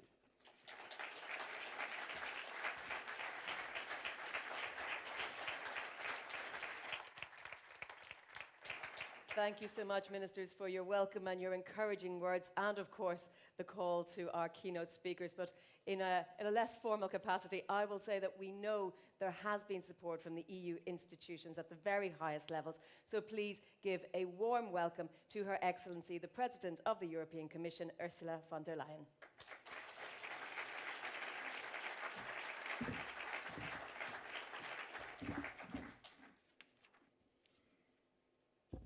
President Metsola, dear Roberta, Deputy Prime Minister Van den Broeke, Deputy Prime Minister Dermagne, President Röpke, lieber Oliver, Enrico Letta, and dear Commissioner Schmidt, where are you? There you are, dear Nico. Ladies and gentlemen, dear representatives of trade unions and of business associations, what is it that makes Europe such a unique place to live and to work in? It is certainly not the glory of towns like Ghent or Dinan, the genius of artists like Magritte, or the blossoming beauty of the forests like the one that surrounds us we have all been driving through. It is also our European way of life, our fairness and our competitiveness, built on our social market economy and on decades of social dialogue. Europe is unique because of our trade unions. Europe is unique because of trade unions such as the Belgian miners, who fought for health and safety at work after the tragedy of Marcinelle. Europe is unique because of enlightened entrepreneurs such as Ernest Solvay, who already in the 19th century sponsored higher education and granted unprecedented rights to his workers. Europe is unique because of civil society leaders like Marie Popelin, the first Belgian woman to obtain a law degree, who fought her entire life for women to be admitted to the bar. Europe, as we know it, was not built in a day. We are kind of the children of a long history of social progress, convergence, and social dialogue. And we are the children indeed of visionary leaders who put the social dimension at the heart of our union. And he was already mentioned, Jacques Delors. But also my friend, Jean-Claude Juncker, who was the driving force behind the European Pillar of Social Rights. So this long history continues today. Here in La Hulpe, we commit to the foundation of the pillar: equal opportunities for all, fair working conditions, social protection and inclusion. These are the values of our social market economy, and we must continue to bring them to life. Ladies and gentlemen, at the start of this mandate, we promised to deliver on the newborn European Pillar of Social Rights. We did not know what lied ahead of us, the COVID health crisis, and the war in Ukraine with a made in Russia energy crisis. They could have turned into a dramatic social crisis with mass unemployment. But they did not. And this was because of the people of Europe's great resilience, but also because we put the right policies in place. You remember our job program, SURE, which saved millions of jobs at the height of the pandemic. And of course, you know Next Generation EU and Repower EU, which fast-tracked the recovery and the deployment of homegrown renewable energy. This was all absolutely necessary and the right policies at the right time. I have not forgotten that many predicted mass unemployment in Europe due to the lockdowns. Instead, today we have more people at work than at any other time in Europe's history. More than 75% of Europeans are employed, close to our goal of 78% by 2030. And how is this possible? Because we have built sound economic policies with a strong social heart. Our union must deliver for people and for business. We have basically shown, and this is unique in the world, that economic growth and social growth can only go hand in hand. And social progress can only be based on economic success if we want it to be sustainable. At the start of this mandate, we proposed new initiatives in our European Pillar of Social Rights Action Plan. And in spite of all the emergencies we have dealt with, we are on track to deliver on each and every one of them by the end of this mandate. We have managed to reach the directive on adequate minimum wages, the child guarantee so that all children in need have access to quality education and care. I'm very proud of the Women on Board directive, as you can imagine, after 10 years of stalemate.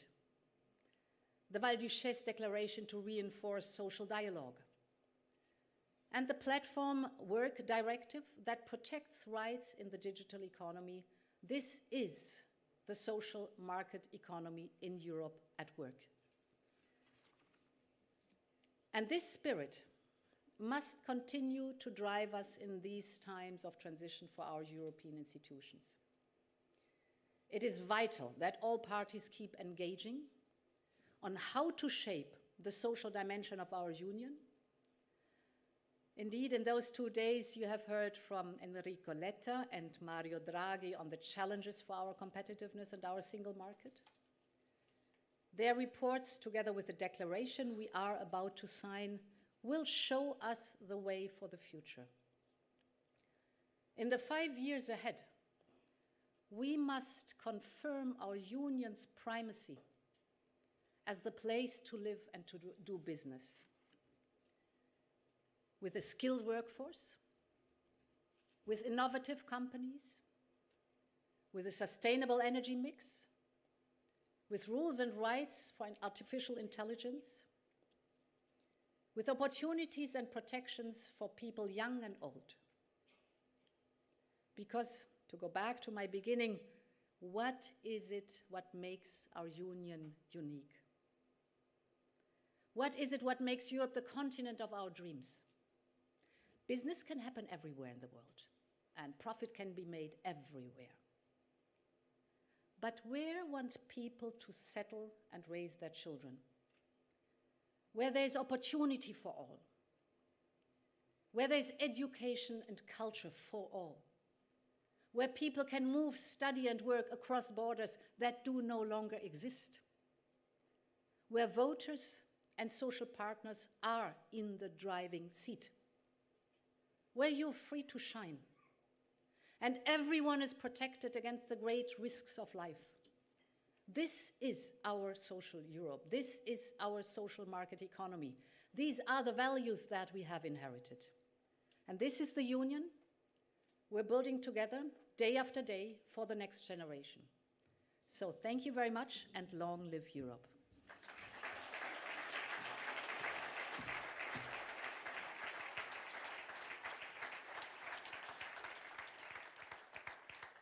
Thank you very much, Madam President. And I know that many have been very appreciative of your support and, of course, of Commissioner Schmidt's support during this process.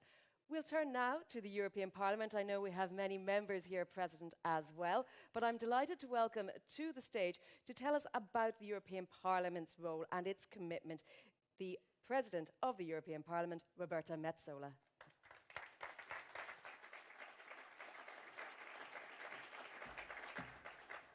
Thank you very much, dear Jennifer, President von der Leyen, dear Ursula, dear Deputy Prime Ministers, dear Manje and Van den Broeke, dear Enrico Letta, dear Oliver Repke, dear Commissioner, partners, dear guests. Let me start by thanking Prime Minister De Croo and the Belgian presidency for organizing this important conference. I found a different adjective. The strong commitment we see today proves that social progress was, is, and will remain very much a priority in our political and legislative work. The last years have not been easy.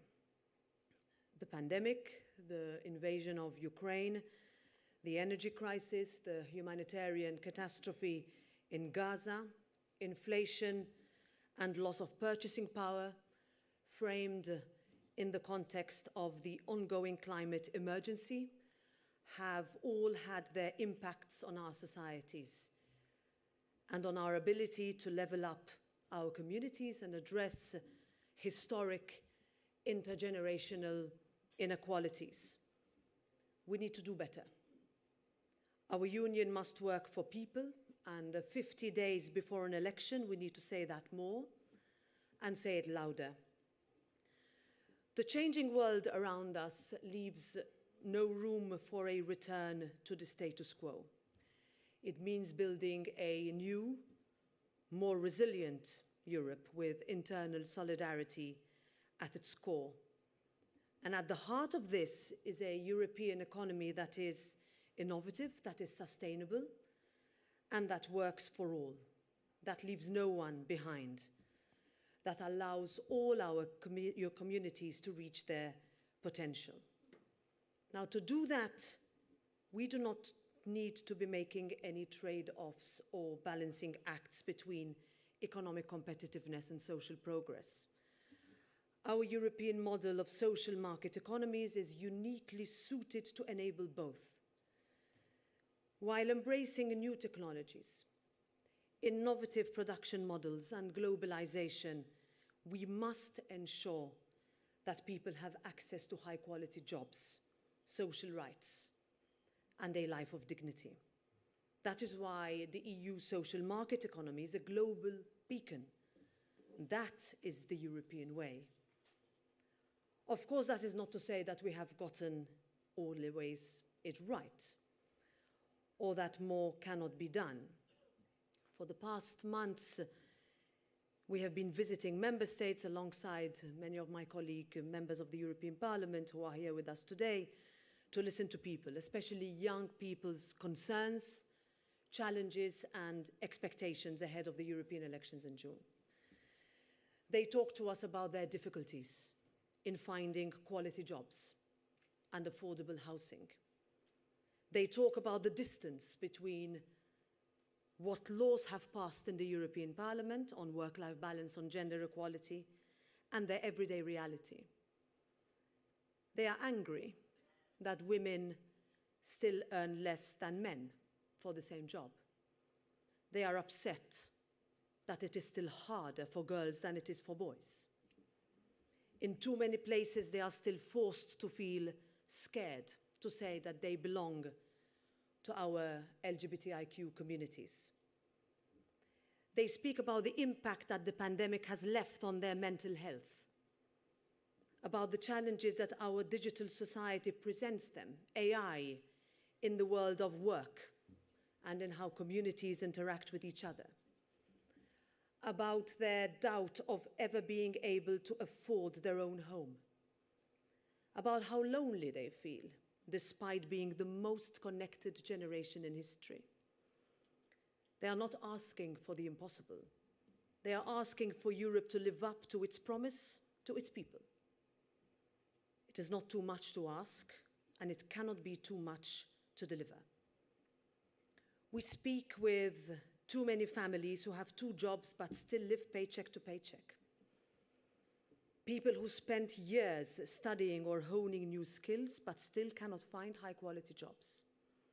Parents, mothers in particular, who are faced with a catch-22 situation of being unable to afford to go to work because they do not have access to adequate childcare.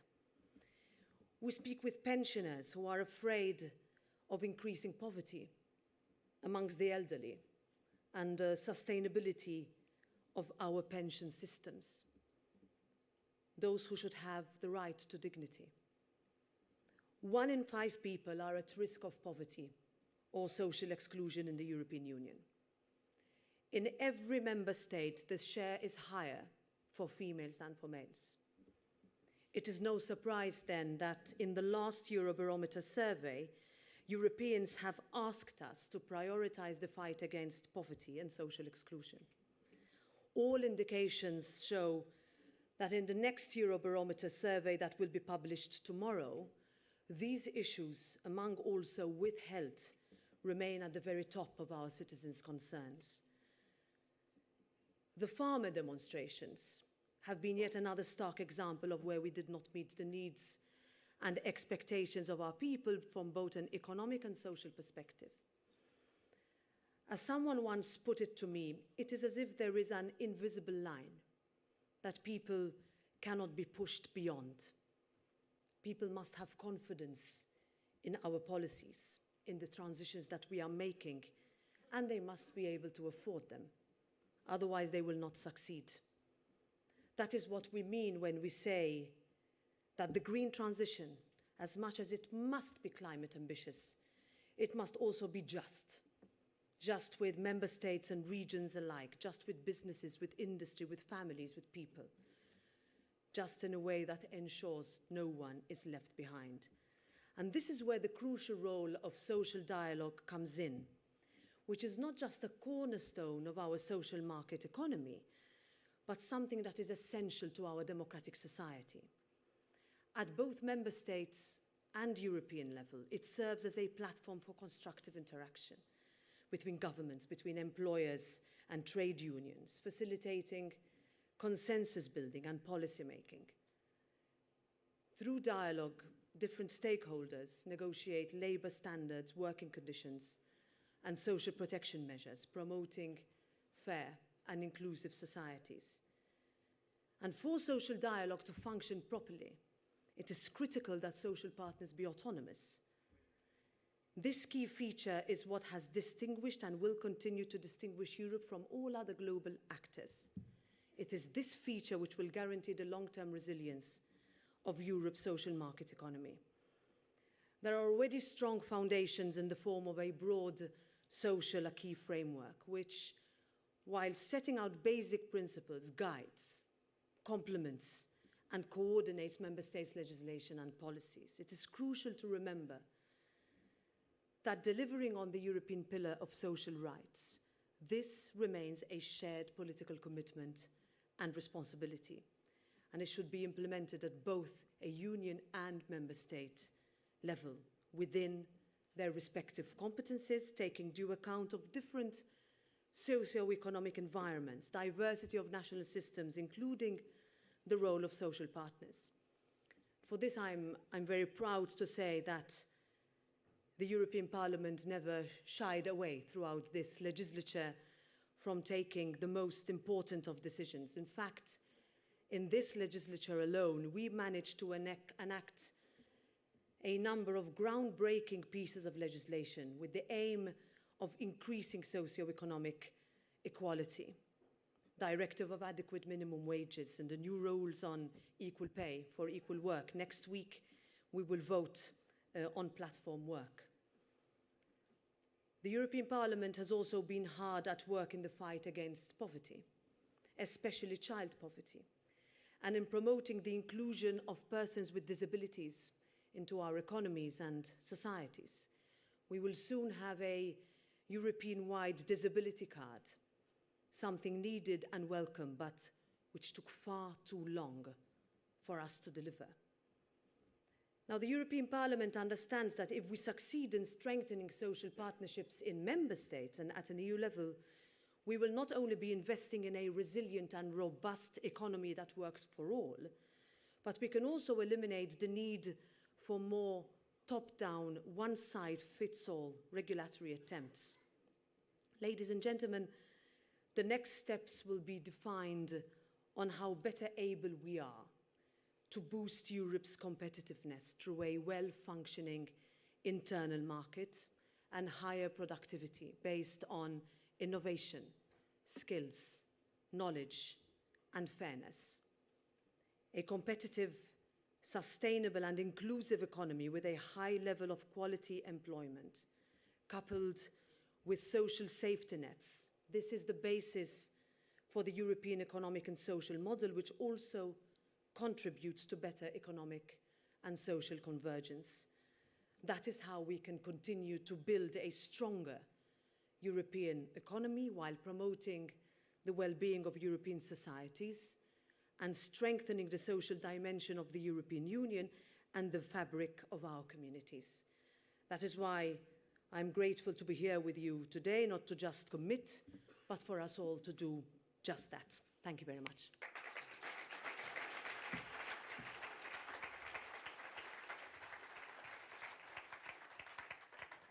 Well, thank you, Madam President, for underlining the role of the European Parliament in helping to shape the EU's social agenda, something I'm sure those here are very aware of, but also for recalling some of the sobering concerns of citizens, which underlines why we very much need the declaration that we are going to see signed in just a moment. However, we cannot get the party started without the host, so we're going to take a few minutes break. Prime Minister De Croo has landed and is rapidly en route, so we will take 5 to 10 minutes to allow him to come in, and then we will begin with the signatures.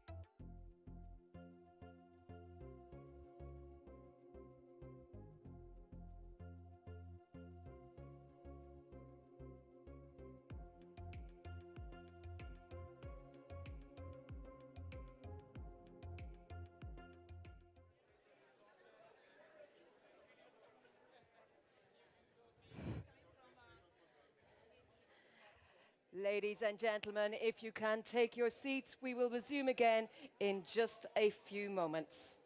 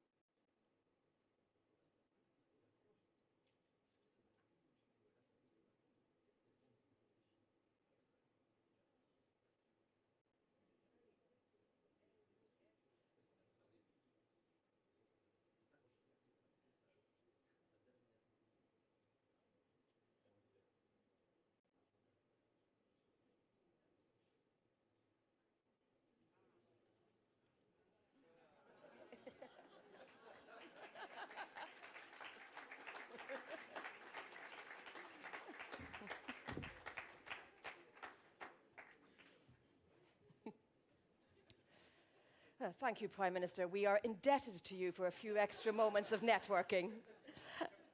But as we said, we can now get the party started and the official signing of the La Hulpe Declaration. There have been extensive negotiations to get us to this point, and of course there are still challenges ahead. But nonetheless, it is an important milestone to deliver a Europe that cares, prepares, and protects, something we've heard a lot over the recent days. So, we have the signatory document standing here, so I will call up individually the signatories to sign and then to take their place for the family photograph. So, with that, I will invite our first signatory, the Social Platform President, Heather Roy, please.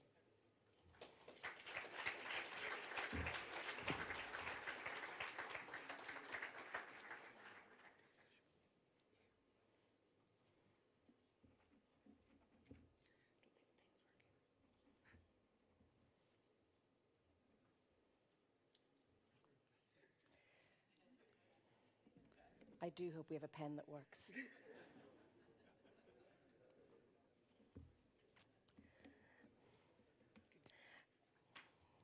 Thank you.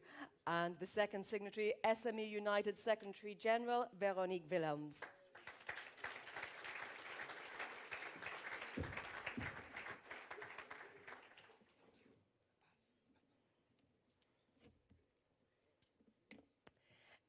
SGI Europe Secretary General, Valeria Ronziti.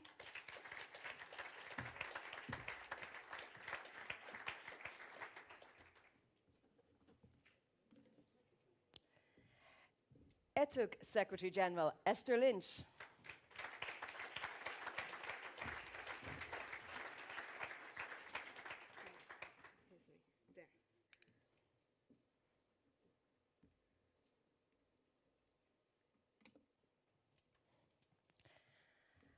And on home turf now, Deputy Prime Minister of Social Affairs and Health in Belgium, Frank van den Broek.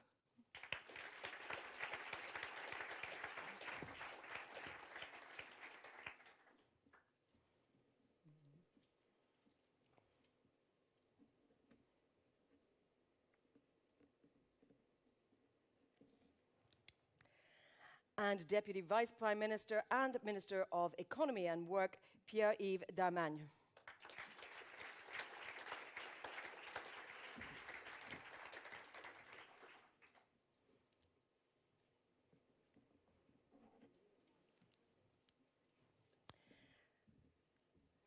Next, we welcome Oliver Röpke, President of the European Economic and Social Committee.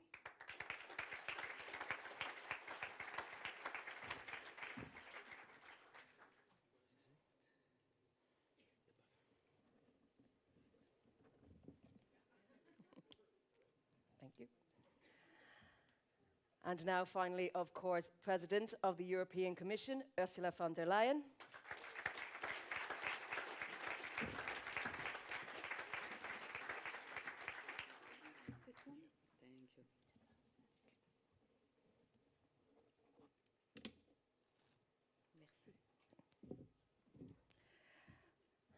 Roberta Metsola, President of the European Parliament.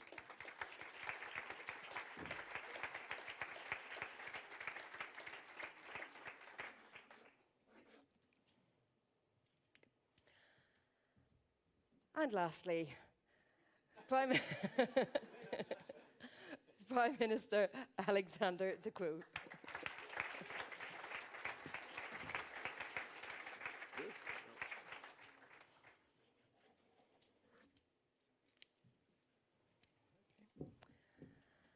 And perhaps another cheering round of applause while we take the photograph. Congratulations.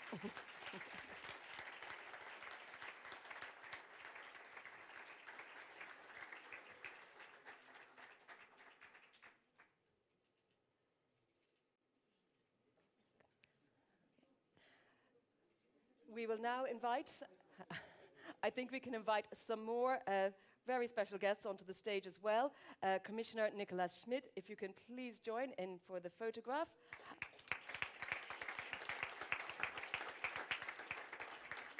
Along with the Chair of the European Parliament Employment Committee, Dragoș Pislaru.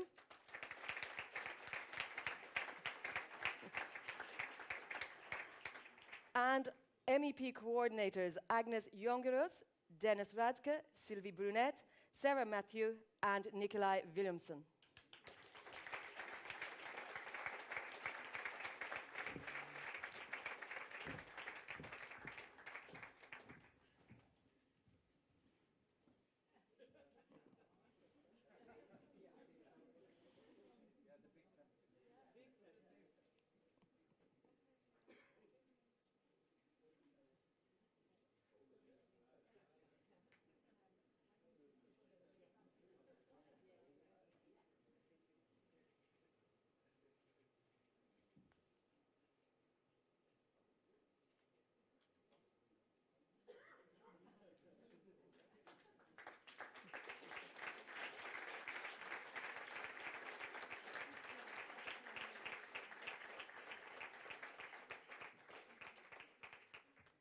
So, ladies and gentlemen, thank you all. I think if our photographers are finished, we can clear the stage and hand the floor over for a final closing speech to Prime Minister of Belgium, Alexander De Croo.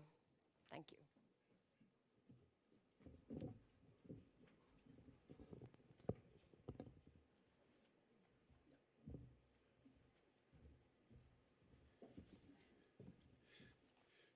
Good afternoon. It feels a bit like the last of the last speech. After the picture has been taken, after all the selfies have been taken. But really, first of all, thank you again for a bit of patience in letting me come from the airport.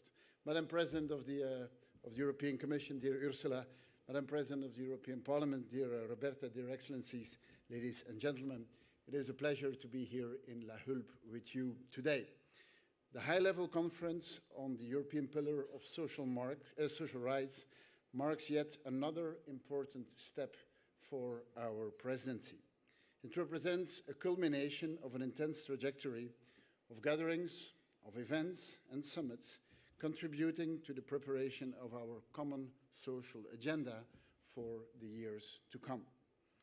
As we draw these 2 days' discussions to a close, I stand before you with a strong sense of appreciation for the commitment of all of you, the collaboration to the shared cause of advancing our unique social market economy here in Europe. Belgium has always prioritized social cohesion and inclusivity, and this commitment has been at the forefront of our presidency. In January, the President of the European Commission convened social partners at the Social Partners Summit in Val d'Uchaise to renew our commitment to strengthen social dialogue at European Union level and to join forces in addressing the key challenges our economies and labor markets are facing. Last month, the tripartite social summit was organized to discuss concrete actions to create an economically and socially strong Europe.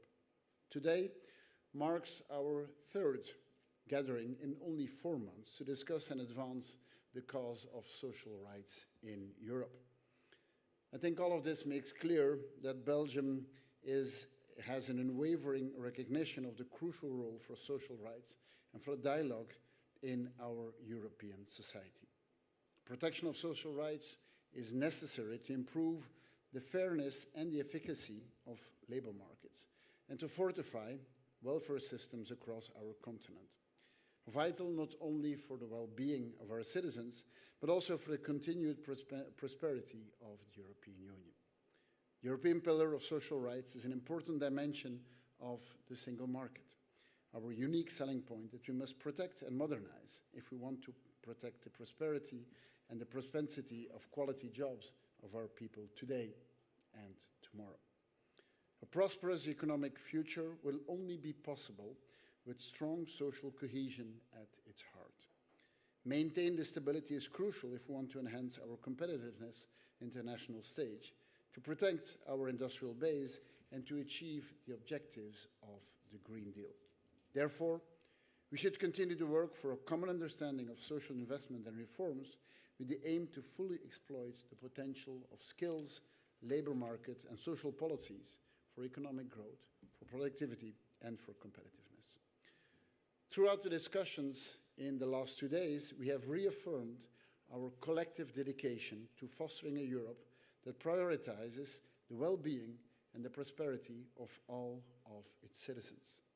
The European Pillar of Social Rights serves as a central pillar in this vision, embodying our shared values of fairness, of equality, and of solidarity.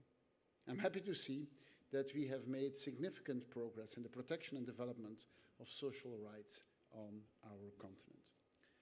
But a lot of work remains. As we reflect on the progress that we have made, we must also acknowledge the challenges that lie ahead. The COVID-19 pandemic has laid bare the existing challenges and the inequalities within our societies, underscoring the need for concerted action also here in Europe. It is incumbent upon us, as leaders and policymakers, to double our efforts in building a more resilient, a more inclusive, and a sustainable future for Europe.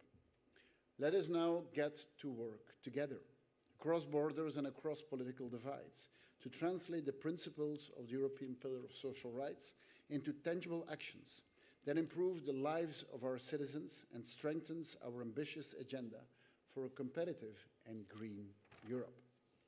Lastly, before we close, I would like to have a word of appreciation for our Minister of Health, Frank van den Broeke, and for the Minister of Economy and Labour, Pierre-Yves Dermagne, for their relentless efforts to making this high-level conference a success. Relentless efforts they have also had within my own government, of course, and I'm now happy that I can share the wealth with all of you. It represents a central part of an ambitious socio-economic agenda for Europe, of which the Belgian presidency actively wants to contribute, and it is with a great sense of pride that this dimension, which was at the core of our presidency, is now bringing results. I thank you for your attention, and I hope you spend a good time here and in Brussels. Thank you.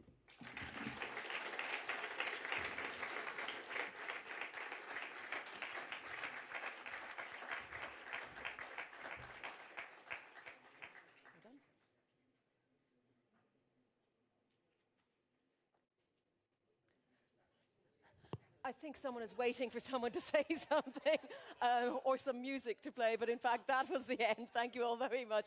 Thank you very much, Minister.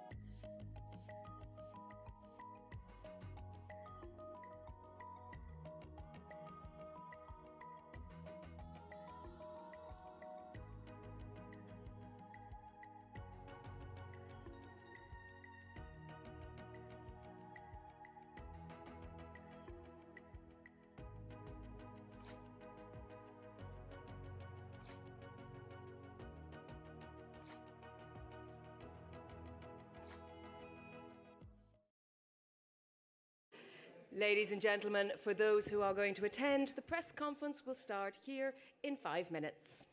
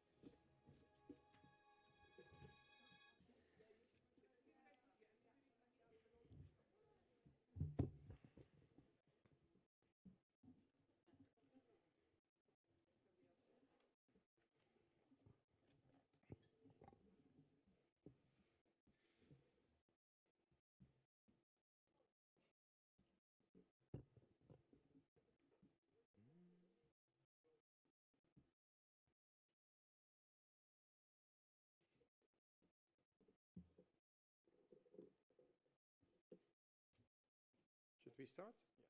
Yeah. Okay, I guess we can start. Welcome at this final press conference in which we can repeat a lot of what has been said. We try to be short, but we can also answer any questions. Let me maybe first look back a little bit. I think when in 2017 the then Juncker Commission came up with this idea of a European Pillar of Social Rights, many people were kind of skeptic. And I should admit, confess that I too was a little bit skeptic. You had this nice list of 20 principles. And the question would be, is there a real impact? Looking back, I think we can say that Juncker and the Juncker Commission had it right. These 20 principles did have an important impact. There was a really important spin-off in terms of legislative initiatives, policy initiatives, focus on a number of important social themes. I will not repeat all the results that came out of that initiative.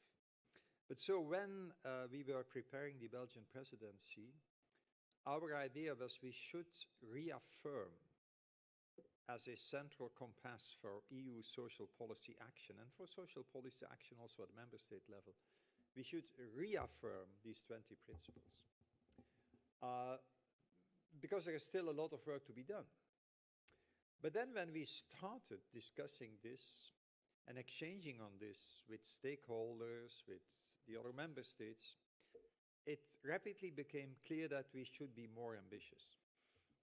That we had not only to reaffirm the pillar and these 20 principles, but also start the thinking about the next commissions, the next parliaments, the next council's social agenda.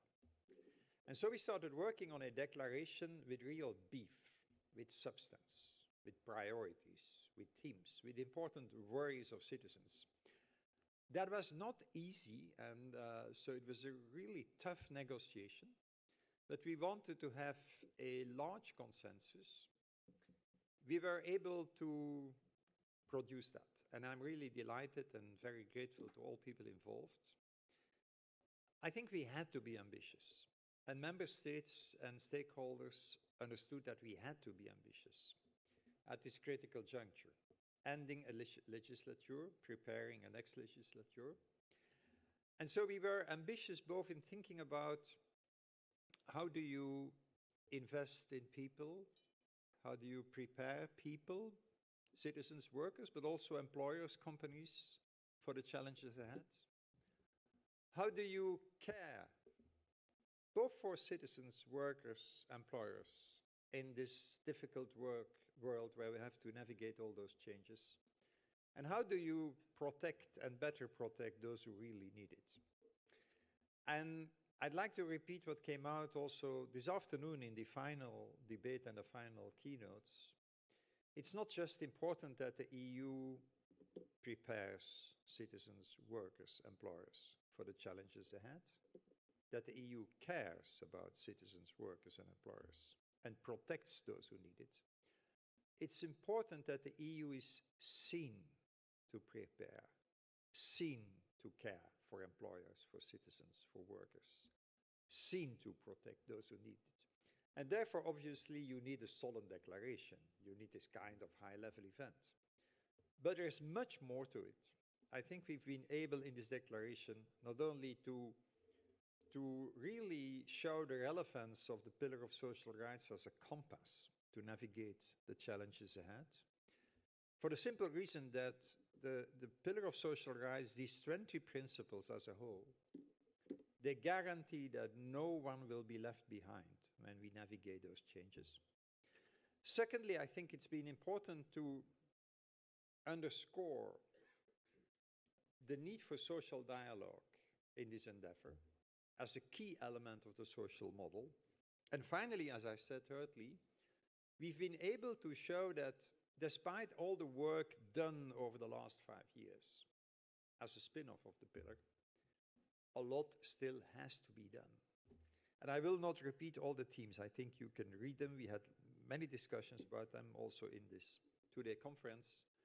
But I think, is it about AI, telework, mental health at work, working conditions, you name it, skills, training, you name it. There's a lot of work still to be done. And I think that is very well outlined in the declaration. So I would like to look to the future, in one sense, confident that there is a large consensus about this, but also very much aware that this is work to be done. Now, what should come is delivery over the next 5 years. Thank you. Thank you, Frank. I won't add anything that, to what has been said by Frank. I just want to take this opportunity to really thank all of those who've been involved in the process within the European Parliament.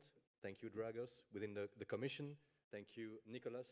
And also a big thank to all the members of our team. And I would like also to personally, warmly thank Frank for all the work he's been doing, and especially in the last mile of the negotiation till the last minute yesterday evening. So thank you very much, Frank, for what you did. Thank you.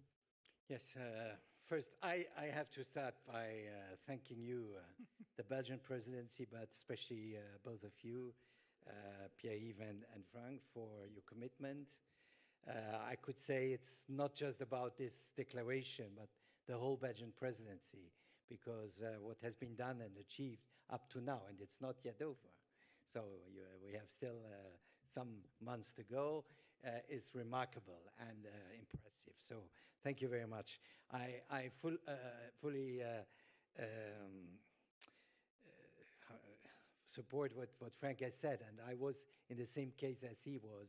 I was a bit skeptical about the pillar, also believing that principles or declaration, but finally it creates a momentum, it creates a real dynamic. It was also not so long after the major crisis we had experienced, where really we understood that Europe was about to divide, our societies started to divide. So I think this gave a new momentum, and this led us to Porto with the action plan, because the principles are good, but you have to find the right way how to put them into action. I think the Porto action plan was a very important moment, a milestone in this evolution, also in the way how we build social Europe. And now I think there's a new moment, it's a new momentum. And I think it's absolutely important to create or to maintain this momentum through this La Hulpe declaration, but also the whole exchanges we had, which shows that there is a strong awareness that we cannot go on in Europe without working on the social dimension. I think this is something everybody feels. If we want really to assure that our societies are more cohesive, that we are able to face the enormous challenges which are ahead of us, not only the security challenge, the transitions, the aging problem, all this comes together at the same time. I think that that's why we have to integrate the social dimension in our policies, and the social dimension makes Europe strong at the end, makes our society stronger, makes our society also ready to face the challenges. So I thank you very much for this declaration. This is important also for the strategic agenda. I think this is a really important contribution. And now we look ahead after the election, the new legislature which will start. We can already take some kind of acquis which has been built here, and hopefully we will be able to maintain the dynamic for social Europe and continue, because it's never over, because the problems are changing, our societies are changing, technology is extremely rapidly evolving. So I think we have also to follow this acceleration we see. So thank you very much. Now, I'm sorry because I have to go for higher purposes. I cannot stay. So I thank you all for the support and also for the big interest. Thank you very much. Thank you, Nicolas. Bye-bye. Bon amusement. Have fun. Merci. On behalf of the European Parliament, I would just want to say that the journey to La Hulpe was very important. It was a journey marked by two important principles, by solidarity and cooperation. And we have navigated in this 9th legislature of the European Parliament through a multitude of challenges. If we look at how solidarity and cooperation pull us out of the difficult years marked by the pandemic and by the energy crisis, the way in which we stand fast against the security threat of our borders, and the way in which we put at the center of our activity the purpose of serving our citizens with integrity and steadfast dedication. I am standing here proudly representing the Employment and Social Affairs Committee of the European Parliament, but there are so many other colleagues in all the committees in the European Parliament that stood for the same principles. And we had this overwhelming majority in providing a path ahead and achieving a lot, from contributing to reframing the economic governance framework and strengthening the role of the European Pillar of Social Rights, from adopting the adequate minimum wage directive, platform work, pay transparency. Some of these legislative acts have not entered yet into force. They will enter into force. For instance, minimum wage, the deadline is October this year. So there will be things that will be felt in the citizen's life in the period that is coming. But we are right now after legislature marked again by solidarity and cooperation. And La Hulpe Declaration is setting the scene and showing the right direction for the future of Europe's social agenda. And we do have important challenges ahead. But what is important is to realize what La Hulpe should symbolize after our meeting and signing this solemn declaration. It's about integration, it's about trust, it's about strong ties between all member states, institutions, and stakeholders. And indeed, working together with you, Frank, with you, Pierre-Yves, indeed, we've proven that we have one Team Europe that delivers for the citizens. And the road ahead would be about energy and political will that is needed for setting out a better future for our citizens. And we need to win over the fear, inequalities, and discrimination. We need to bring up about hope, determination, and to dare for a better future. And I'm saying that because we have just about 50 days before the elections of 6th to 9th of June, and it's very, very important to win the minds and hearts of our citizens by explaining that we have a social Europe. We have a model that is designed for a better life of citizens, not leaving anyone behind, and showing that the road ahead is a road of solidarity and cooperation. So on behalf of the European Parliament, I would like to thank again the Belgian presidency for their leadership, Commission for their amazing implementation and guiding us through the process, and all the actors that have been involved, from the social partners, civil society, and all that have contributed to that. I think that right now is indeed a time of acknowledging the legacy of the 9th legislature of the last years, and of course to look with hope at the future for having a better life for our citizens. Thank you very much. Any questions, suggestions, criticism? Yes, please. Hello. This is Valentina Brini from ANSA, Italian News Agency. You just said we can ask any question. So today we heard Mario Draghi talking about the future of Europe, and he said that Europe needs a radical change. He also mentioned and recalled the importance of social partners. So I was wondering, since the elections are approaching, how do you see Draghi in a top job of the European Union? Thanks. Well, I'm not Madame Soleil, so I have no answer to any questions about future jobs.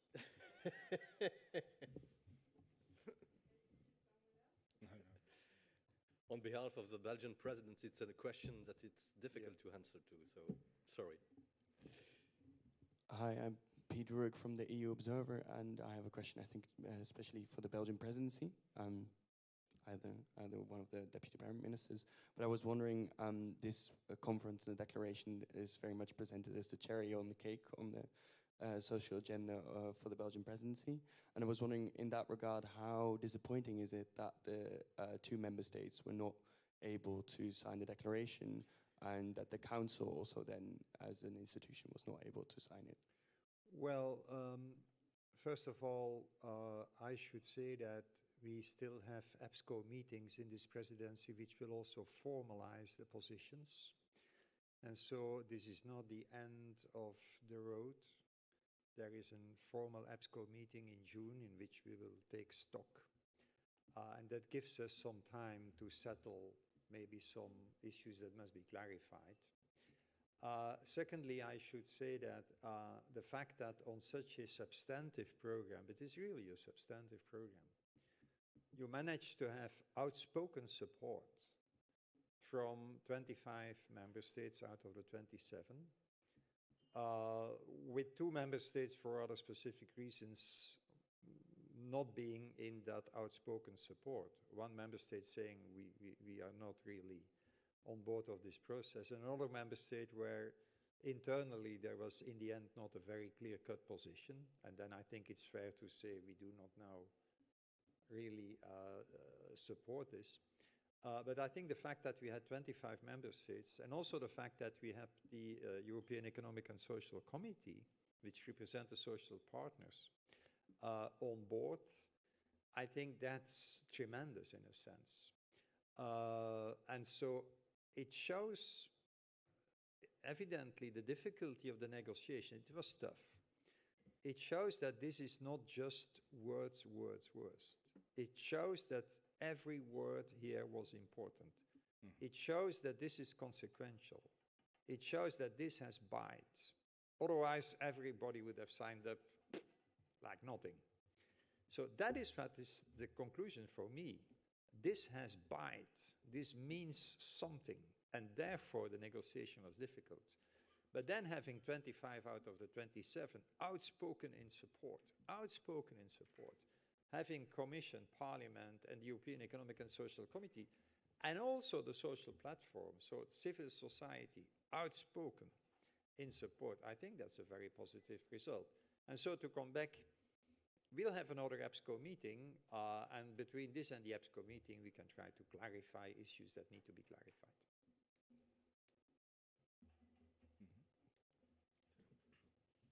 Rani Beck from Brussels and Omegn, a Danish newsletter.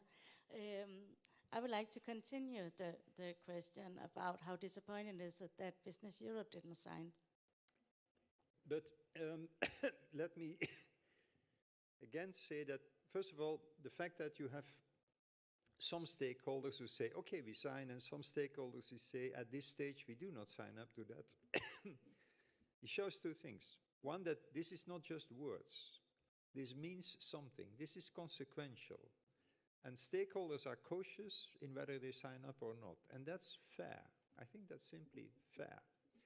Secondly, in the process, we did have very good exchanges with Business Europe and with SME United and with the trade unions.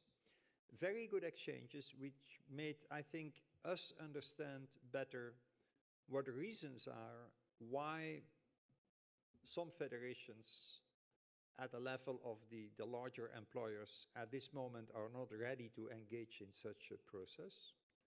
On the other hand, I think Business Europe also appreciated the work done and the kind of exchanges we had. And so I look at the process as having been very valuable. And I think, as has been said by Markus Breyer, that Business Europe remains committed to the social, even when not signing up. But obviously, he should explain this. It's not for me to explain that. I mean, on behalf of the European Parliament, of course, we were slightly disappointed to see that not all the social partners have signed the document. I believe that there is a little bit of a misconception that when it comes to social dialogue, it's about social matters. And there is this potential divide in between talking about competitiveness on one side and about social issues on the other side. And some suggest that might be some tension there. On behalf of the Parliament, I can tell you that there is no such tension, and that we cannot conceive a more competitive Europe without having a fairer Europe that invests in people. And we will not have a future of social policy without having an economy that would be able to finance that. So they go hand in hand, and I wish that in the future we will not see social dialogue as being just the dialogue between social partners, but just the overall image of how can we have a competitive and a fairer Europe at the same time. Otherwise, I just believe that in the next legislature we will be able to do more for that, and the openness of Business Europe seems to be there, and with a little bit more time ahead we can certainly get them on board for delivering on the La Hulpe Declaration and on the future of the European Pillar of Social Rights. Thank you. Thank you very much. Okay, thank you so much.